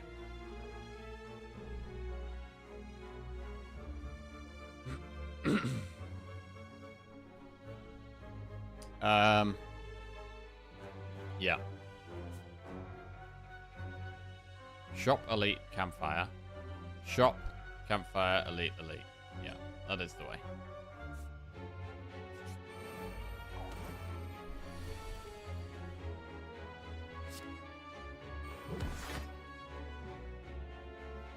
I mean, the lantern is looking nicer now.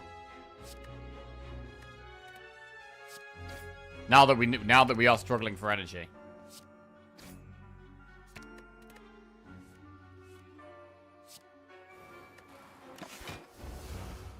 I should have played Foresight there, really, but whatever.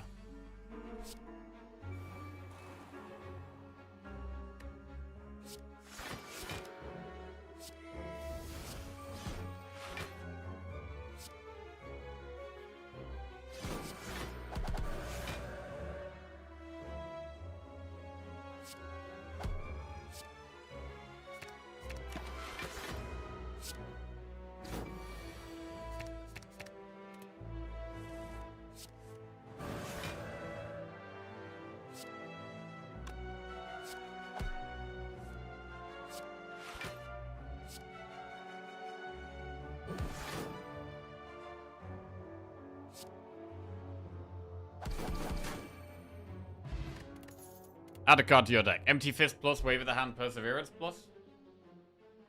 Empty Fist or skip. I mean, Empty Fist is a good card, but I'm just trying to go Wrathcalm, Wrathcalm, Wrathcalm now, rather than just leaving stances. Fist is damage. Fist does do damage. How much of a problem is time here?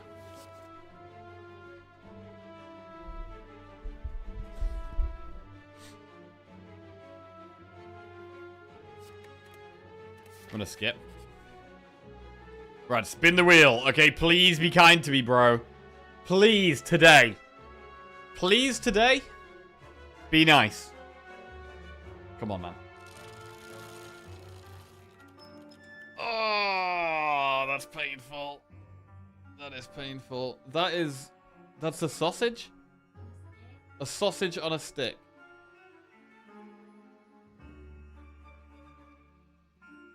Mmm. Mmm. Oh, suddenly the curse doesn't taste so bad. I mean, feels so bad. Hmm. Okay, that's annoying. Hmm.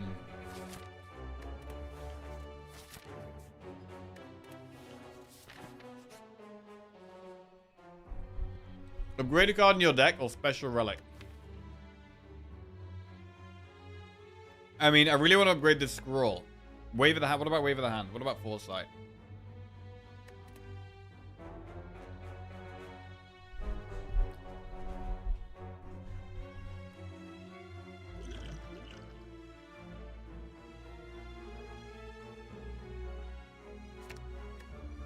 Upgrading scroll to cost 0. Energy is such a problem.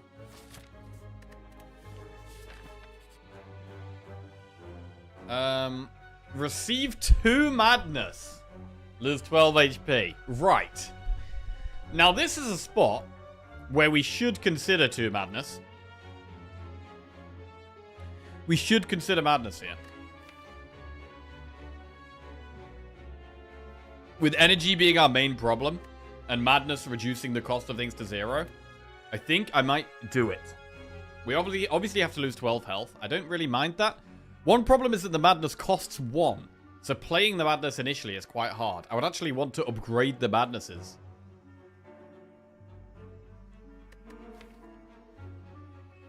Like, I think we would have to upgrade madnesses, to be honest. But I also think that's okay. If we have upgraded madnesses, we need to upgrade Wave of the Hand less because we can get more block each turn with the 0 cost cards. So I'm going to take the madness. It feels pretty bad taking them unupgraded, but it's what we're doing here. And then we're going to go through the shop and the elite.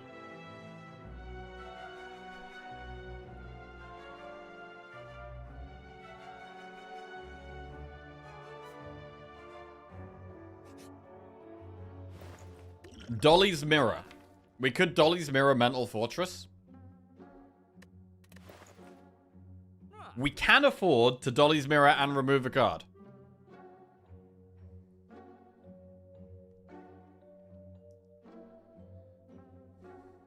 Mental Fortress is very strong.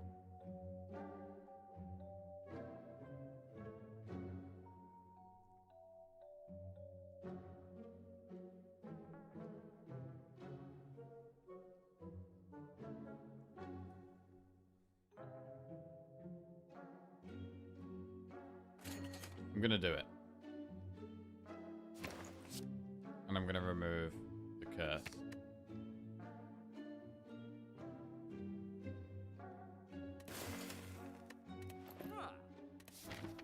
And we move towards the elite.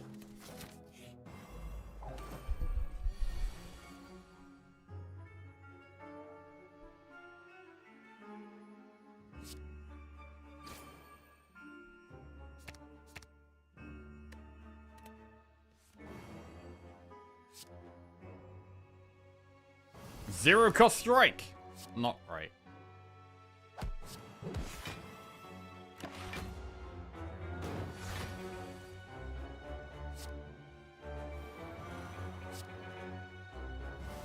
Zero cost defend. Also not great. It doesn't mean we can. I mean, it doesn't mean we can get them out of our hand easier, which is always a good thing, really.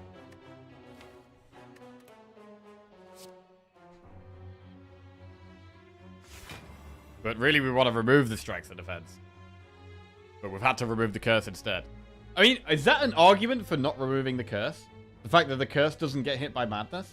Wow. I didn't think of that, but that's kind of interesting.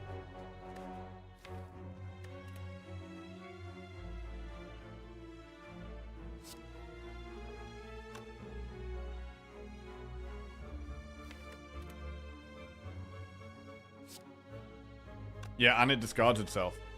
The curse might have actually been less bad than the strike and defend. Wow. I mean, I'd so love to get another remove. With 3 strikes, 3 defends, it's so many, bro.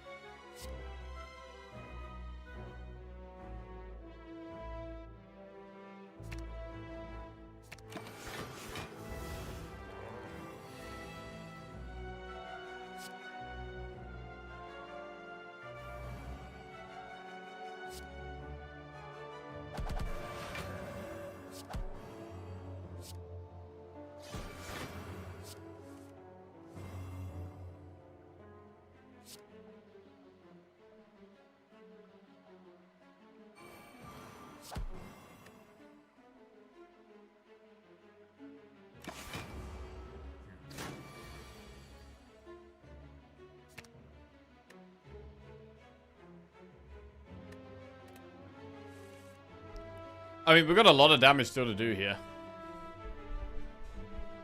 It's a bit concerning.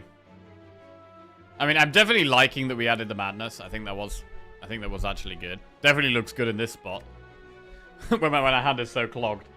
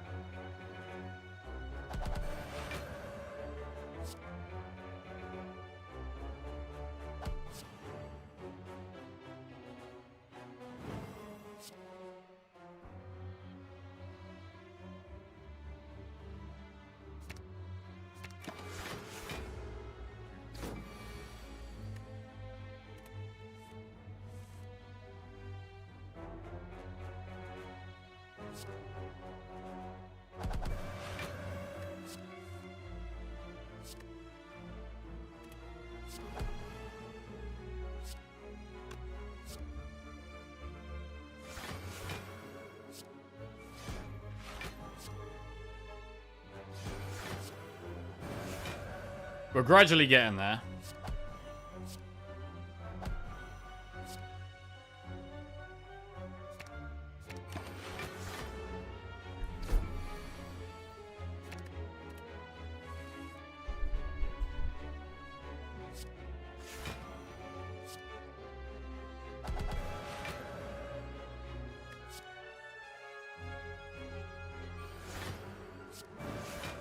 I mean, we get so much block from changing stances. Which is really, really good. Because of the double mental fortress. Right, Anchor and Singing Bowl. Turn 1 block. Potentially raising max HP if we get bad cards. Like, these are pretty bad cards. So we'll just get 2 max HP. Right, next enemy. We are going to have to go for the blue key in the succumbing chest.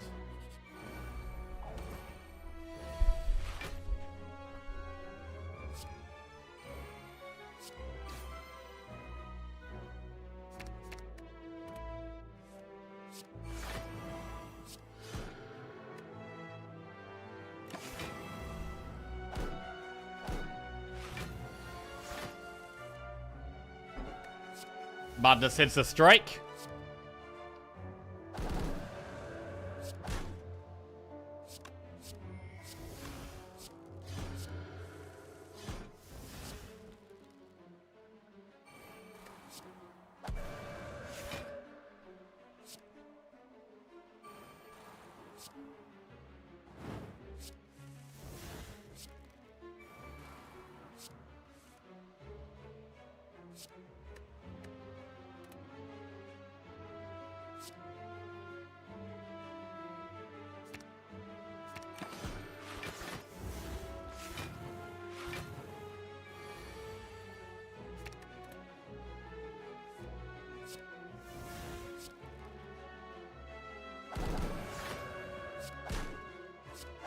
Couple of zero cost strikes, don't mind those.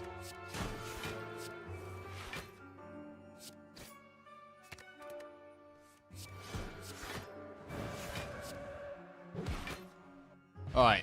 Speed pot, nah. Indignation, Bowling Bash, or Tranquility. I mean, Indignation could make enemies vulnerable, which can obviously help us with damage. And it's another way of going into Wrath.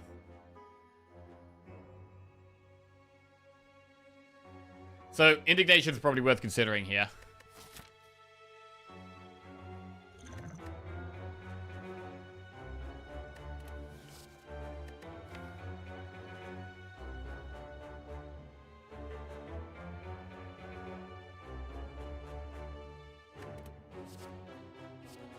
I'm gonna take it. Skip the pot.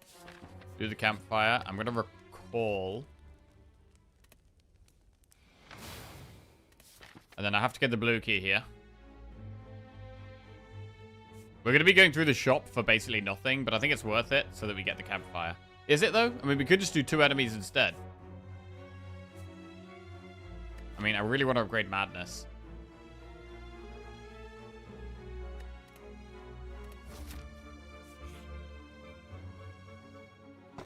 We lose Mango. Feels bad, man. Right, shop, campfire, elite. Is that the way?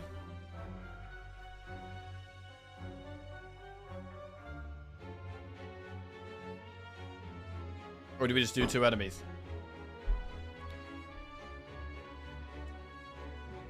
I like the upgrades. I really want to upgrade the Madnesses. Especially in these later game fights. Getting these to 0 is going to help us. Why are we so poor? I know, man. I know.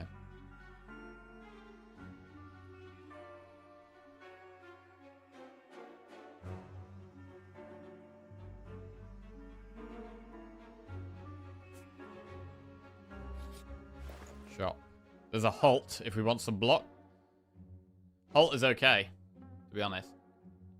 I don't think we need more block right now.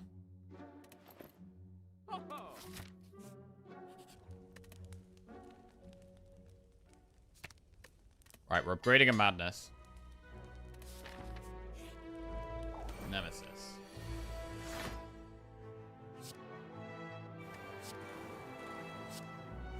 Zero cost Wallop. Can't complain.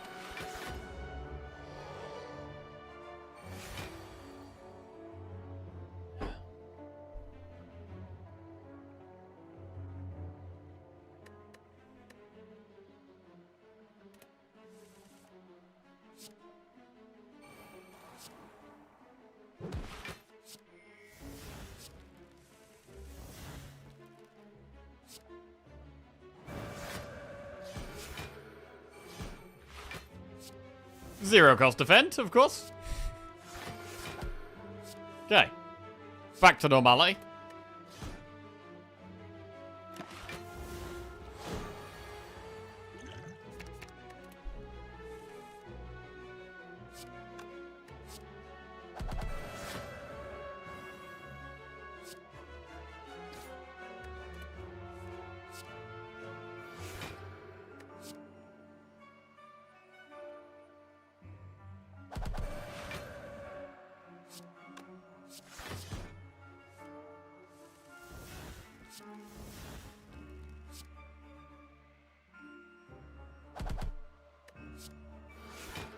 Drinking pot as a consideration for 5 healing. I mean, we're rarely going to get value out of the speed pot. I'd probably prefer to have block pot over speed pot. We do have a 50% pot chance as well. So it probably is worth considering.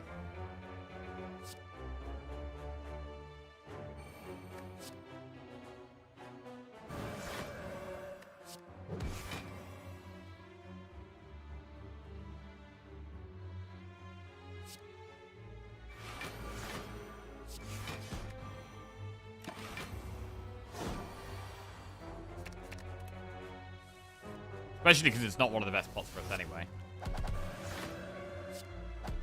Let's do it. So you're on up to value. Cool. Bronze Scales and Tory. No pot, but not bad relics. Just lucky, Flurry of Blows evaluate. Flurry can help with damage, but I'm going to go max HP. Enemy. I mean, Bronze Scales helps with damage. That's going to massively help our damage issue against the heart.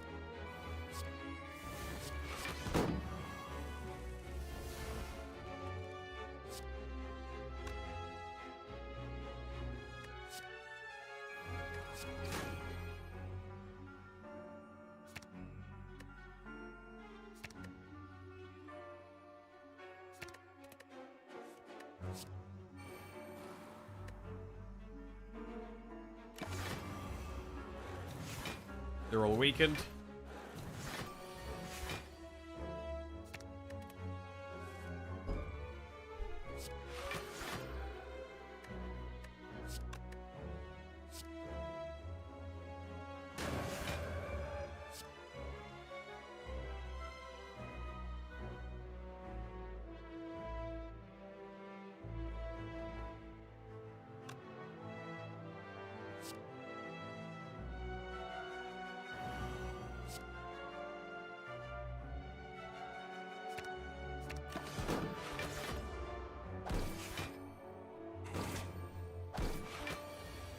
Oh, vulnerable. We can start killing him.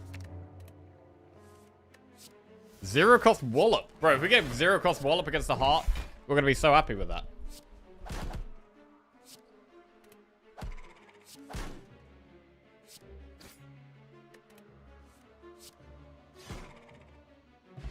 Distilled Chaos. Restraints plus Bowling Bash, Wreath of Flame. Max HP. And we should do one last elite. I think one last elite is the way here.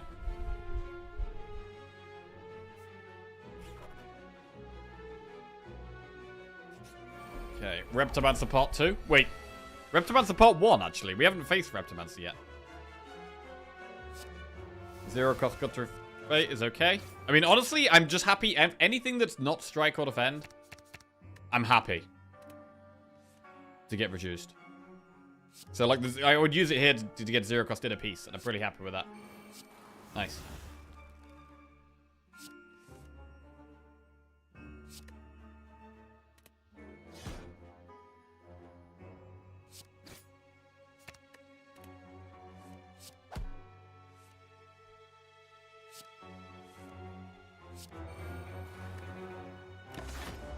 Okay. Calm Wrath.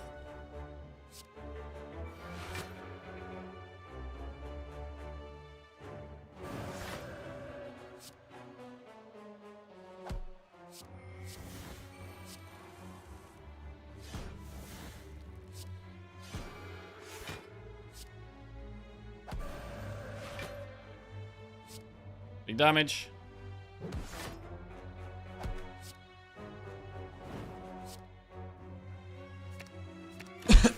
Okay. Yeah, I'm definitely glad we duped the Mental Fortress. It's been really nice.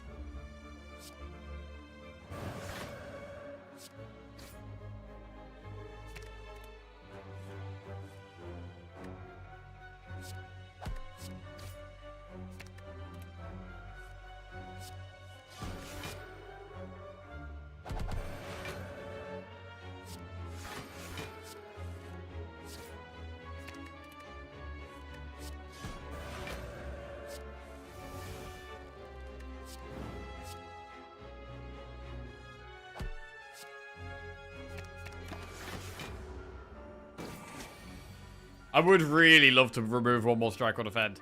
It probably would be defend. I'm more likely to... Because we seem to be pretty good at staying alive. Again, we could use another pot here. We could use another pot for 50 healing. But is it worth it when we've got the bosses coming up? I mean, I don't really like Distilled Chaos as a pot for us, to be honest. I'm back. Resume the throwing. Okay.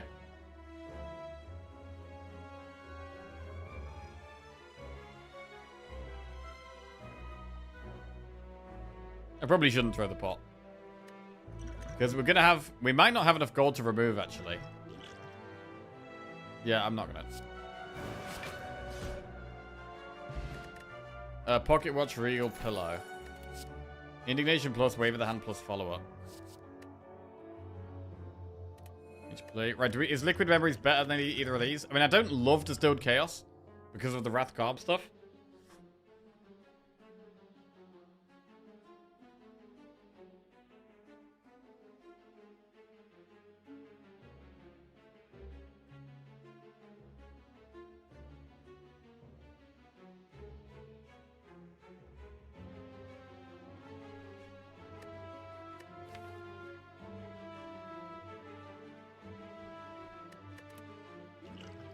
I'm gonna swap them.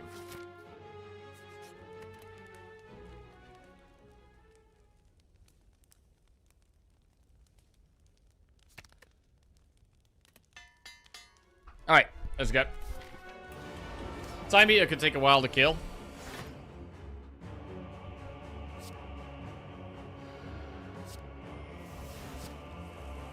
I don't think this is a deck that's too bothered about the Pocket Watch.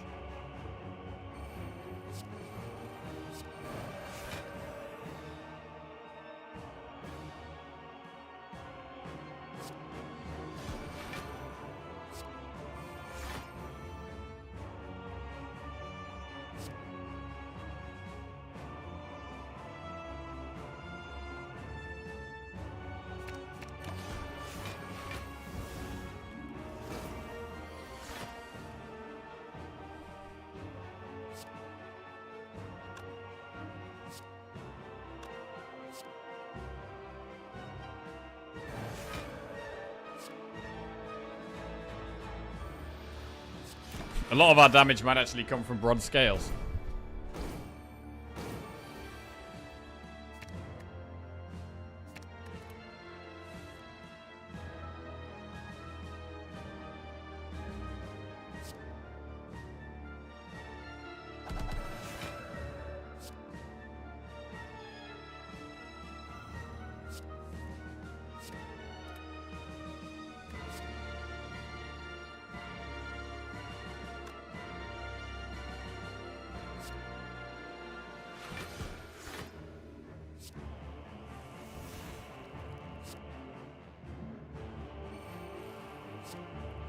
Ooh, zero cost wallet. Love that.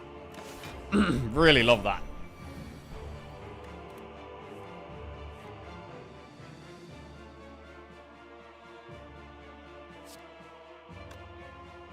I don't really want to play loads of cards when I don't have a way of getting out of... I don't like this hand.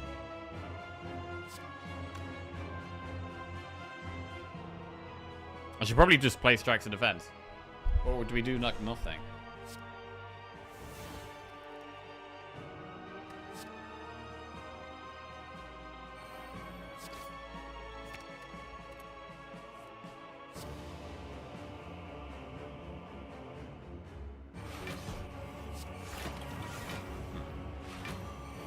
Did not like that turn. It is still vulnerable.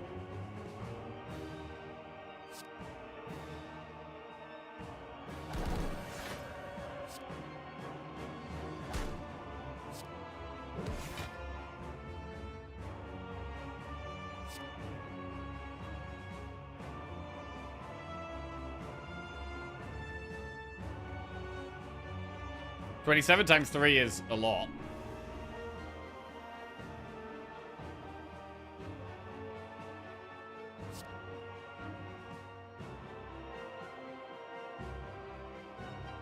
But I want to keep it vulnerable.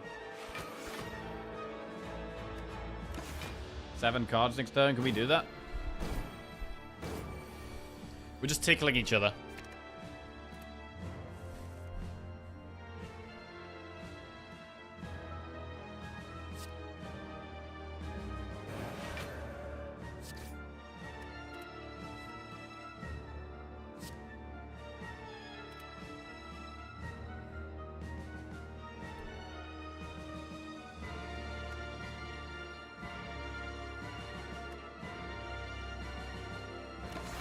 Gotta wait here.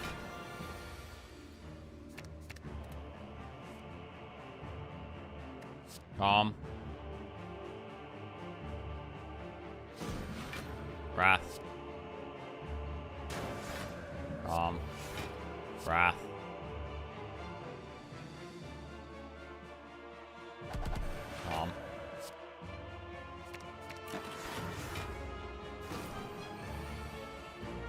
Starting to get quite a lot of strength.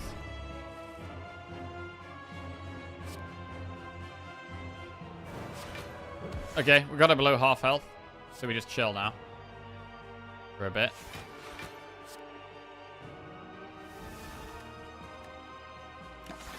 Let it do its thing. Let it heal up.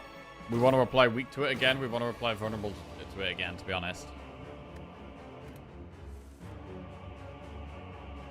I mean, how many cards can we realistically play next turn? Can we play 8 cards, or is that too many?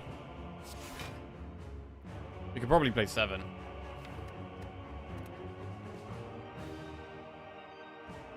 One, two.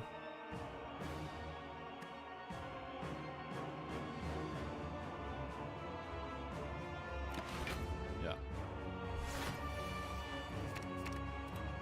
Right, we want to make it weak, and we want to make it vulnerable if possible. This makes it weak. This makes it vulnerable.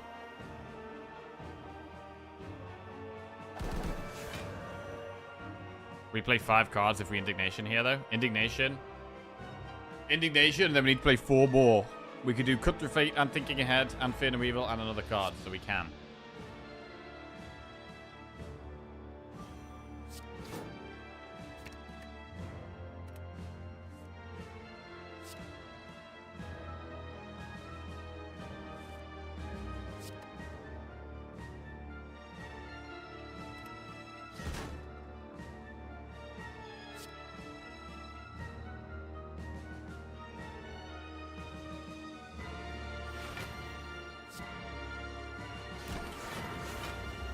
Okay. Ooh, Jesus. We're gonna wave the hand again. Bigger damage this turn. The 0-cost wall up really nice.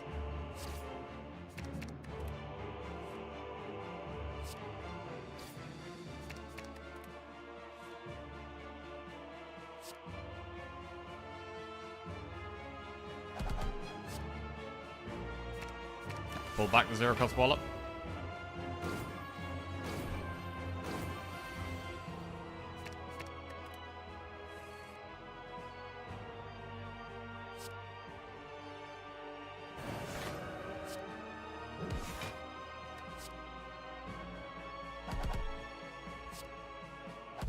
Okay. Time Eater down. And now it's Bird Boss. How many powers do we have for Bird Boss? We've got Double Mental Fortress and Foresight. That's it. We can play all 3 of those. I think we can happily play all 3 of those. If we play Madness here, it's guaranteed to hit a strike or a defend. So, we'll wait. We actually get Pocket Watch value. This might be the only time we get Pocket Watch value for like the entire rest of the run.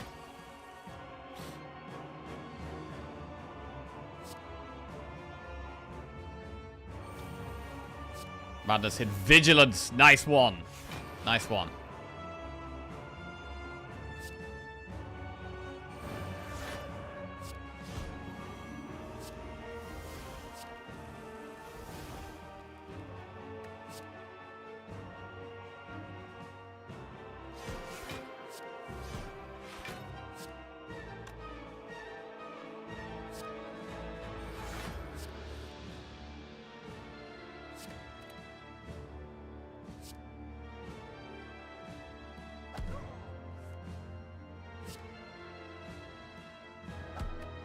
Alright, trying to get Madness on something good.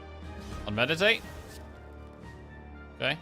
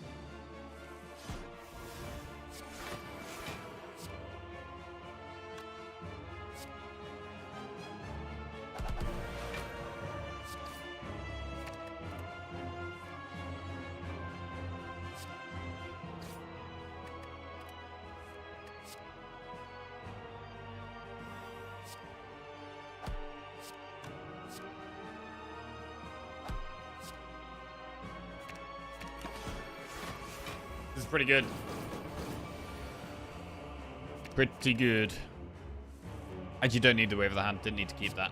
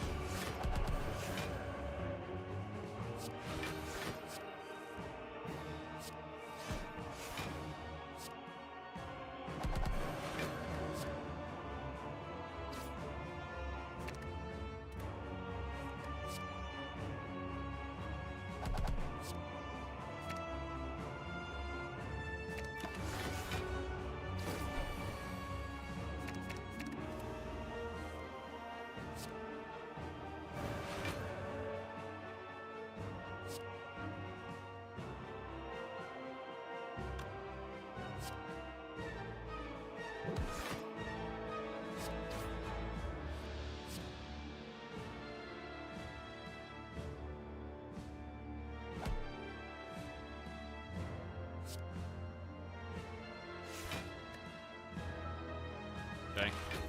Wave of the hand vigilance looks good. Get it weak. Get that going.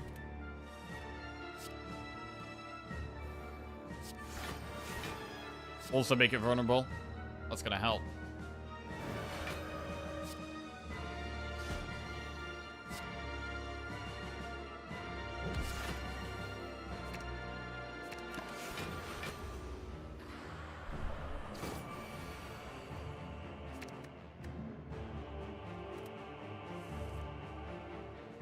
Wrath.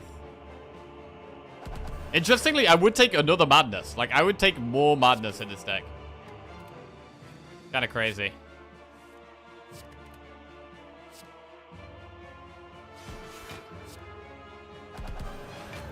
Normally, madness is something I don't really go near, except in very niche situations. And this is one of those.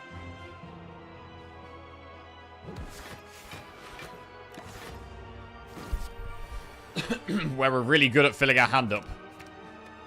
Okay, the void could actually be a problem for us. I've got to think about that against the heart. Because the void could be something that really causes us an issue, with us already having energy problems. So I've got to be aware of that and not ignore it.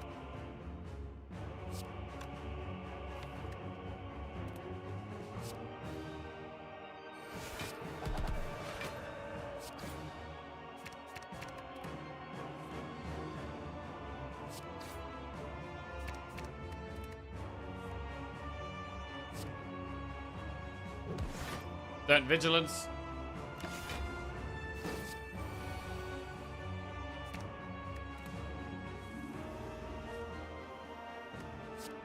We do get to play the void, which is nice.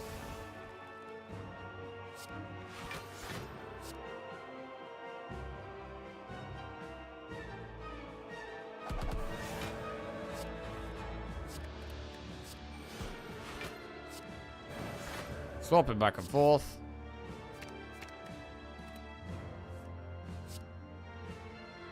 Got him. Okay. Here we go. We've made it to Act 4. We have made it to Act 4. Spear and shield and the heart to go. We've got 120 gold. It's not quite enough to remove a card, which is a bit of a shame, because removing a strike or a defend would be super nice here. What do we upgrade? Is it Wave of the Hand to make more weak easier? Is it Empty Mind for more draw when we do need draw?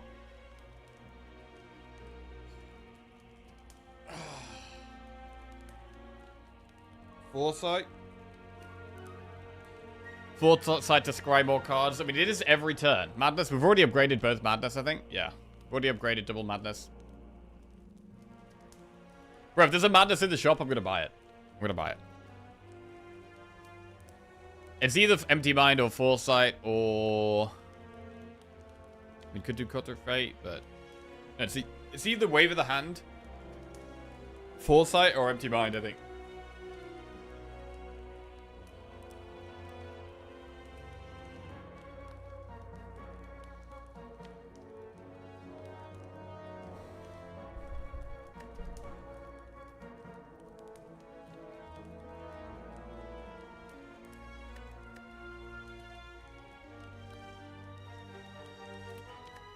I never really upgrade Foresight, but maybe we do it here.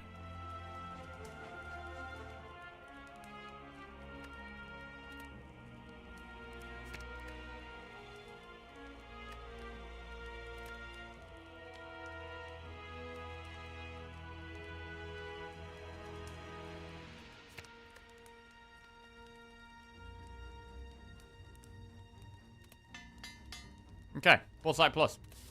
Shop. Like water scroll. Okay, the shop looks pretty bad.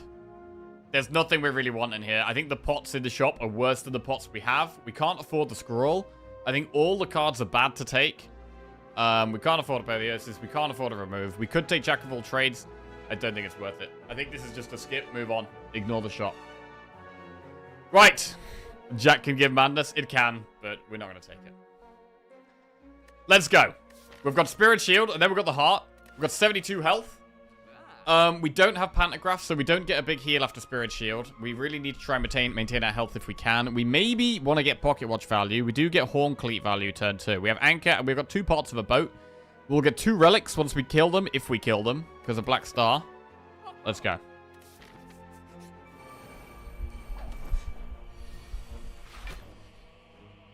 Right. Well, I don't think we need to get Pocket Watch value when we're going to scroll turn 1. Mental Fortress, Miracle, Scroll. Or do we save Miracle for a bigger turn 2? Maybe we save Miracle so that we have a bigger turn 2.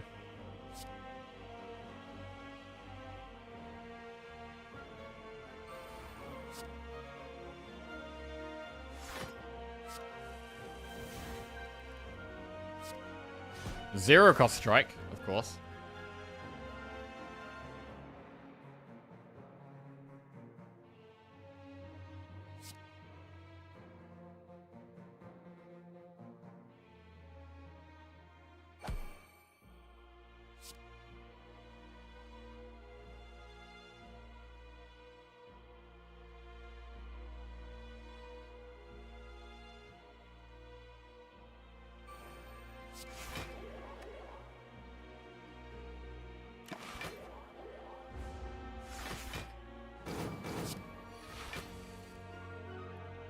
Okay.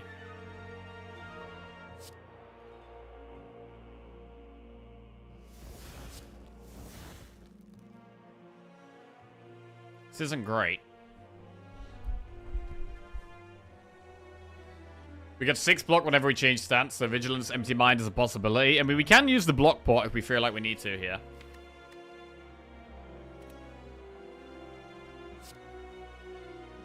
We are going to get potentially good Cloak Clasp value.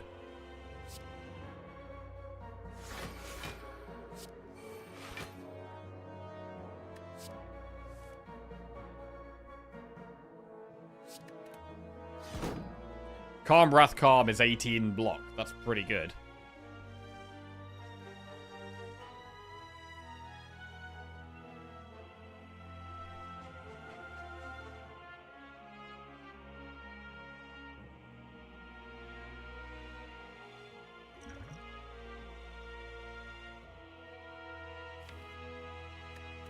I mean, it could have been a good wave of the hand turn, but we could wave of the hand against the Heart with Liquid Memories. I think Liquid Memories is good to have against the Heart. We could maybe block pot this fight if we feel like we need to.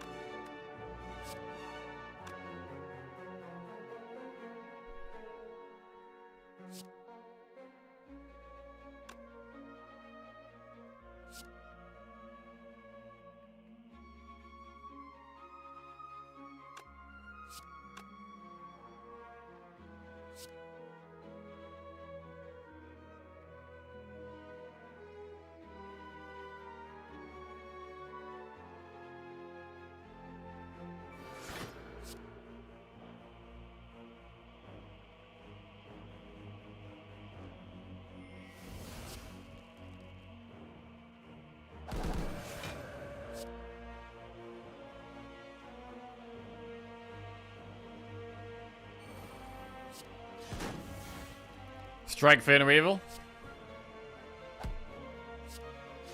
Well, most of our hand's gone. So, we take 61 damage here. Block pot. I mean, actually, wait. 61 would be block 54, actually. So, I don't think we need to play anything here. I think we can just end our turn here. We should get Scroll next turn, I would hope. We might not, actually. If we don't get Scroll, we might have to Liquid Memories next turn.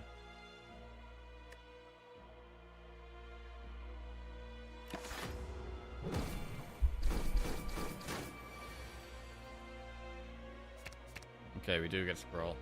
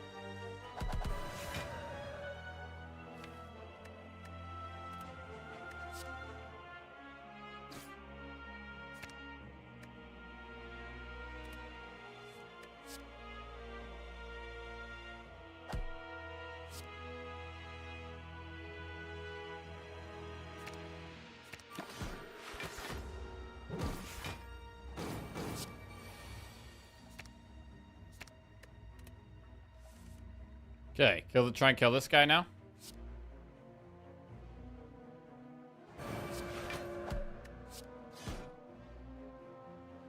Get him. Good.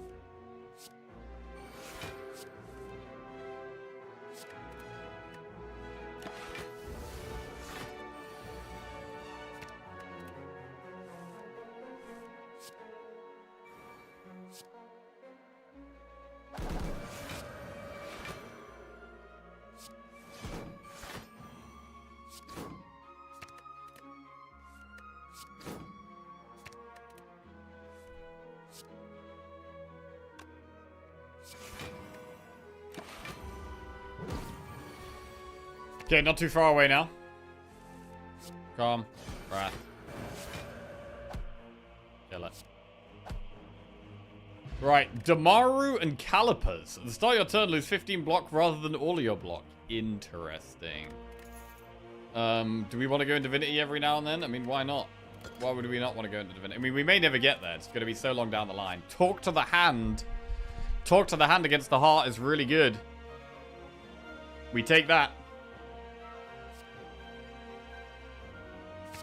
Okay. Right. We've got 2 pots. We've got 65 health going into the heart here. Let's go. Mental Fortress. We could Madness Tantrum. Tantrum is definitely a good one to Madness. Mental Fortress. Madness the Tantrum. Miracle Scroll.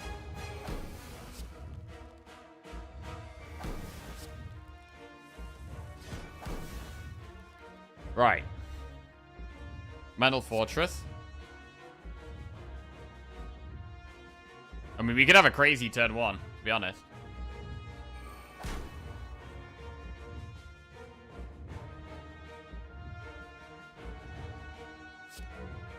Vigilance Tantrum, talk to the hand, thinking ahead.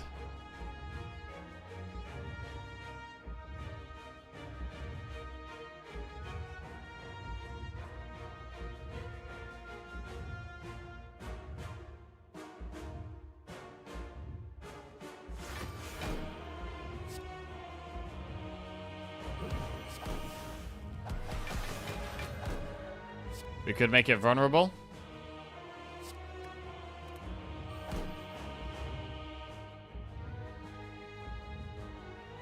Let's just scroll.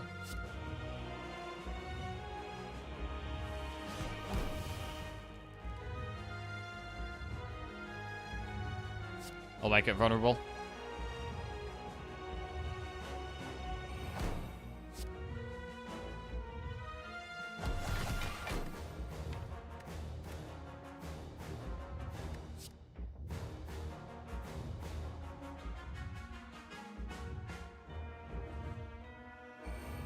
Okay.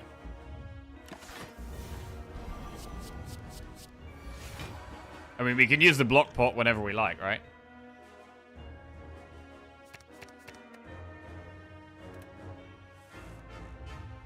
So we can lose the burn on the dazed.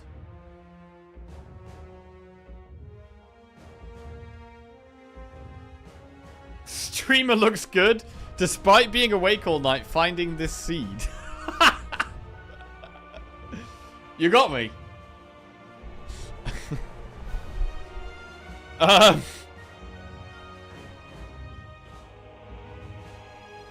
What do we do here?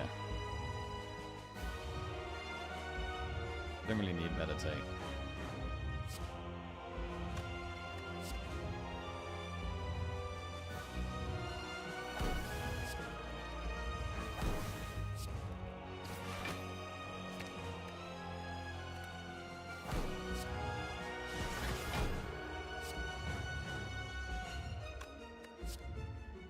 Wrath.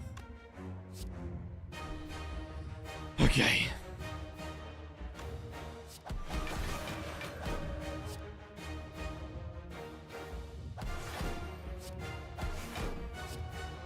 What do we pull back here? I mean... Wait, do we pull back the void?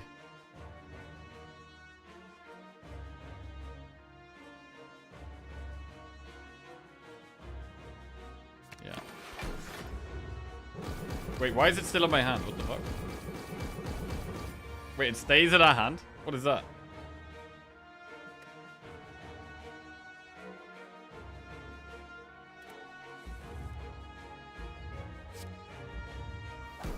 Wave of the hand, make it weak. Wrath. Calm. Leave calm.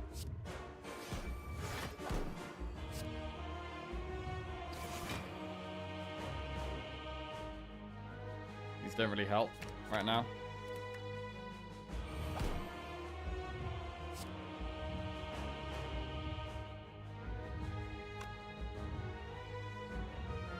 Right, the play is to get rid of these, so that when we draw Madness, it doesn't hit one of these bad cards. That's the plan.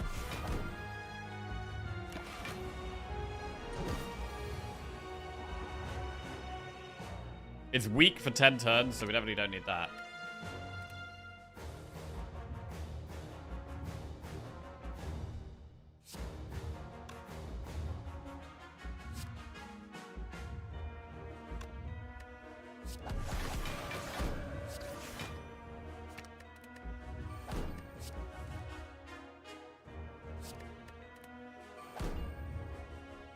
Defend so Madness doesn't hit bad card. Hey, zero cost wallop. Love that.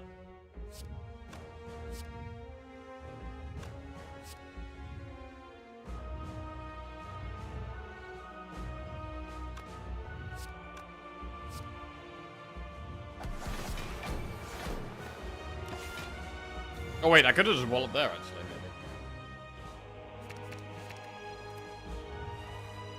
Oh wait, we don't make it vulnerable. Shit. Thought we did. It's fine. We still do lots of good things.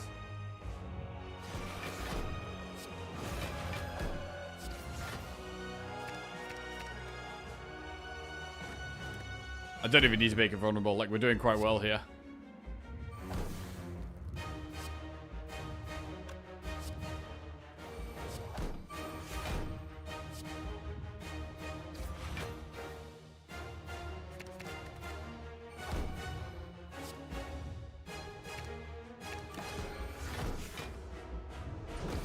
We've almost got it to half health, which is pretty good.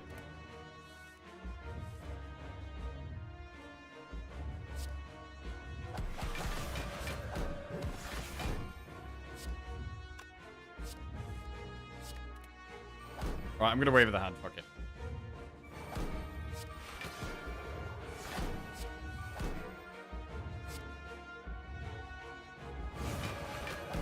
Make it vulnerable for future turns. And now try and do a bit more damage. Thorns helps.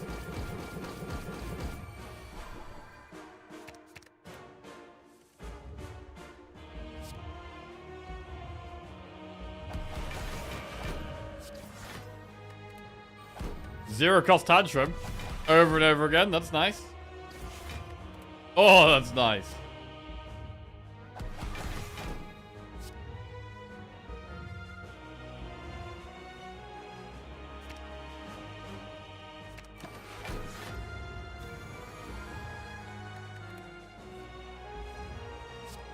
That's beautiful, man. Look at this. Boom. Boom. Play one of these.